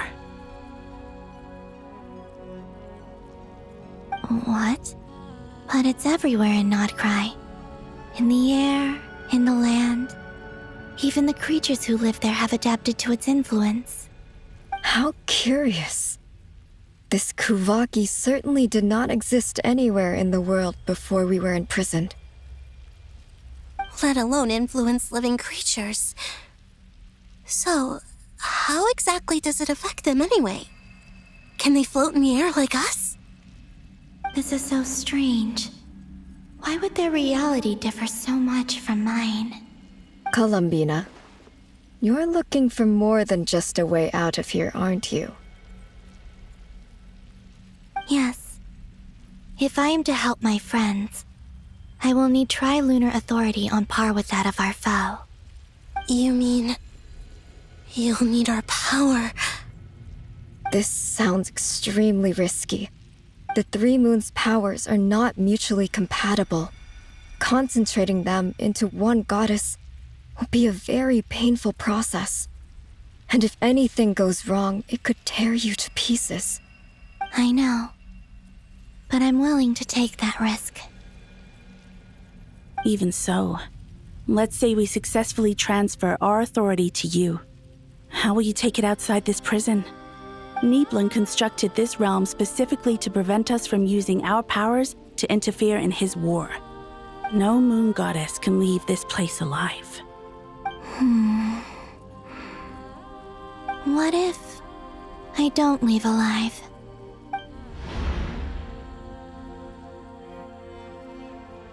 Where do we even start? How are we supposed to figure out what we're meant to do to help Columbina?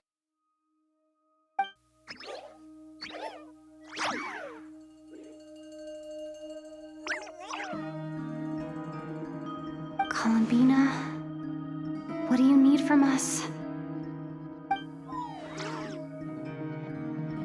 If she really got to the beginning of time in there, how do you think she'd leave us a message?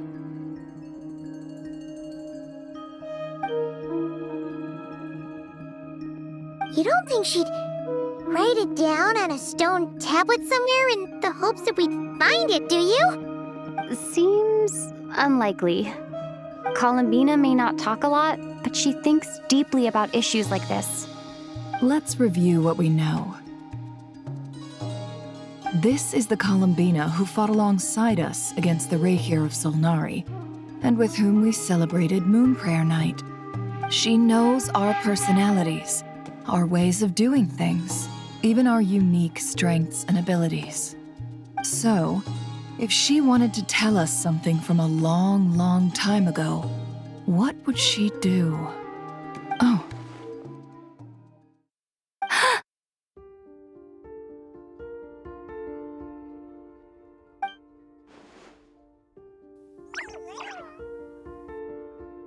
Traveler, you once said that those golden ripples also appeared when Luanatar was born.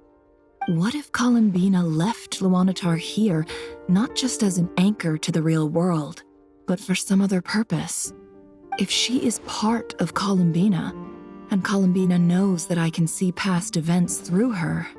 Oh yeah! Like when you peeked into Rarer's past through his heart!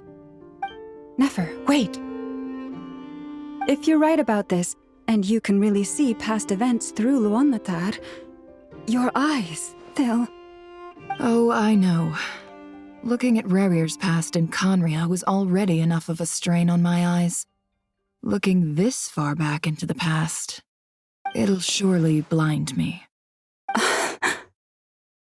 But it's our only chance. This is the only way. Boss. We spoke about this once, a long time ago. Do you remember what I said, Yehoda? The day I lose my sight, the Curatorium of Secrets will be yours to run. But... What's wrong? I'd be overjoyed if I were you. This day's come a lot earlier than either of us expected. I need to know you'll honor our agreement, Yehoda. Promise me. Yes, Boss Neff. I promise. Are you sure you don't want some time to think this through? What is there to think through? I should have gone blind after our battle with Rerir. Frankly, it's almost criminal that I got away with it for this long. Then at least let me take some precautions on your behalf. And if you really do lose your sight, I'll visit your office every day and make sure you're well looked after. Oh, please, anything but that. I was actually ready to go through with this. Are you trying to scare me into backing out? As if I could ever scare you. I'll assume you're just joking to calm your nerves. All right, enough chit-chat. Let's do this.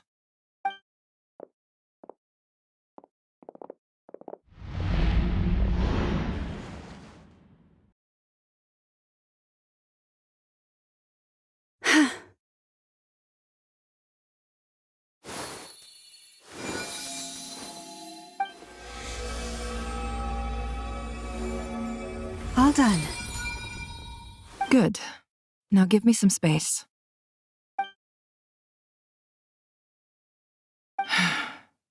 Come on then, little one. Show me what happened in the past.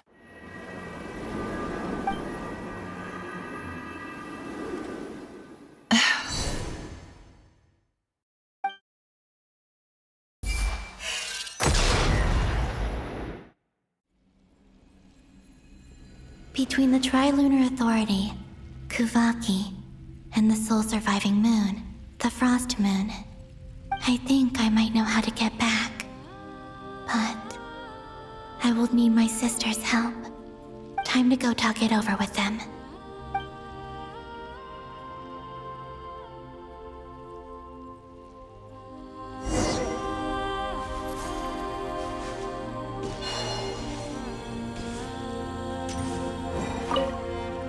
It seems you have reached a decision. I'm all ears. What do you propose?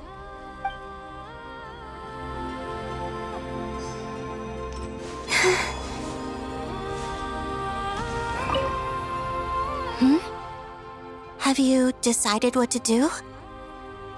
I hope it's not too dangerous. You really scared me when you said that thing about not leaving here alive. Come on, let's go find the other two.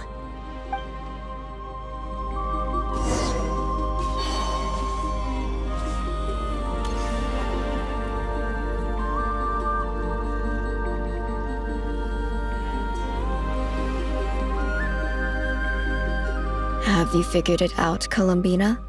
Tell us, how do you plan to leave this place? I intend to die here, in this moment, and then be reborn in the future with the help of my friends. What? What are you saying? How can the dead be reborn? And how will you inform these future friends of your plans? You can't exactly leave oracles. Nothing can escape this place. Not a single ray of moonlight. And even if you found a way, what if they never find the message you left for them? You'll... No, that won't happen. Come again? They will find my message. I'm sure of it. I'm not following. How exactly will you achieve this? It's quite simple, really. First, I will leave my soul here.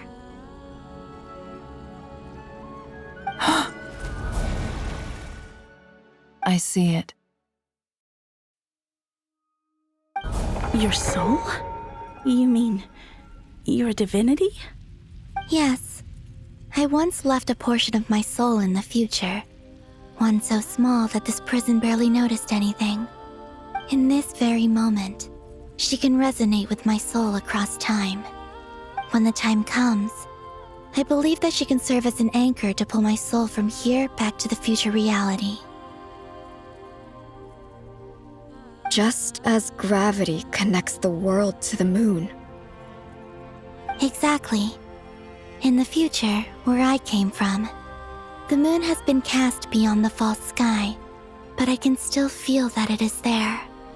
In a similar way, I can feel a connection to the soul fragment I left behind even now. My friends can use it to detect my presence. But how do you just leave your soul here? Is that even possible? On my way here, I met an ordinary mortal who entered this place long before I did. Her body is long gone, but her soul remains. And before that, I encountered an old enemy whose entire soul survives here intact, while the power that once corrupted his body has faded away. So, perhaps this space is specifically designed to imprison divinity and authority, but not the physical body. Still, even if your body can escape, would it not just be a lifeless husk without the soul inside? Wait, is that what you meant when you said you wouldn't leave alive? Yes. I shall turn my body into moonlight and pour it over Krai. That power shall protect the land and quietly blend into it, awaiting my soul's return in the future. However, I cannot do this on my strength alone. I would need your help to do this, so I'm humbly asking for your assistance. Oh, dear sister, you need not be so formal. As I said before, we are but remnants of a bygone age. You, on the other hand, were born alone in that distant future, and you have walked a long and lonesome road since then. How could I bear to let your story end here in this dungeon? Don't forget, we are your sisters, your family.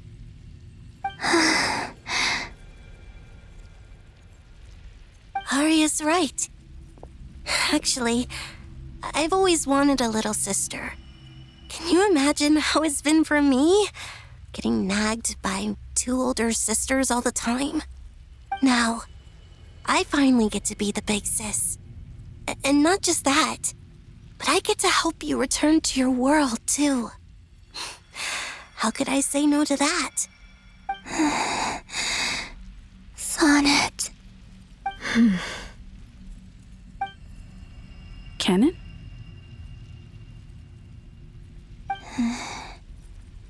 I'm sorry. I know this is a bold request. The Frost Moon is rightfully yours, and it remains intact. Oh, no, please, don't misunderstand me, Columbina. I was just thinking back on the years that the three of us once spent together.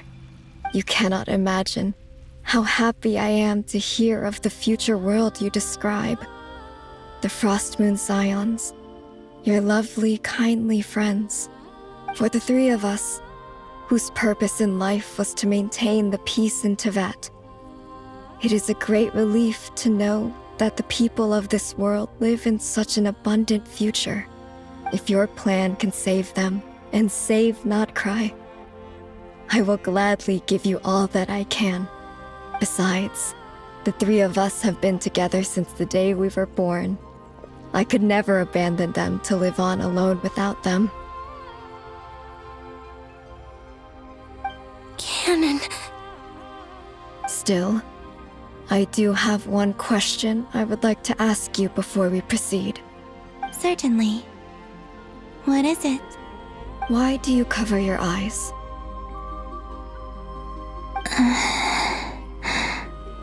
Yeah, I was curious about that too. But it seemed personal, so I didn't want to intrude.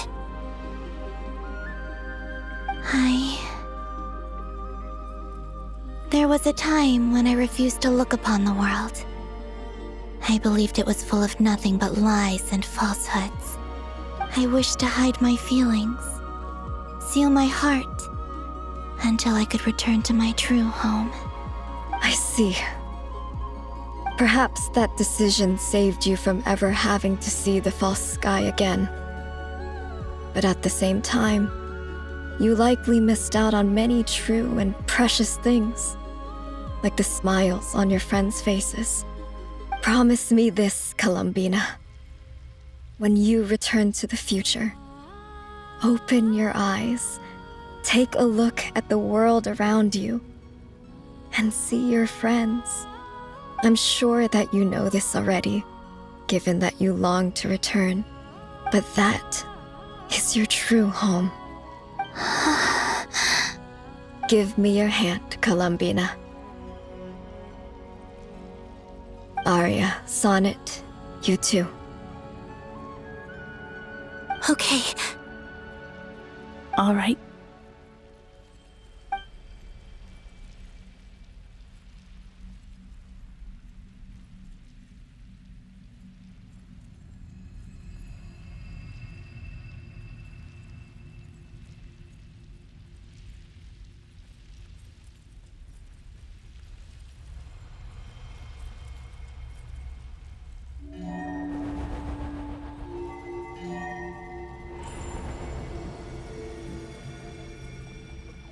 We once were the song sung for eternity, but now it is you who must continue to sing. We once were the tides in the great river of time, but now we subside, and you arise. We were the messengers of madness and inspiration, but now the lies have faded, and your truth must endure. We are souls awaiting the sun. You must return to be with those who smile when they see your face.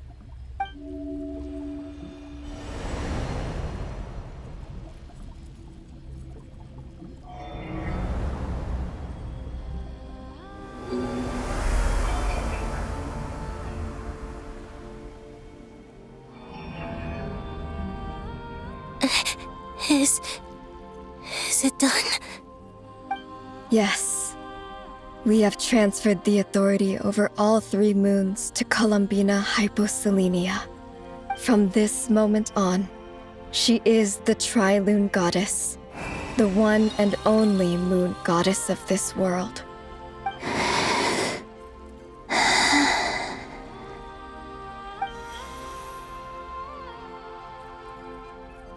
Thank you. Thank you, my sisters. Now go, and do what you believe is right, Columbina Hyposelenia. Be aware that we cannot grant you the power of the 3 moons beyond these prison walls. The conflict that arose over their remains following our disappearance will still take place. I understand. Sisters, oh, my body. It feels... Now that we have given up our power and authority, our bodies are merely mortal shells. This prison is dissolving them as we speak. It's okay, Sonnet. The end must come for every god, just as it does for every human. That's all this is. The final destination of our lives. Canon and I will be by your side the whole way. We have one final request, Columbina. Could you use the 3 moons' power to send us back into the real world? Now that we have lost our powers, I doubt this space will seek to hold us further. It's just... we would like to spend our final moments together in the only place we ever called home. Of course. Gladly.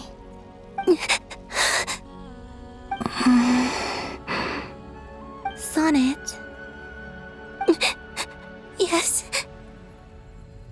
Don't... I wish I could tell her not to give in to the abyss. Not to be afraid. this really what I should say at this moment? Don't forget, I'm so glad to have a big sister like you.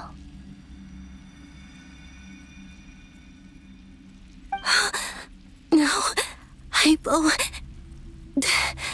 Thank you. I'm okay. I'm not afraid. As long as my sisters are with me, I won't be afraid.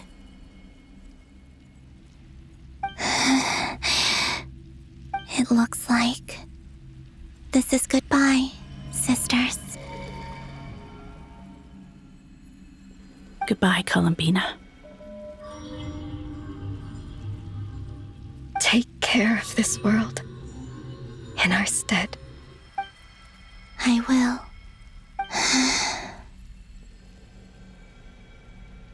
And now, it's time for me to bid farewell to my body, too. May it become the moonlight that keeps not Krai company through the long years ahead. So this is why not Krai was not always home to Kuvaki. It only appeared after I poured my body out upon this land, and only this land. Kuvaki responds to me because it is me, my body, answering the call of my soul. And the golden energy I've encountered on my way here was, in fact, that very soul, which I am about to leave here to guide me. O power Trilune, eternal moonlight. I, Columbina Hyposelenia, lay aside my body. Let it be cast into the dark night to illuminate the future. May it be a companion to all who dwell beneath the moon.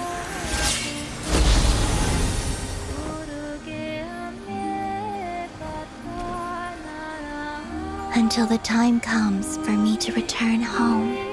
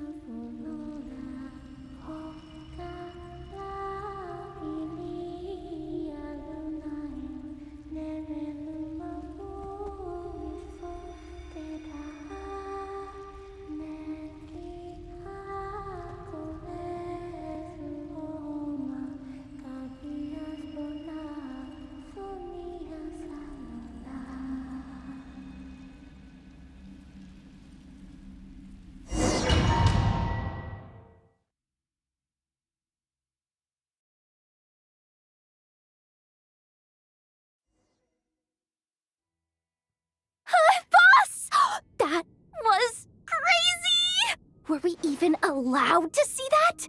Is anyone? Oh, can you still see? How many fingers am I holding up?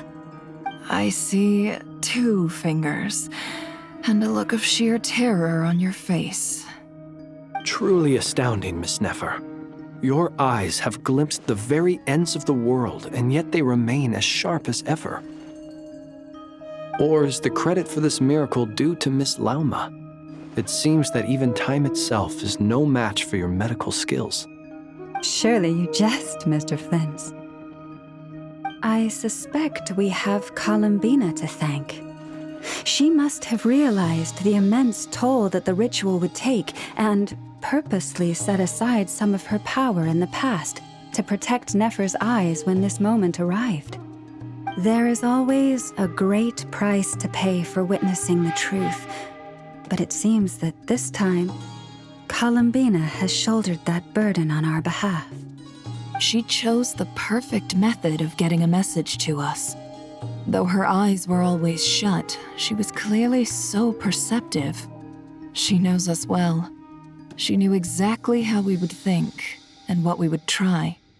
Despite being separated by time and space, We're seeing the same possibilities and seizing the same opportunities. We still don't even know if she's okay right now. But as long as there's a chance we can do something, we'll fight to make it happen. We'll get you back somehow, Columbina.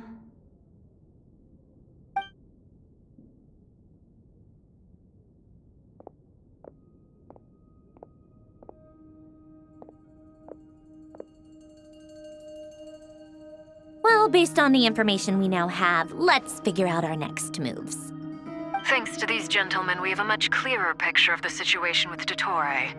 The civilian population has been moved to safety, so we no longer need to hold back. Miss Androne, how are the calculations going? So far, so good. I'll keep seeing how far I can push the system, though. Can't have Hat Man being powered down for nothing. There's still a long road ahead. Where should we begin?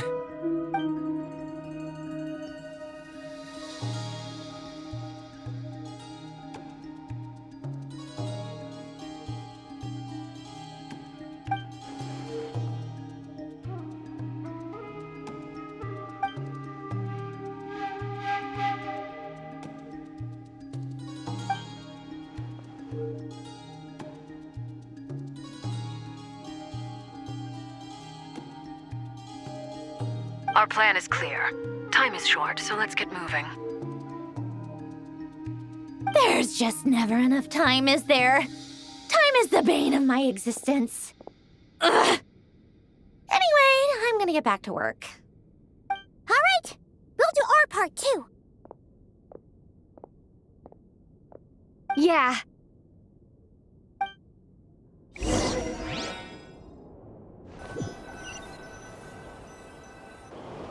Albedo's theory says that elemental energy can dilute the light realm's power, but I'm no expert in building elemental defenses. Sounds like something out of the advanced elemental theory section of the library. Whew.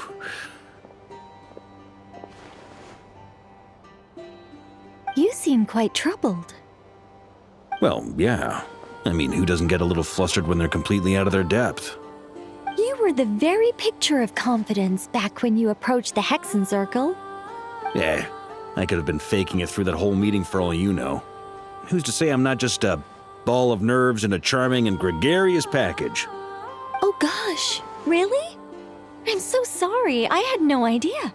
Well, you're all the braver for it. Still, I was much more in my comfort zone than I am here. At least in Mondstadt, you can cry for help from a cliff top and actually stand a chance of summoning Barbados himself. Things have never looked bleaker than they do now. If we don't pull this off, Tevat's doomed, isn't it? Oh, you think so? Actually, yes. Yes, it probably is. It's a shame. Don't put too much pressure on yourself. Tevat has faced annihilation many times in the past, but it also gave us you, didn't it? Hey, don't give me that. It's not like I'm anyone special. I disagree. Every human born in this world is special. We angels have always believed that. In that case, this humble human being has a big favor to ask of you. I thought you might say that. I'm sure Alice, in her great wisdom, sent you here precisely to help us in this difficult time, yes? Well, that has less to do with her wisdom and more to do with my power. Of course, of course. Well, the thing is, these elemental defenses we're about to build, I don't think it's a question of if they'll fail, but when. Durin's findings from his patrols make it clear that Dottore is constantly expanding his territory. First it was his lab, then the design bureau, and now this. It's not realistic to completely stop him encroaching on the rest of Krai. Rather, our goal should be to stall him for as long as possible. If Miss Sandroni's calculations are correct, well, they're the closest thing to certainty we have in this situation, so let's assume they are. Anyway, her calculations suggest that our best hope for victory lies in Miss Columbina's return. It's up to us to slow Dottore's advance and buy time for her to make a return. Are you asking me to help you with building the defenses? No. I'd like you to prepare for what comes next. When he eventually reaches us, we will have to fight him. You were an angel once and a mage now. I'm asking you to lend us your protection. Oh. Can I take it that you're triggering the terms you fought for during our three-way talks? Well, technically those terms were about protecting Mondstadt. But if you're happy to agree to the change in location, then yes, let's do that. You're cashing in on this much sooner than I'd imagined. Well, yeah. The way things are going, I might not get another chance. Very well. The mages have heard the knight's plea, and we will respond. To tell the truth, Alice and I had already discussed how we might help you all, so I didn't come empty-handed. I always like to be prepared.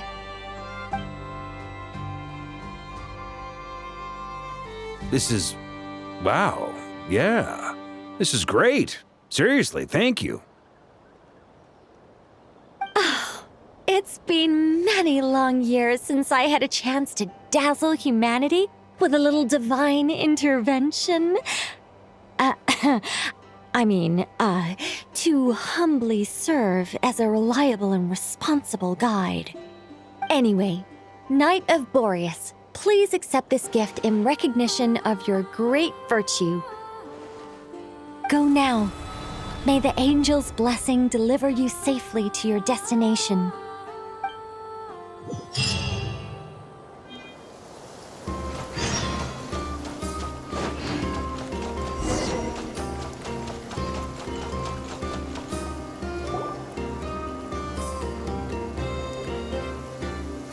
Ah, you're here. Sandrone! How are things going? Glad you asked. You two are about to become the first people to lay eyes upon my masterpiece. Or should that be the first person and the first, specter? Hey! Whatever. Come, feast your eyes on this. Wow! We've never seen something like this before! This meter displays the progress of my formula. Currently, it's still making the most important connections. Once it's finished running, I'll deliver it right to your side. And then, we can finally bring Columbina back.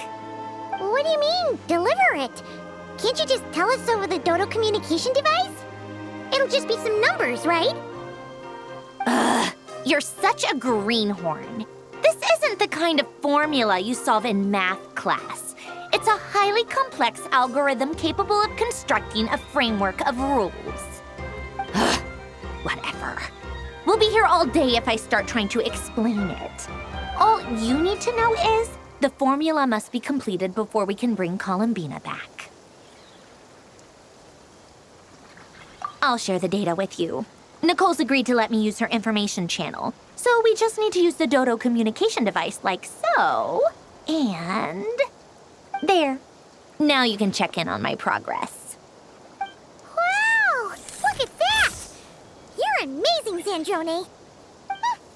About time you recognized my genius. Took you long enough. Anyway, that's all from me. You should check on the others if you have time. Make sure we don't have any weak links in the chain. That might sound harsh to you, but close supervision is a common practice in a Fatui. Not looking to catch anyone out. I just care about everything going smoothly. That's all. I'm kinda stuck here while the formula's running, so I need you to be my second pair of eyes in the meantime.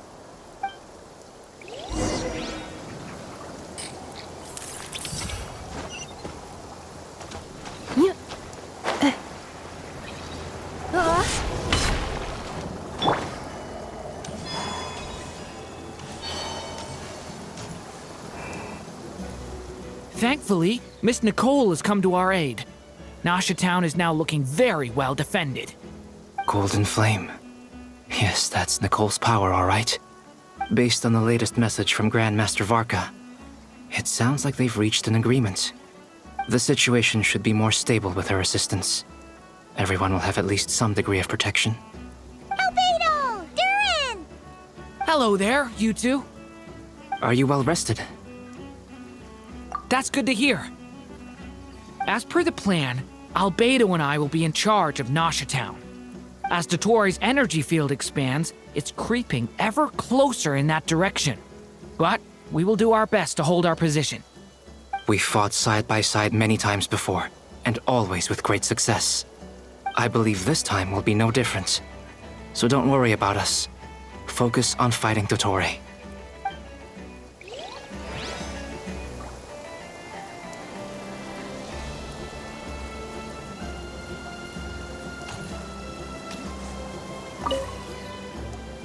Traveler, Paimon, a pleasure to see you both.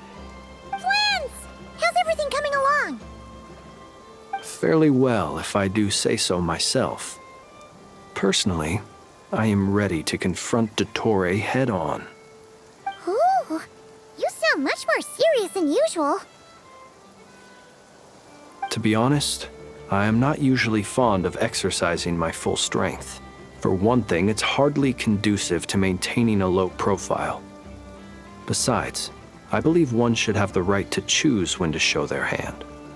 I am conserving my strength until the moment of battle is upon us. Anything to boost our chances of victory. Seeing you get into the zone like this really puts Paimon at ease. Huh, Traveler?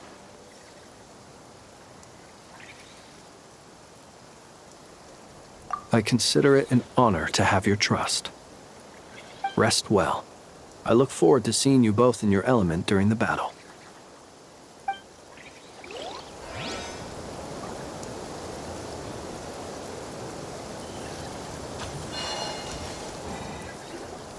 Yes, Miss Moonchanter? What are you staring at? You always address me in the strangest ways. Lady Moonchanter 1 minute, Miss Moonchanter the next. Yes, and?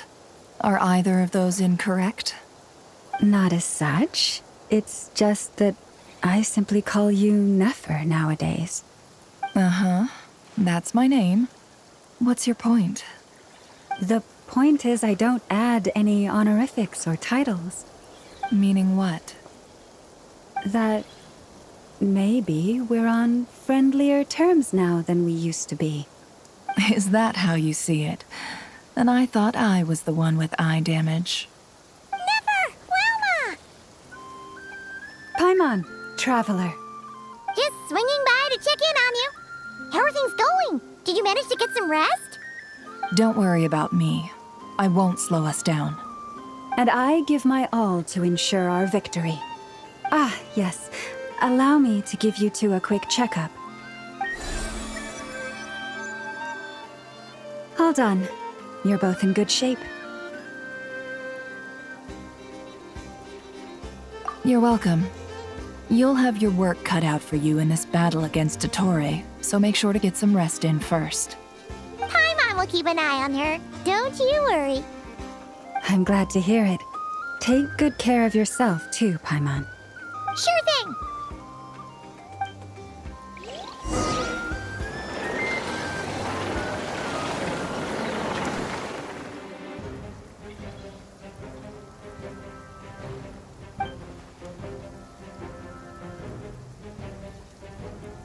Here they come. That's quite a horde. As we expected. Get ready, everyone. Take your positions and prepare to engage. Let's begin. I'm at the ready.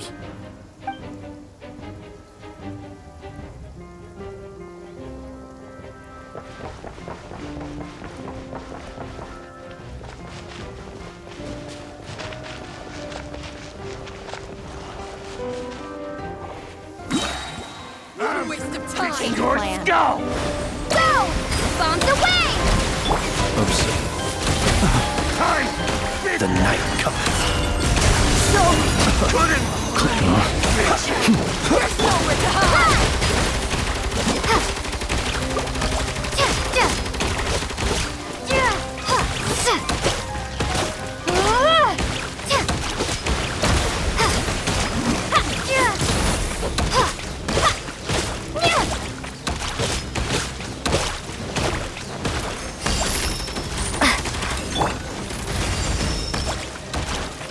Be silent.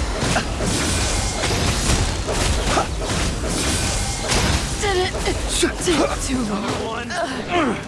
Fine.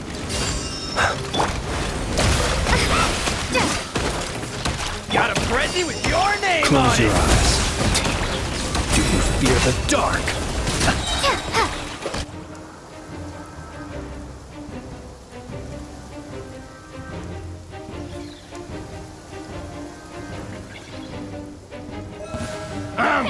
It's your skull. Leave this place for the everlasting forest. These creatures cannot stand against us.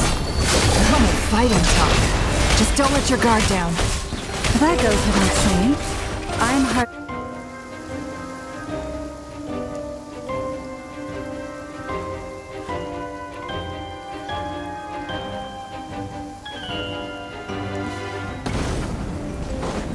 Burst forth! Witness my great undertaking!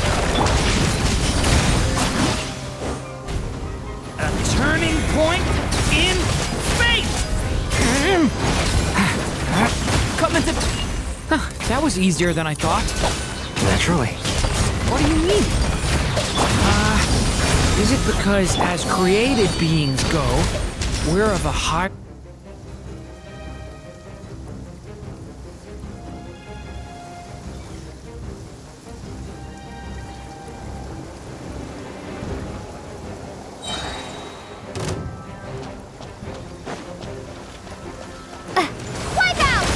Beware the creatures of the night. Be silent. Close your eyes. Forest, protect us with one heart. It all adds up. People have always used fire to drive away wild beasts. Wouldn't a lantern work just as well? You read my mind, my dear friend. I was just about to say that. All right then, dear friend. Bring the light.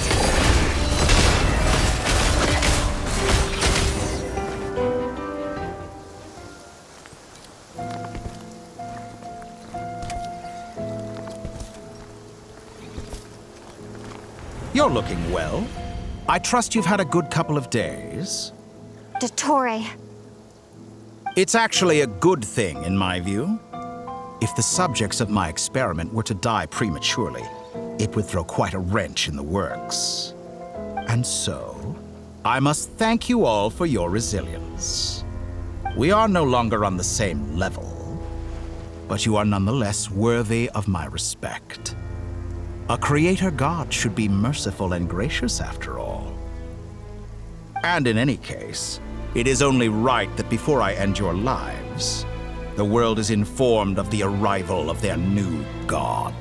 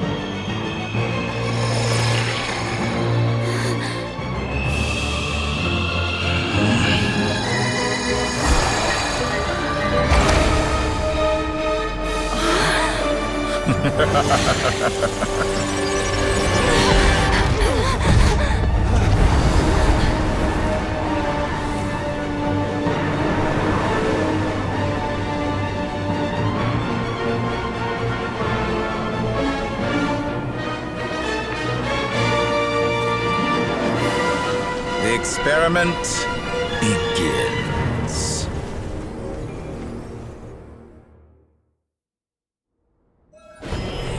With the marrow of the 3 moons in my hand, behold the false moons fall!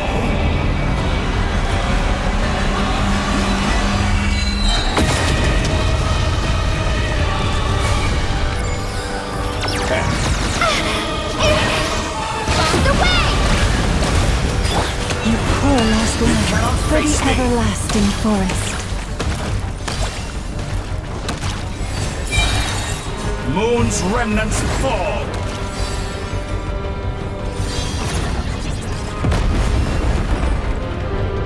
Entropy! Wipe out! ends here. It all adds up. More like it. Some results of that. It all falls into place. Can't hide the truth. Excellent. You barely managed to touch my lip. By the frost on the hole. Observe the night cometh. Be silent. Like an ant in my palm. Oh, I've been moved inside another space, and it's sealed off. Looking at the structure of it, seems like the Torre intends to trap us here. There's no exit. Our ignorance is about to be put to the test. Done.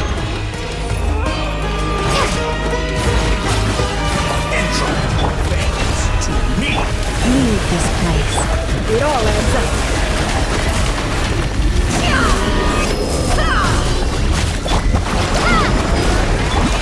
For the everlasting forest, you pull, seek within. No more lies. Time to conclude. Good. That's more like it. It all adds up. Those things are made of. Excellent. You barely managed to touch my lip. No more lies. Dodge that. The mystery unravels. In my hand, behold the false moon's fall.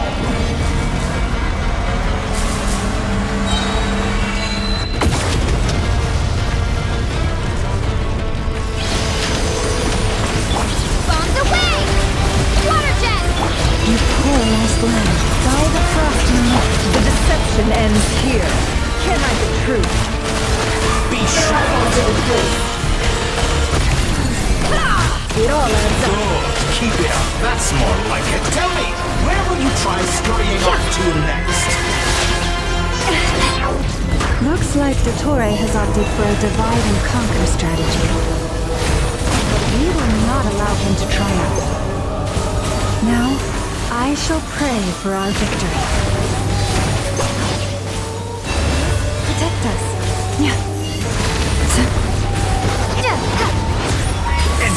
Bends to me. No more lies. Such a simple attack, and you're already struggling. Can I the truth? Absurd. No more lies. Be shackled. The mystery unravels.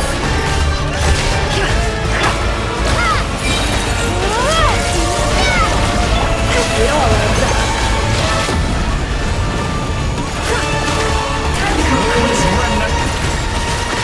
Seek within. Go! Can I the truth? Outdone. Things are made of.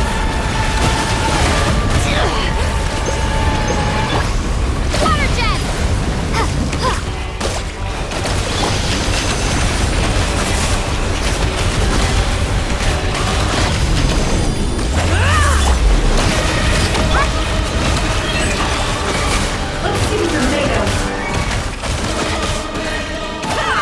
No more lies. Be annihilated. That which cannot stand against me. How unfortunate. What's this supposed to be? A knockoff version of the space Columbina got trapped in? There really is no way out. We'll see about that, Dottore. No more lies. Pathetic. My apologies. I had not intended to take your teammates from you. You have a choice. Obey and I. An excellent deal, if you ask me.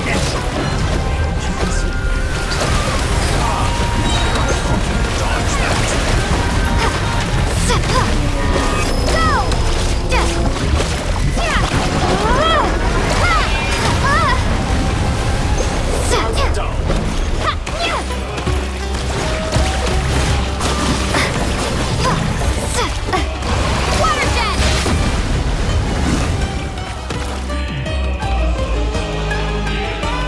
I'm aware you've been working on some little tricks to surprise me with. but it appears that none of them have come to fruition. My guess would be that you're trying to bring Columbina back. But then, where is Sandrone? Or are you trying to buy time for her? I always found their friendship to be a curious phenomenon. Two highly incongruent personalities, and yet they share a deep connection. Speaking of Columbina, I once saw her as like a younger sister. We got along quite amicably while she was with the VIII. But then one day she suddenly decided she would refuse to take part in any further experiments. To this day, I truly don't understand what I could have done to upset her so much. It's such a pity. I could have had a sister, a family. But alas, she grew to dislike me. You're not fit to be family to her. That I can't deny. So many people, all obsessed with playing out the same tired old dramas. This world is rotten to the core. And then there's you. You had every opportunity to reach the right conclusion. The thought of killing you off like this? But I maintain that I approached you in good faith, so I will offer you another chance. Will you work with me? You have until I count to 10 to make your choice. 1, 2, 3. Not in a million years.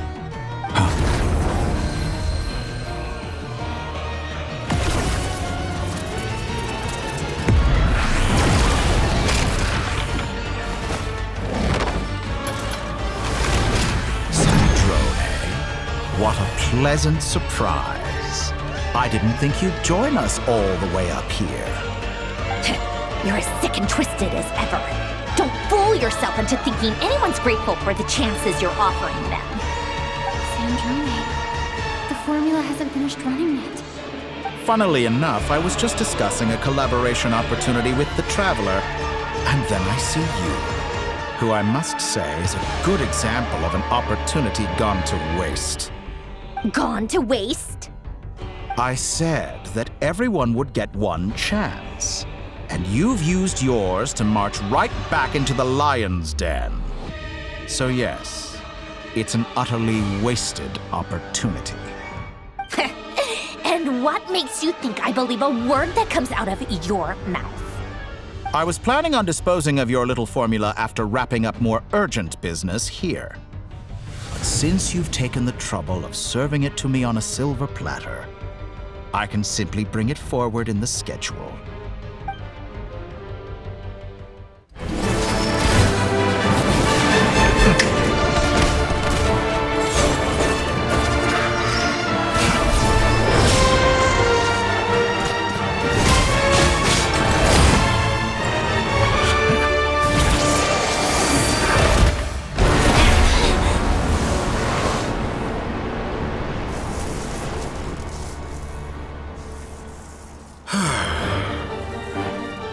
Is this your life's work? This piece of trash?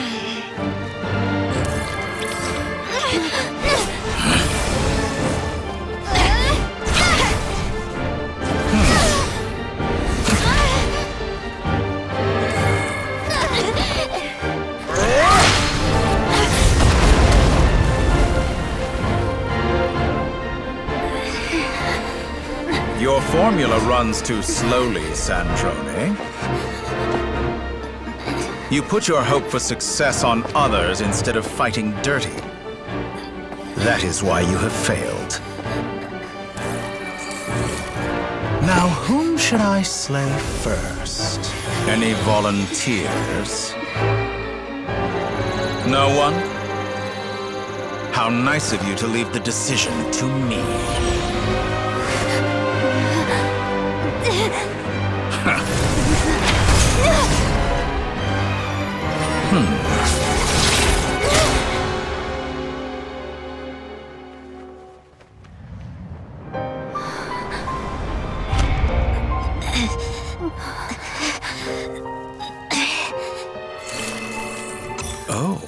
How unexpected.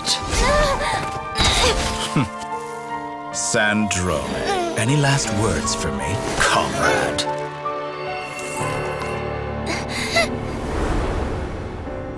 Is there anything you wish for? Not really. But I've always known what I don't want. Go to hell, Dottore.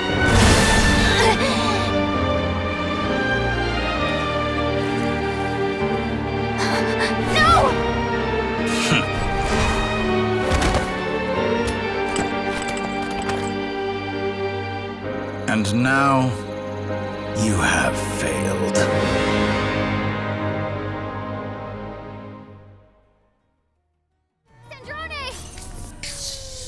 Now you see how fragile mechanical contraptions are. Just a gentle tap, and they fall to pieces. However keen of an inventor Sandrone may have been, her death spells the end of the formula that was running inside her body. Of course, I have to commend her for making it this far. As her colleague, I have to admire her stubborn tenacity. Now, it is time for you to take your place by my side. My count was interrupted, but the second chance I extended to you still stands. Once again, you are welcome to join me. By now, I'm sure you have gained a greater appreciation for the power and authority I wield. What is stopping you from embracing a new world of endless possibilities? Not in the mood to talk? As you wish. You seem less talkative than usual today. I'll change the topic to something more apropos. Sandrone was always like this, never trusting anyone. Always so reluctant to share her research with them. Objectively speaking, she had her strengths. It is remarkable how she extracted and even optimized the world formula from so much data. But her inability to trust was her undoing. Had she allowed someone else to monitor or run the formula for her, you might still have a chance at victory even now. But regrettably, she was a stubborn fool. As much as it pains me, she had to go. Dottore. Maybe this is news to you, but people can change. Columbina surprised you when she escaped, and I think Sandrone would surprise you too. Change? You can twist the truth however you want, but I see it clear as day. You're the one who can't trust other people. Is that how you see me? By this point, what can you hope to do about it?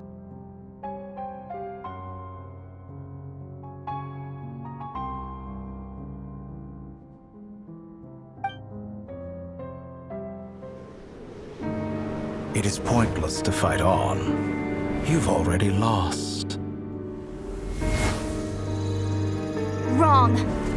You can't win this, Dottore.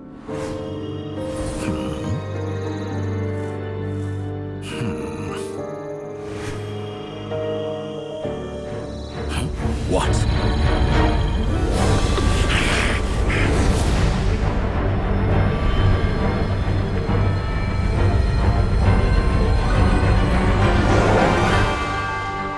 My formula can get us 90% of the way. It will connect you to Columbina. Then, I will bring the formula's output to the Traveler's side. For the last 10%, do whatever it takes. Just bring the moon down.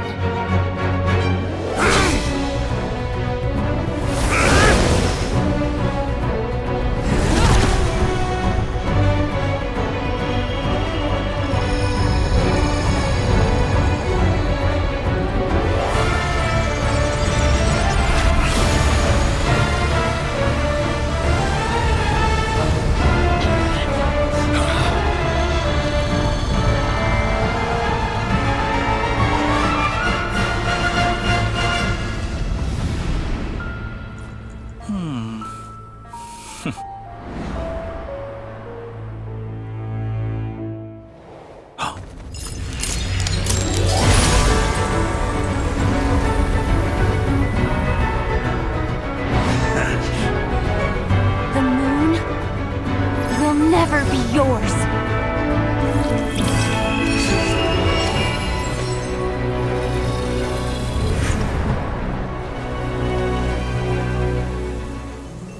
I turn my body into moonlight and pour it over Nod Krai. My soul, I leave here to inform my future friends. Lastly, I will hide the Trilune Authority within the Frost Moon. And when my body, soul, and authority are reunited, finally...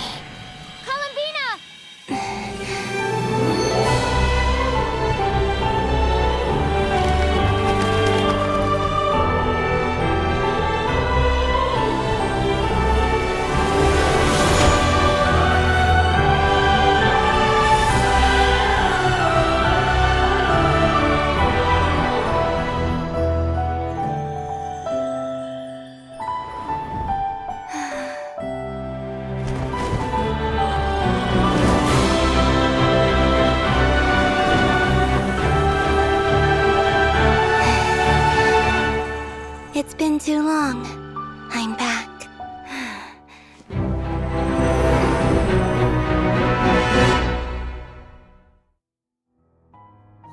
Stay focused on the battle, Traveler. What a touching reunion. Though I personally find myself repulsed by the sight of weaklings huddled together for war. Now, quite finished patting yourselves on the back.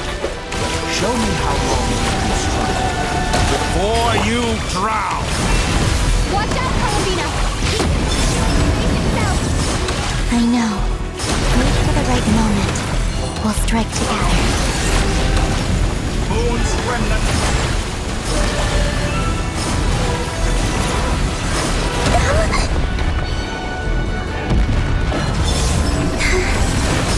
Excellent. You barely managed to touch my level.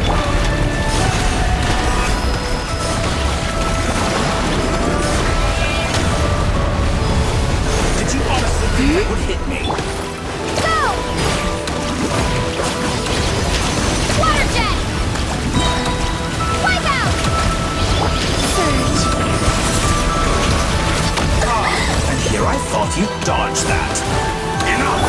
I first, like an ant in my palm.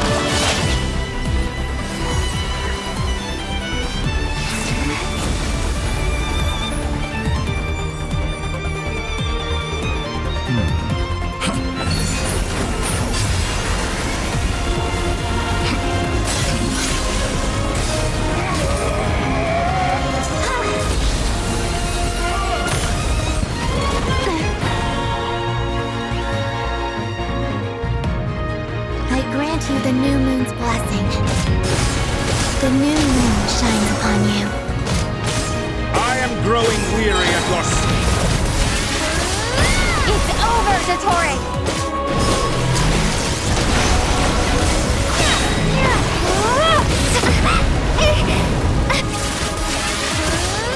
Time to pay for your heinous... No longer miss the power in the cold night. The new world. Our future. Let the moonlight dispel the darkness. Wallow in this rotten, decaying world. Everlasting as the moon.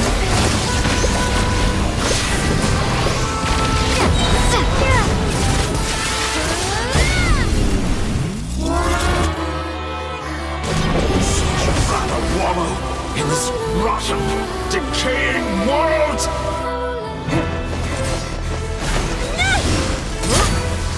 Willfully blind. How can you be so satisfied with your fate?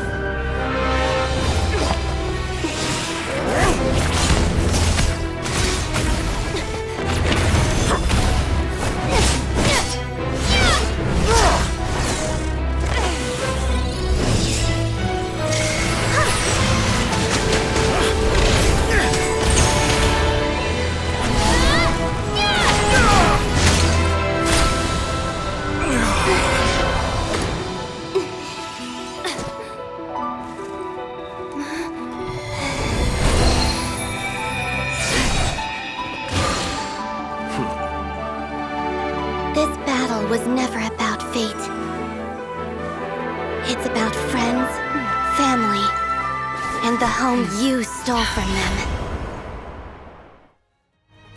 So dull.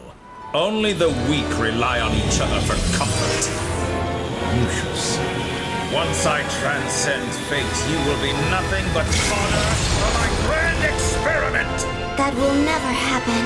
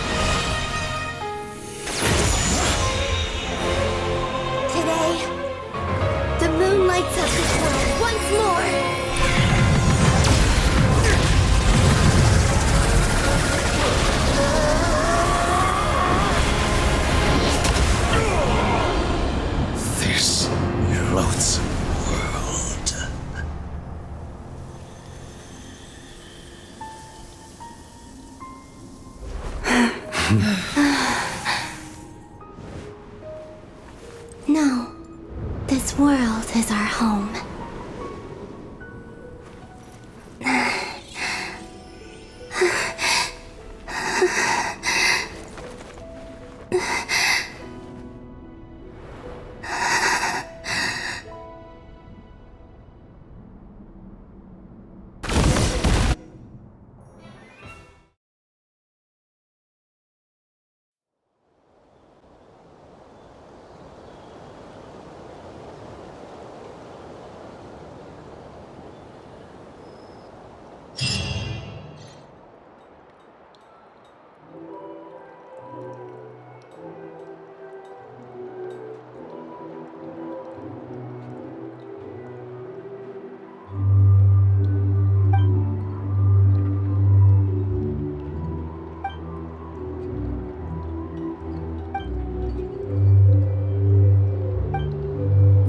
Doing it wrong. The moon looks like this now. What are you drawing, children? The new moon, Mom. It looks different than before, doesn't it? Also... Can I go buy a sugar sculpture today? Please? Just one? All right. I suppose today is a special day after all. Almost like a festival. Extra, extra! Get the latest Nasha Express here! Post-disaster report! Nasha Town reborn beneath a new moon! The voyage begins today! The future looks bright thanks to the League. Want a copy? I knew things would be different, but I didn't think that would include the moon. They say a new moon goddess has been born. A new moon goddess? Who's saying that? The Frost Moon Scions? I guess so. I'm not too clued up on the details. As far as I'm concerned, the moon's still in the sky and it's business as usual. Hey, since we've come all this way, shall we grab ourselves a free meal while we're here? Are you a convert now? Or are you just here for the free lunch? Oh, come on, what does it matter? After everything we've all just been through? That smells good. All right, that's it. I'm hungry. Time to eat. Come on! We gotta get there early, or there won't be any good spots left! Shh, keep it down! This is a residential area! What if people are still sleeping?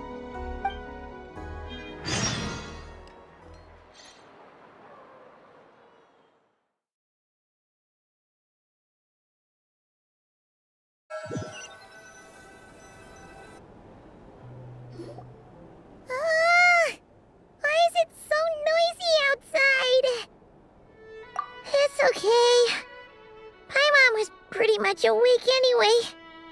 It's been so long since we last had a chance to relax, huh? Feels like time is moving slower than usual. What about you? Did you rest well? still winding down from everything that's happened? Or are you wondering how our friends are doing? Or is it about what Dotori said to you?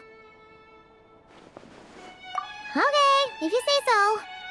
But don't push yourself, alright? Let Paimon know if you need to talk. What we just went through was a lot. It's totally normal if you need some time to get back in your groove. Luonatar disappeared after Columbina came back. Apparently, she was part of Columbina's soul or something. Still, Paimon kind of misses Luonatar somehow. But anyway, you did great. So did Paimon. We all worked our butts off to contain this disaster, and in the end, we made it. So, chin up, Traveler. You should be proud of yourself. Hey, don't poke fun. You should be glad that Paimon's growing as a person. Paimon didn't think you'd mention it. You have no idea how anxious Paimon was. She was worried sick about you. Well, if you really want to show Paimon you're sorry, you're gonna need to make it up to her. You better be ready to splash out on a lavish meal.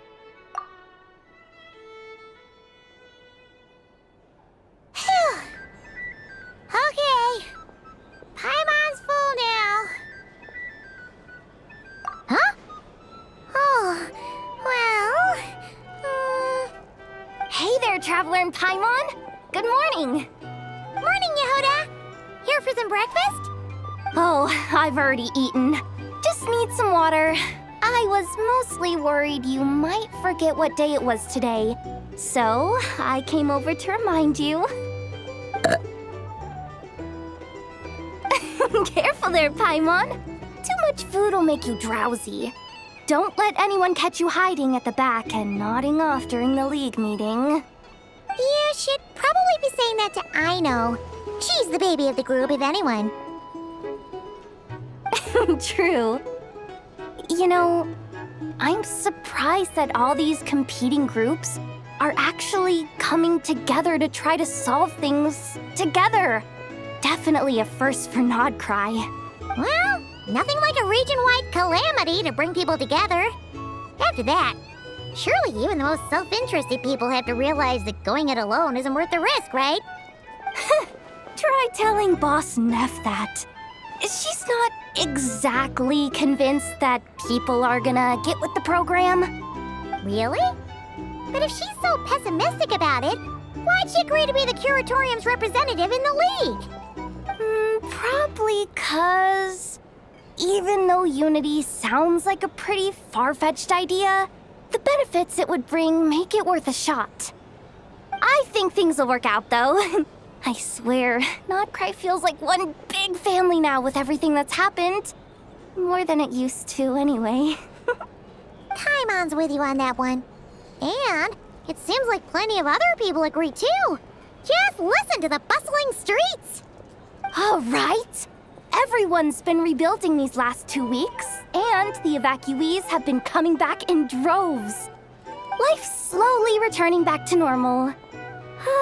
Which means my workload's probably gonna shoot back up. Were you about to head out?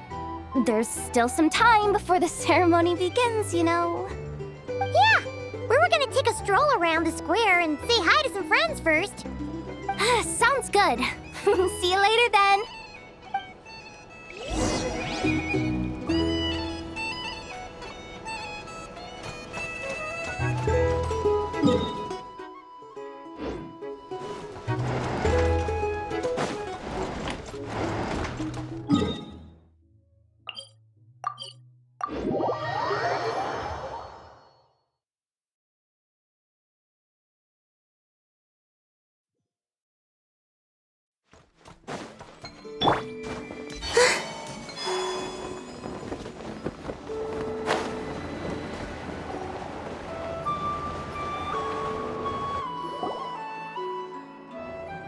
Please accept today's boon. Have a nice day. Are Paimon's eyes deceiving her? Or is that Inefa handing out food for the Frost Moon Scions? Hello there. Would you like a feast of the moon, along with some snacks of the day? So, what's new, Anefa? It was only a few days ago when we last saw you, but it looks like you've joined the Frost Moon Scions in that time. And I know too? What are you talking about, Paimon? We're just here to help, duh. In the wake of the disaster, it's all hands on deck. We responded to Lama's request for support. At times like these, the smallest good deed can inspire others and help them through the hard days ahead. And we're using eggs and heating tubes to make that a reality, in true Kromkake craft shop style! Enough! Did you hear that? The Traveler said I did good. The Traveler! That's because it's true, I know. Proposal. If you can resist eating today's dessert, I will provide you with compliments, too. No way! Well, that proposal got shot down quickly. I need something to get me through the hard times too, you know. Mom! Yes, dear. Go right ahead. Excuse me. Could I take a photo with the robot lady? She helped us get safely out of Krai, and she helped us get back home too. She's the best. Of course she is! And since I'm the whiz kid who built her, that makes me even better than best, right? But you stole my snacks, though. Oops. Shall we move to the open space near the center? The view there is better. Thank you!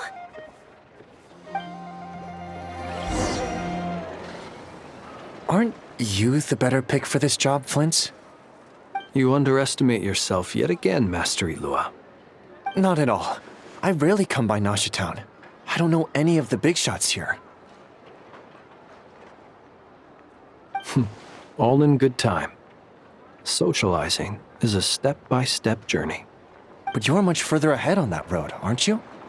You're not seeing the full picture. You know the truth now. My friends do not understand my habits. There is no question about it. The Lightkeepers need a representative in the League. Someone who is upright, cares about other people, and can realize their self-worth through group action. You say it like you wouldn't make the cut. I am most flattered that you think I would. Sigh a little less, Master Ilua, and have more faith in yourself. All the Lightkeepers agree that you're a very promising young man. That is precisely why Starshina and Nikita felt safe delegating such important work to you. I'm sure we all also agree that we would sooner die of dehydration than manage to wrangle anything out of you in a discussion. My apologies. I am not in the habit of bringing water with me when I go out. Whatever. I'll take the job. By the way, who else is part of this? Oh, it's quite the who's who of Krai. There's the Moon Chanter of the Frost Moon Scions, the boss of the Curatorium of Secrets, a representative of the Voynich Guild, and even someone from the adorable Kromkake craft shop.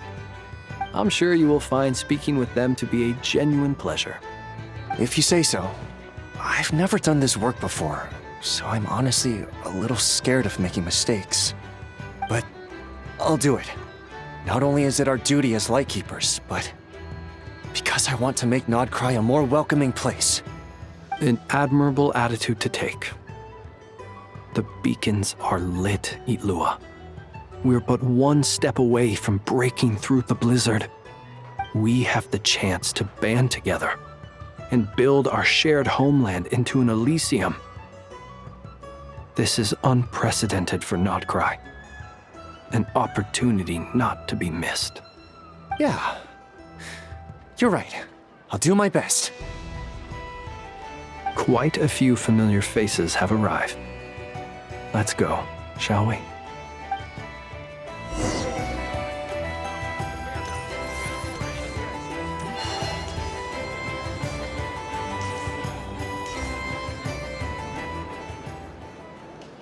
Wow!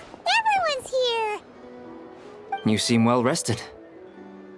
I know no one's asked, but I'm sure you all want to know, so let me just say, we're doing great. Thanks. Well, great, but not perfect. Starting to lose my mind from boredom. Can't drink a drop of alcohol while I'm waiting for my wounds to heal. I'm sure you had a sneaky swig or two. Wait, how'd you find out? I'm sure you must be missing Mondstadt after all these years away, Grandmaster. Yeah, you could say that again. Every time I get news from Mondstadt, it makes me want to go back and see the place for myself. Honestly, once things are wrapped up here, I think it'll be time to head back home. Hey, looks like someone's taking the stage. Can everyone see okay? Anyone need a boost? I'll just listen from the back. It's fine. You're taking this pretty seriously, huh, Durin? Well, it's not every day that I get the chance to see how people speak in official settings. Soak it up like a sponge. I'll make sure you get a chance to practice for yourself later down the line. Actually, I know just the thing. You can debrief the Knights of Favonius for me. Mr. Varka, are you forgetting that I'm not a Knight of Favonius? I can knight you. Any particular title you'd like? Is he joking? I really can't tell. You'll have to figure this one out for yourself. It'll be a good learning experience. It is my honor to host the opening ceremony for the League, and to have this opportunity to speak to you all in my capacity as Voynich Guild representative. Could this person also have been pushed onto the big stage by the real big shots? Guess I'm not the only one then. We come here today, having weathered the trials and hardships of yesterday, and having learned from them the importance of unity and cooperation. All right, here we go. Uh-oh, looks like Aino's off in dreamland already. Wait, Boss is looking kinda drowsy too. What's up with her? Come on, get this speech over with already. Krai is our home, the land we rely on for survival. And as we chart a course for the future, may we persevere through the storms ahead as we sail towards a new era of prosperity, freedom, and hope.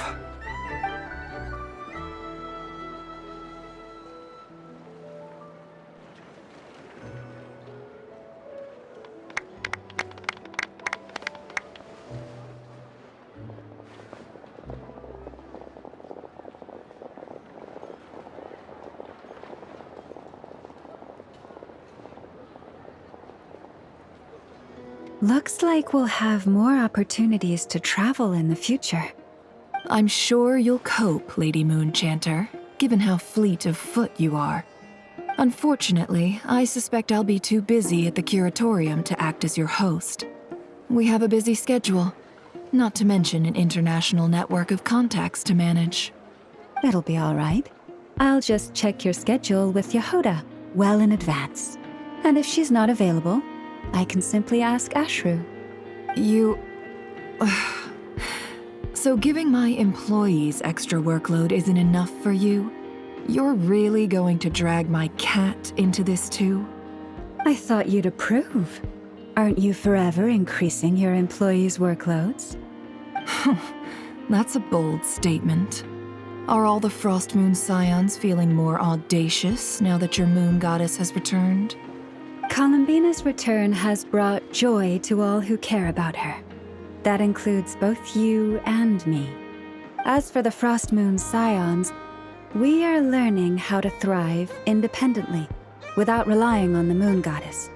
It is up to us to make our home a more livable place.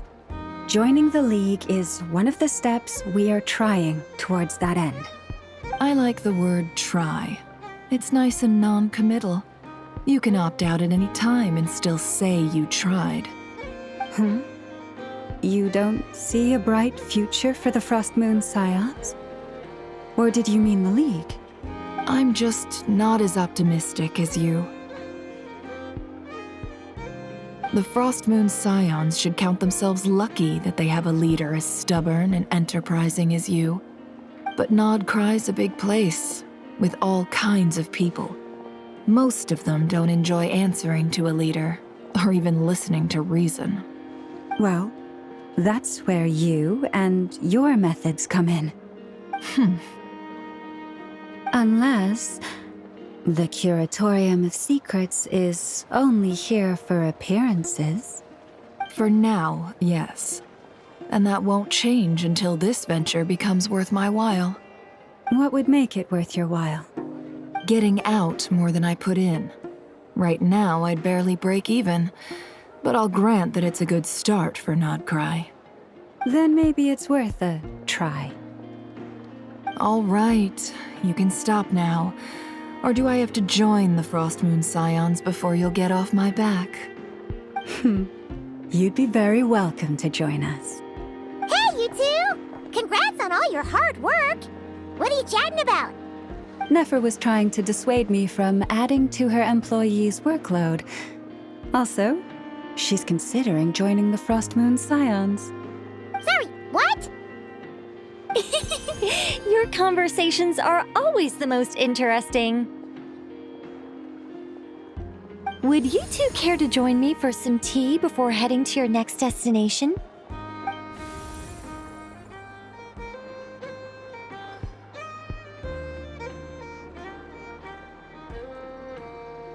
Nicole? Wait, where are you? Aren't you gonna show up today? Sadly not. I'm otherwise occupied right now. I'm sorry, Paimon. I can hear how disappointed you are. If it's any consolation, let me say that how things appear on the surface is a far cry from what they are at their core. Perhaps you'll feel better if you focus on the fact you have a special line of communication with the great mage herself. Okay? Has something happened? No, or not yet, anyway. Well, that's not ominous at all. Not for the time being. Just think of this as a general check-in to make sure this communication system is still running smoothly. Besides, it's good to chat once in a while if we want to maintain our friendship. You could have just said so. Paimon got all worked up for nothing. Still, the best friendships are built through face-to-face interaction, you know. It's never gonna stop being weird having tea with you when you're not there and just talking to thin air. All right, fair point. I'll bear that in mind for next time. Yeah. Any update on that crisis at the world's borders? Alice just informed me that they had their work cut out for them. And now everyone's thoroughly exhausted. But they did finally get things back under control. Still, we can't let our guard down yet. The disruption caused by this disaster has made Teyvat easier to detect from the outside universe. She plans to wait for things to stabilize, then reschedule her Mondstadt vacation plans. As for me, I agree with Hat Guy's perspective. This is a time when many new variables are emerging, and the situation is changing constantly. Plus, most of this change is for the worse. We have to remain vigilant and ensure that the embers of chaos are not rekindled. I did notice that the energy in Nod Krai changed somewhat after the War of Funerary Flame, but since it was still aligned with the Light Realm, I never gave it a second thought. It looks like I'll have to examine the connections between phenomena I observe more closely in the future. Just doing my duty. It's more or less second nature by now. Of course, to give you the full picture, I'd have to start with the substance from which angels were formed. Never mind. Paimon's right. Showing off my knowledge would be much more satisfying in person. By the way, you did receive the gifts from the Hexen Circle, yes? I'm not trying to claim credit or anything, but my pride demands that I at least mention it. They're quite similar to the protective talisman that Alice gave Dory, but with some very special enhancements. Oh, so that's what kept our friends safe when Dotori trapped them. Indeed. We went to great lengths to make sure they were invisible to his eyes. I'm so happy they came in handy. Still, not fishing for gratitude, by the way. I just want you to be aware that sometimes your friends may be protecting you in ways you cannot perceive. Anyway, I'll contact you if anything else crops up. If not, you know what they say, no news is good news. Oh, my angelic instincts are tingling. They say you should head to the docks next. Your friends are about to board their ship home.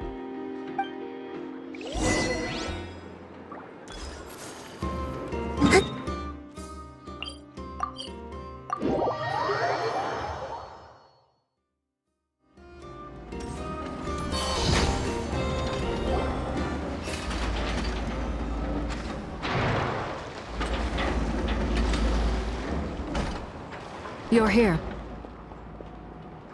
You're here too, Hat Guy. Are you heading back together? No, I'm bound for Sumeru, and she for Fontaine. We just happened to cross paths at the harbor. Everything seems fine. Sandrone may have an abominable temper, but she's always been very responsible with important calculations, and things entrusted to her by valued friends. You always speak as if you know us inside out, Mr. Hat Guy. Maybe I'm just a good judge of character. I certainly hope that's all there is to it. Regardless, you have been a significant help in this matter. For that, you have my gratitude. I didn't do anything special. Sandrone's the one who completed a seemingly impossible formula and turned the tide of the entire battle, even giving her life in the process. She's the one we should be thanking. Even we were unaware that Sandrone had hidden the real formula inside Polonia's body. She managed to fool Dottore into thinking the formula was running in her system by installing an identical-looking decoy within her. She probably realized that she didn't have the strength to stop Dottore. But this way, she could at least get him to lower his guard. She always worked like that. Always had a backup plan. Well, that's why I'm traveling to Fontaine. She made a request of me long ago, and the time has come to fulfill it. Think of it as her will. She said that should she ever fail in a mission, she'd like me to deliver her core and Polonia's to the Fontaine Research Institute. She also mentioned that she had made arrangements for people there to set her affairs in order. Some of her personal effects, such as her notes, were left to me.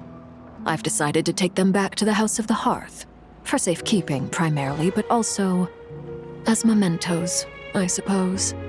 However, there is one book among them that I'd like to leave in your care. I'll have someone deliver it to your residence at the flagship at a later date. No, I was specifically warned not to tell her. This is her last wish, and I will abide by it. I can only hope so, but none of us here can know for certain. I bade farewell to Columbina earlier today. As promised, she turned the iridescent moon's marrow over to me. She spent a long time with Sandrone's body, saying her goodbyes. Oh, is she all right? Sandrone's passing has left a great wound in all of our hearts. It will take time to heal, but Columbina surprised me. She offered me some words of comfort before I departed. Despite being grief-stricken herself, she showed an awareness of the feelings of others around her. She never used to act like this. Clearly, she has grown. And I suspect that we have you to thank for much of the change we are seeing in her. Huh. After these recent events, the Tsaritsa has revoked the Pale Star Edict. Snezhnaya now realizes that the arrest warrant for Columbina was just a ploy by Dottore, who coveted her powers. I shall return to Krai to see her as soon as I find the time. I hope that from now on, she too will explore more of the world. Columbina Hyposelenia's journey is only beginning. My ship is here. Traveler, Paimon, we shall meet again. You too, Hat Guy. What are you still bumming around for? Isn't Columbina waiting for you?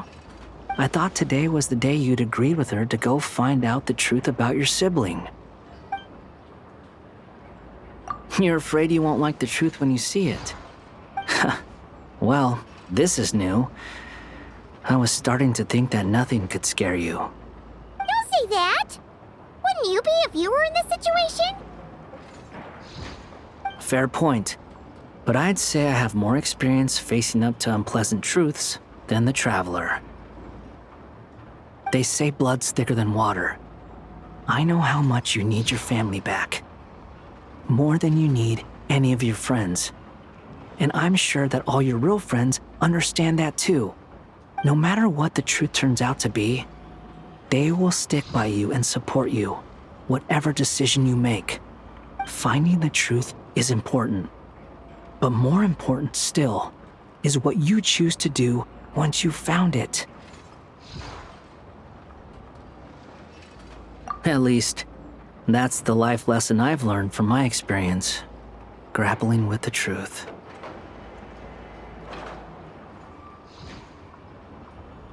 What? Now that Dottoro's dead and gone? A little, I guess. But it hasn't solved everything. Maybe I regret not getting to end his life with my own hands. Or maybe it's something else. But for whatever reason, I still feel like I have a chip on my shoulder. Either way, I'm going back to Sumeru. Lesser Lord Kusanali is gonna need help dealing with all the chaos Dottore left in his wake. Not just from this incident, but everything he did in the past, too. You should continue with your journey, as you've always done. Who knows? Maybe we'll meet again someplace else. So, what should we do now? If you want to explore a bit more to steady those nerves, Paimon's game! After all, when Columbina said she knew where your ship was hidden, Paimon promised to give you two some alone time with the truth. It hasn't been all that long since we were last apart, sure, but with Columbina there, Paimon's sure things will be just dandy. Ain't no biggie. Paimon might be all about that food and fun, but she knows how to do right by people. Paimon's sure you'd prefer to digest the news about your brother in peace. But, no matter what you see, just know you can share it with Paimon. Of course, as long as it's not super private. If you can't make sense of something, let's give it some thought together. And even if we both can't figure it out, Paimon can at least treat you to a nice meal. Glad to hear it. Feel better now? Alrighty. Next up, time to meet with Columbina.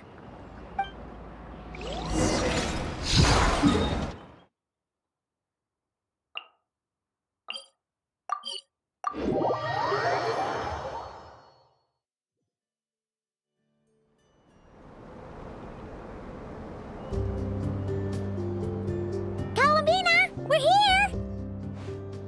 Can't quite believe we're meeting out here. We've gotten used to walking over to Silver Moon Hall whenever we go see you. Well, you're still welcome to go there whenever you want to see me. It's just, now that it's all over, I've decided to make some changes. Try and fit in with the Frost Moon Scions, like Lama suggested. The older generation are still timid around me. They don't dare get too close, and they bow their heads when I walk by. But things are much better with the children. I see more curiosity in their eyes. Hopefully, by the time the next Moon Prayer Night comes around, I can enjoy the festival with them as myself, without having to pretend that I'm only dressed up as the Moon Goddess. You'll do fine, Columbina. Paimon's sure they'll realize you're super nice once they get to know you better. You really think so? When we first met, you thought I was a little up in the clouds. We were just starting out then, come on! So Lama told you, huh? I'm only teasing. I know that I have you to thank for pulling me back down to solid ground. It feels good to finally stand firm on the earth where I was born. Oh, that's great!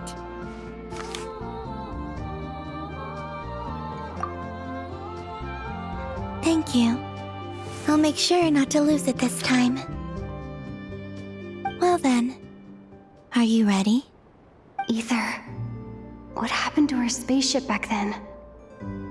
Why did you leave? It's time to learn the truth at last. I'm ready as I'll ever be. Good. Then let me open the way for you.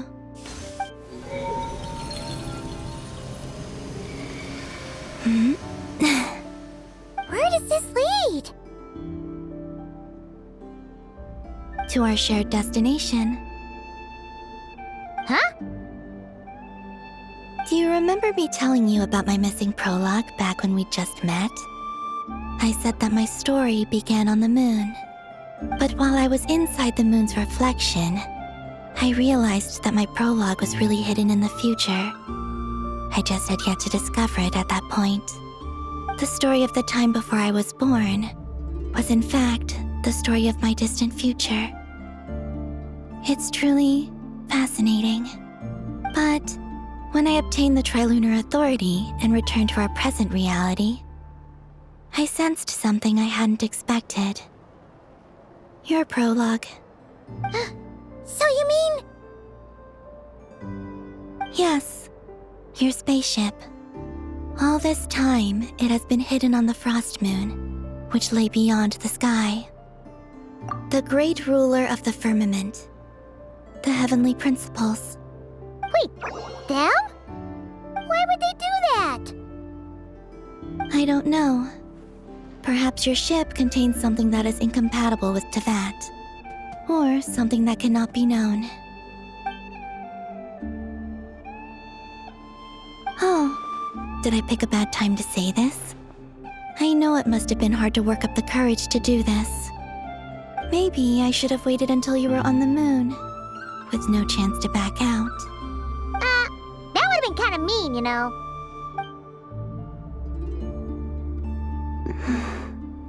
Take me there. Oh? Whatever is hiding in that ship, it belongs to me and Ether. Those memories belong to us. No one else has the right to decide whether I should or shouldn't know about it. Not even the heavenly principles. Very well. Then let's go. Yeah, you two take care, alright? And don't forget to come back soon! Rest assured, Paimon. We will. Traveler, after you. Thinking about the story that we'll find hidden on the moon? Yes. And hoping that it has a happy ending. Stories like that don't exist, you know? You don't believe in happy endings? I don't believe in endings.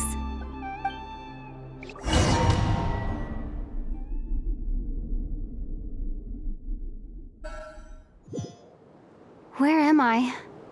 This is the pathway I built between Tevat and the Frost Moon. The moon is very far away from us, so it could be a long journey.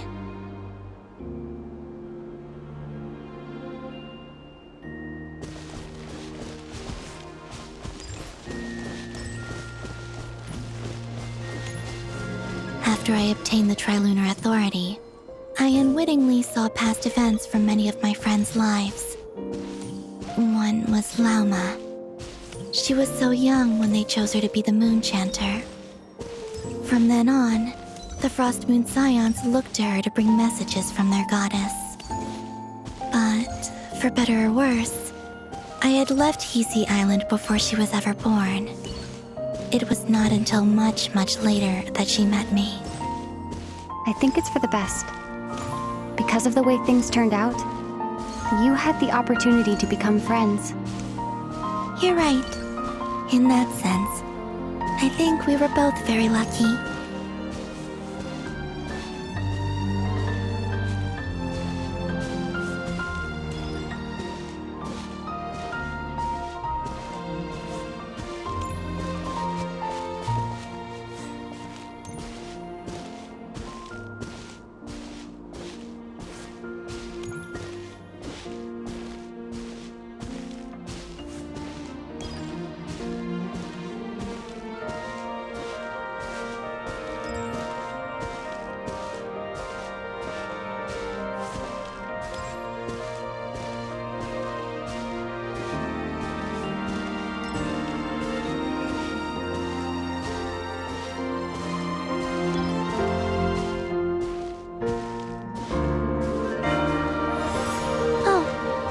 that mage, Nicole. I only recently learned that she has lived in VIII since the time of the Three Moon Sisters. The moon goddesses always had a good relationship with the angels.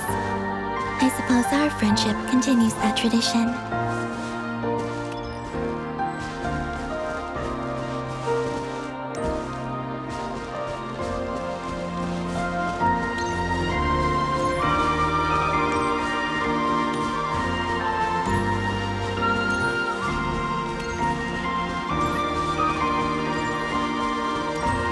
And then there's Sandrone. I never knew that much about her, beyond the fact that she was created by someone called the Lord Artificer. She, too, suffered for a long time before joining the VIII.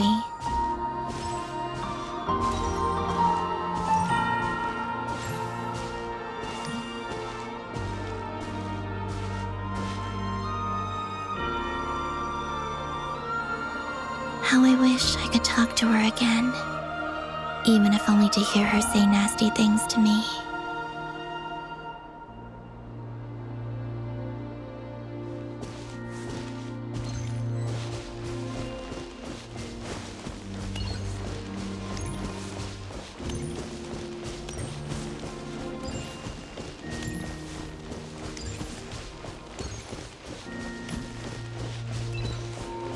Also, I saw your sibling's story.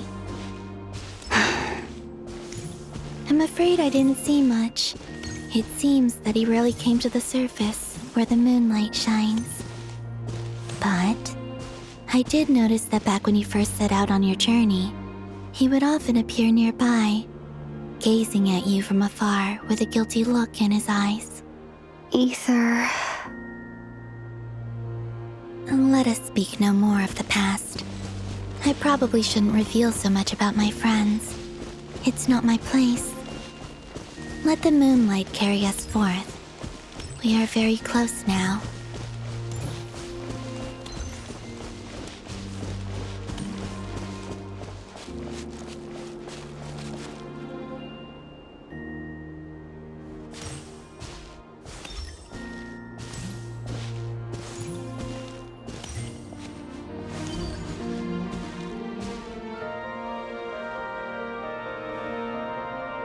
After this, I'd like to bring some kuhenki to the moon as well. If they're willing, of course. What about your other friends? Will you bring them to visit too? Certainly. But I'll need to tidy the place up first. This home hasn't received any guests in a long, long time.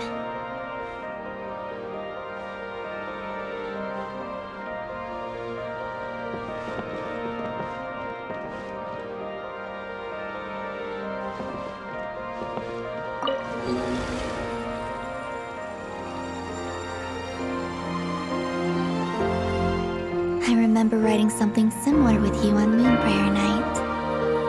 I believe it was called Dodoko's Whirligig. Yes, that was it. You asked me if I was afraid to return to the moon, and I said that I was. The idea that I had gained something precious, only to lose it so quickly. That frightened me. But I'm not afraid anymore. Besides, this time, we're traveling together.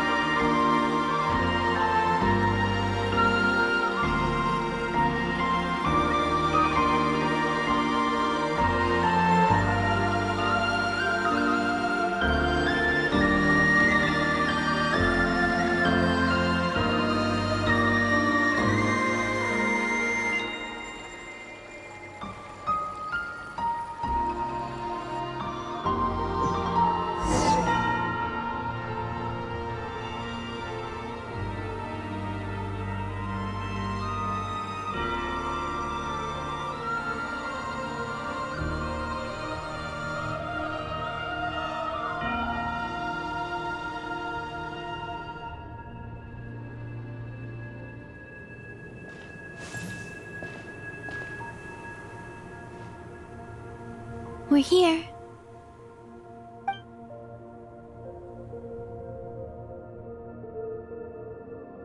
Over there.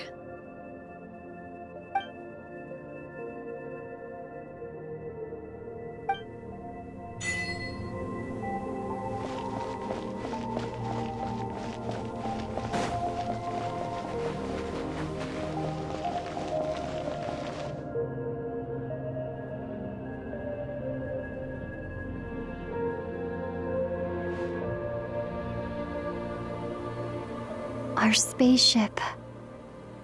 It's huge. I suppose that the moon is the only place one could hide it. It'll be all right. Huh? The way you feel in this moment, I went through it too, on Moon Prayer Night. The door was right in front of me, but I struggled to find the courage to step through. Solitude for me once meant living a life in which even I was absent. Before I met you, that was the only life I knew. But that night, solitude meant throwing away the life I had gained after meeting all of you. Columbina. Go. Retrieve the part of your life that was once lost. Trust me, you will lose nothing by doing so. Look, Tevat is right there. All of our friends are down there, waiting for us. You're right. Thanks, Columbina.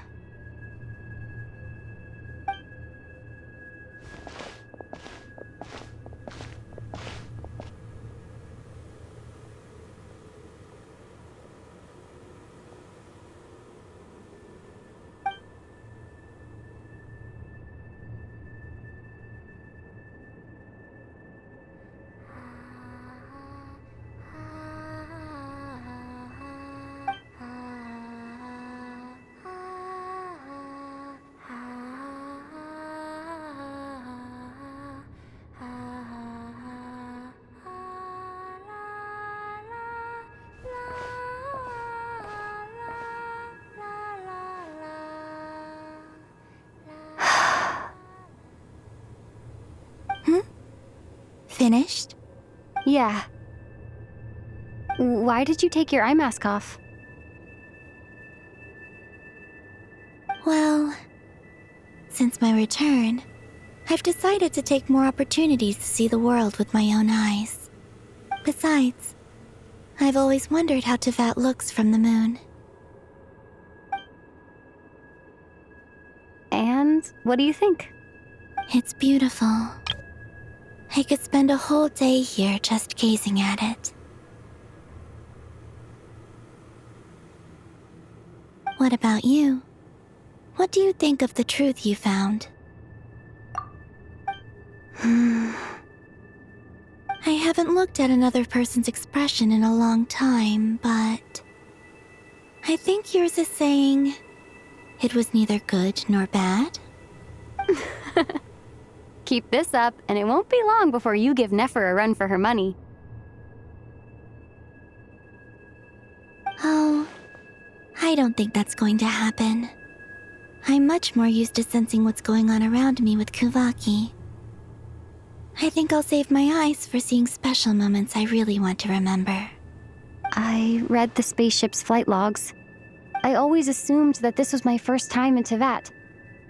I thought that Ether and I must have been hibernating in space for centuries on end. But the logs show that our spaceship flew over the skies of Tevat once before. A long, long time ago. Flew over? So you didn't land? No. The ship barely came to a stop before flying on again. After that, it continued traveling through space for a long time. Some of the data is corrupted, but I suspect that it kept flying for thousands of years. It was only after that that the ship made a forced landing in Krai. When Ether found me, he came from outside the ship. Could this mean that he left the ship long before I did?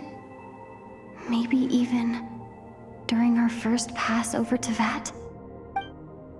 Are you all right? Yes. I can feel that the truth is coming together, one small piece at a time.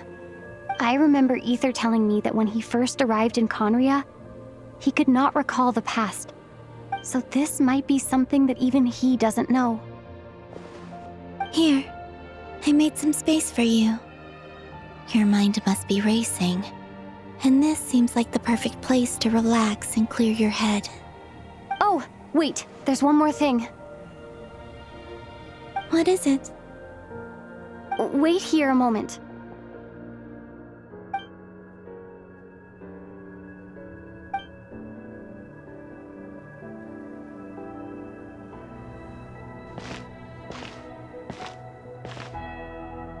Hey, Columbina.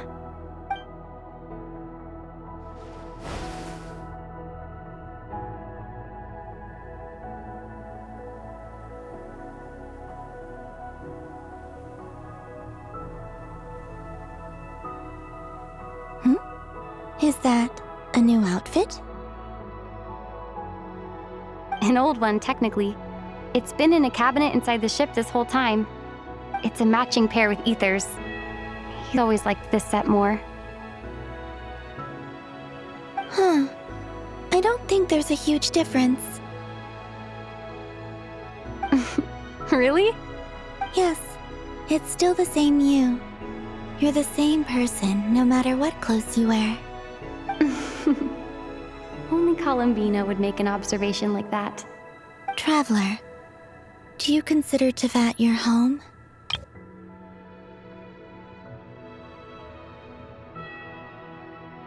Home is wherever Ether is.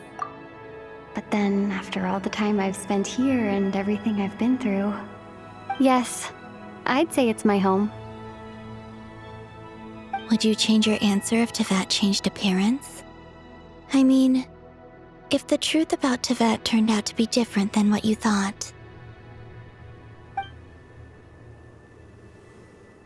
I don't know.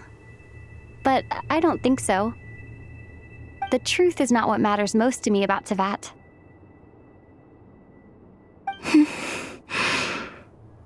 When I was first born, I longed for a home. And when you get something before you're mature enough to understand the world, you just take it at face value. I thought that a home was a transaction. You give me what I want, and I'll do the same for you. But you and your friends taught me what a true home should look like. You never asked for anything, yet you gave so generously to me. That's because your friendship matters to us. It was worth it. In the past, I thought that my birth in Krai must have been a mistake. But after journeying to the distant past where the story began, I realized that it was I who chose Krai to be my future home. Now, I am glad that I made that choice. I'm sure your friends are just as glad. In fact, I intend to make the same choice today as I did back then. What do you mean? Well, I've given the Eternal Moon's Marrow to Lauma, and the Iridescent Moon's Marrow to Arlecchino. And now, I shall return my Kuvagi to Krai again, that it may continue to protect my chosen home. Wait, but what about your body? Oh, are you worried that I'll disappear again? I won't. Not this time. The Frost Moon has now entered the false sky, and I am the Tri-Lune Goddess. I am only returning to Krai the part of me that it needs. I am giving what I can, because my home is worth it. Oh, and I have something for you, too. For me? Yes. Come closer.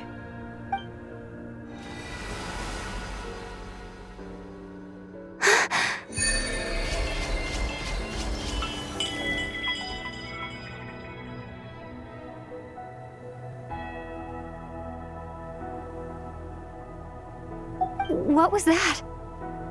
I lifted some of the restrictions this world placed on you. I trust this will help in your future adventures. My power. It feels like it's grown.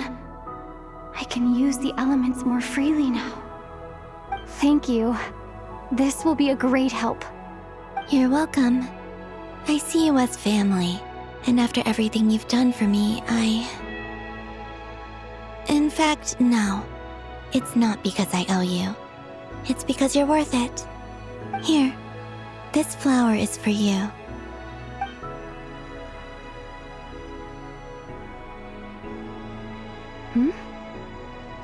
Isn't this a moon prayer blossom? Yes. Don't worry. You will never see these flowers lose their color again. I'm finally discovering the joy of giving. How I wish I'd learned this sooner. Hey, better late than never. What are you thinking about now? Why don't you take a guess? You get 1 shot. I don't think I'll get it in one guess, but I'm sure it's a happy thought. That's kind of a sneaky answer. I can't say you got it wrong. Down into that, the moon seems so far away. I felt it might always lie beyond my reach. But on the moon, everything feels so close by. The haze that once enshrouded the skies has finally been dispersed. I feel like a traveler on a winter's night, starting a new chapter in my tale by the warmth of a bonfire. I don't have a lot of luggage, but I do have a lot of hope for the future. Well, what's next? Next? To start with, I want to stay here just a little longer. After that, let's return home and continue our journey.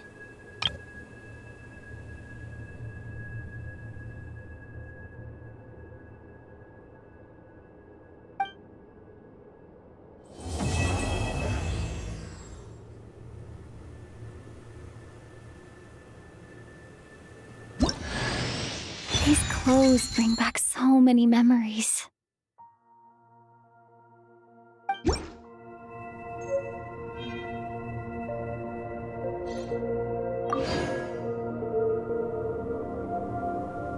The journey goes on, for you and for me. Like I said, this is not the end. I don't believe there has to be an ending. Oh, is that your next destination? Most people would probably tell you to pack some warm clothes.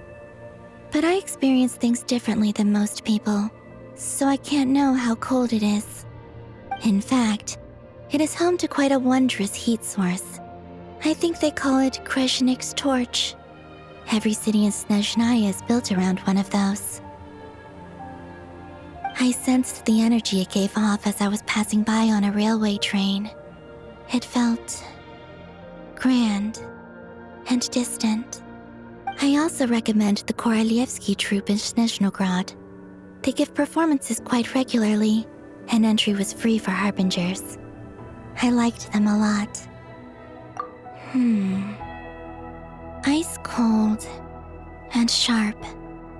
Crystal clear in some ways, yet profoundly unfathomable in others, like the thick layer of ice on top of a frozen lake. That's just the impression that Tsaritsa gives me. I was never able to glimpse what truly lies beneath that icy exterior. In fact, I don't think the people of Snezhnaya even know what kind of power their god wields. Maybe that's because the Tsaritsa herself has never acknowledged nor accepted that power. There's Regrator, the Rooster, and the Jester. Between them, they control a lot of what happens in Snezhnaya, but I can never wrap my head around how exactly power is split between them. I just know they are each responsible for many specific domains. I noticed that the Rooster and Regrator often appear to get along on the surface, while working against each other in secret. And theirs is not a friendly rivalry. But I wasn't particularly interested, so I tended to keep my distance. Now that I think about it, the term Mistelton often seemed to come up in connection with Project Stuja. Once things settle down in Krai, I'd like to explore the world beyond Snezhnaya. You've told me so many stories about the other places you've been to, and all the friends you've made there. I'm curious to visit those nations and see them for myself. It would also help me learn more about the journey that has made you into the person you are today. Okay. As you continue on your journey, don't forget to gaze up at the moon once in a while. It is, after all, no longer an illusion. It shall cast down its true moonlight, connecting us in truth.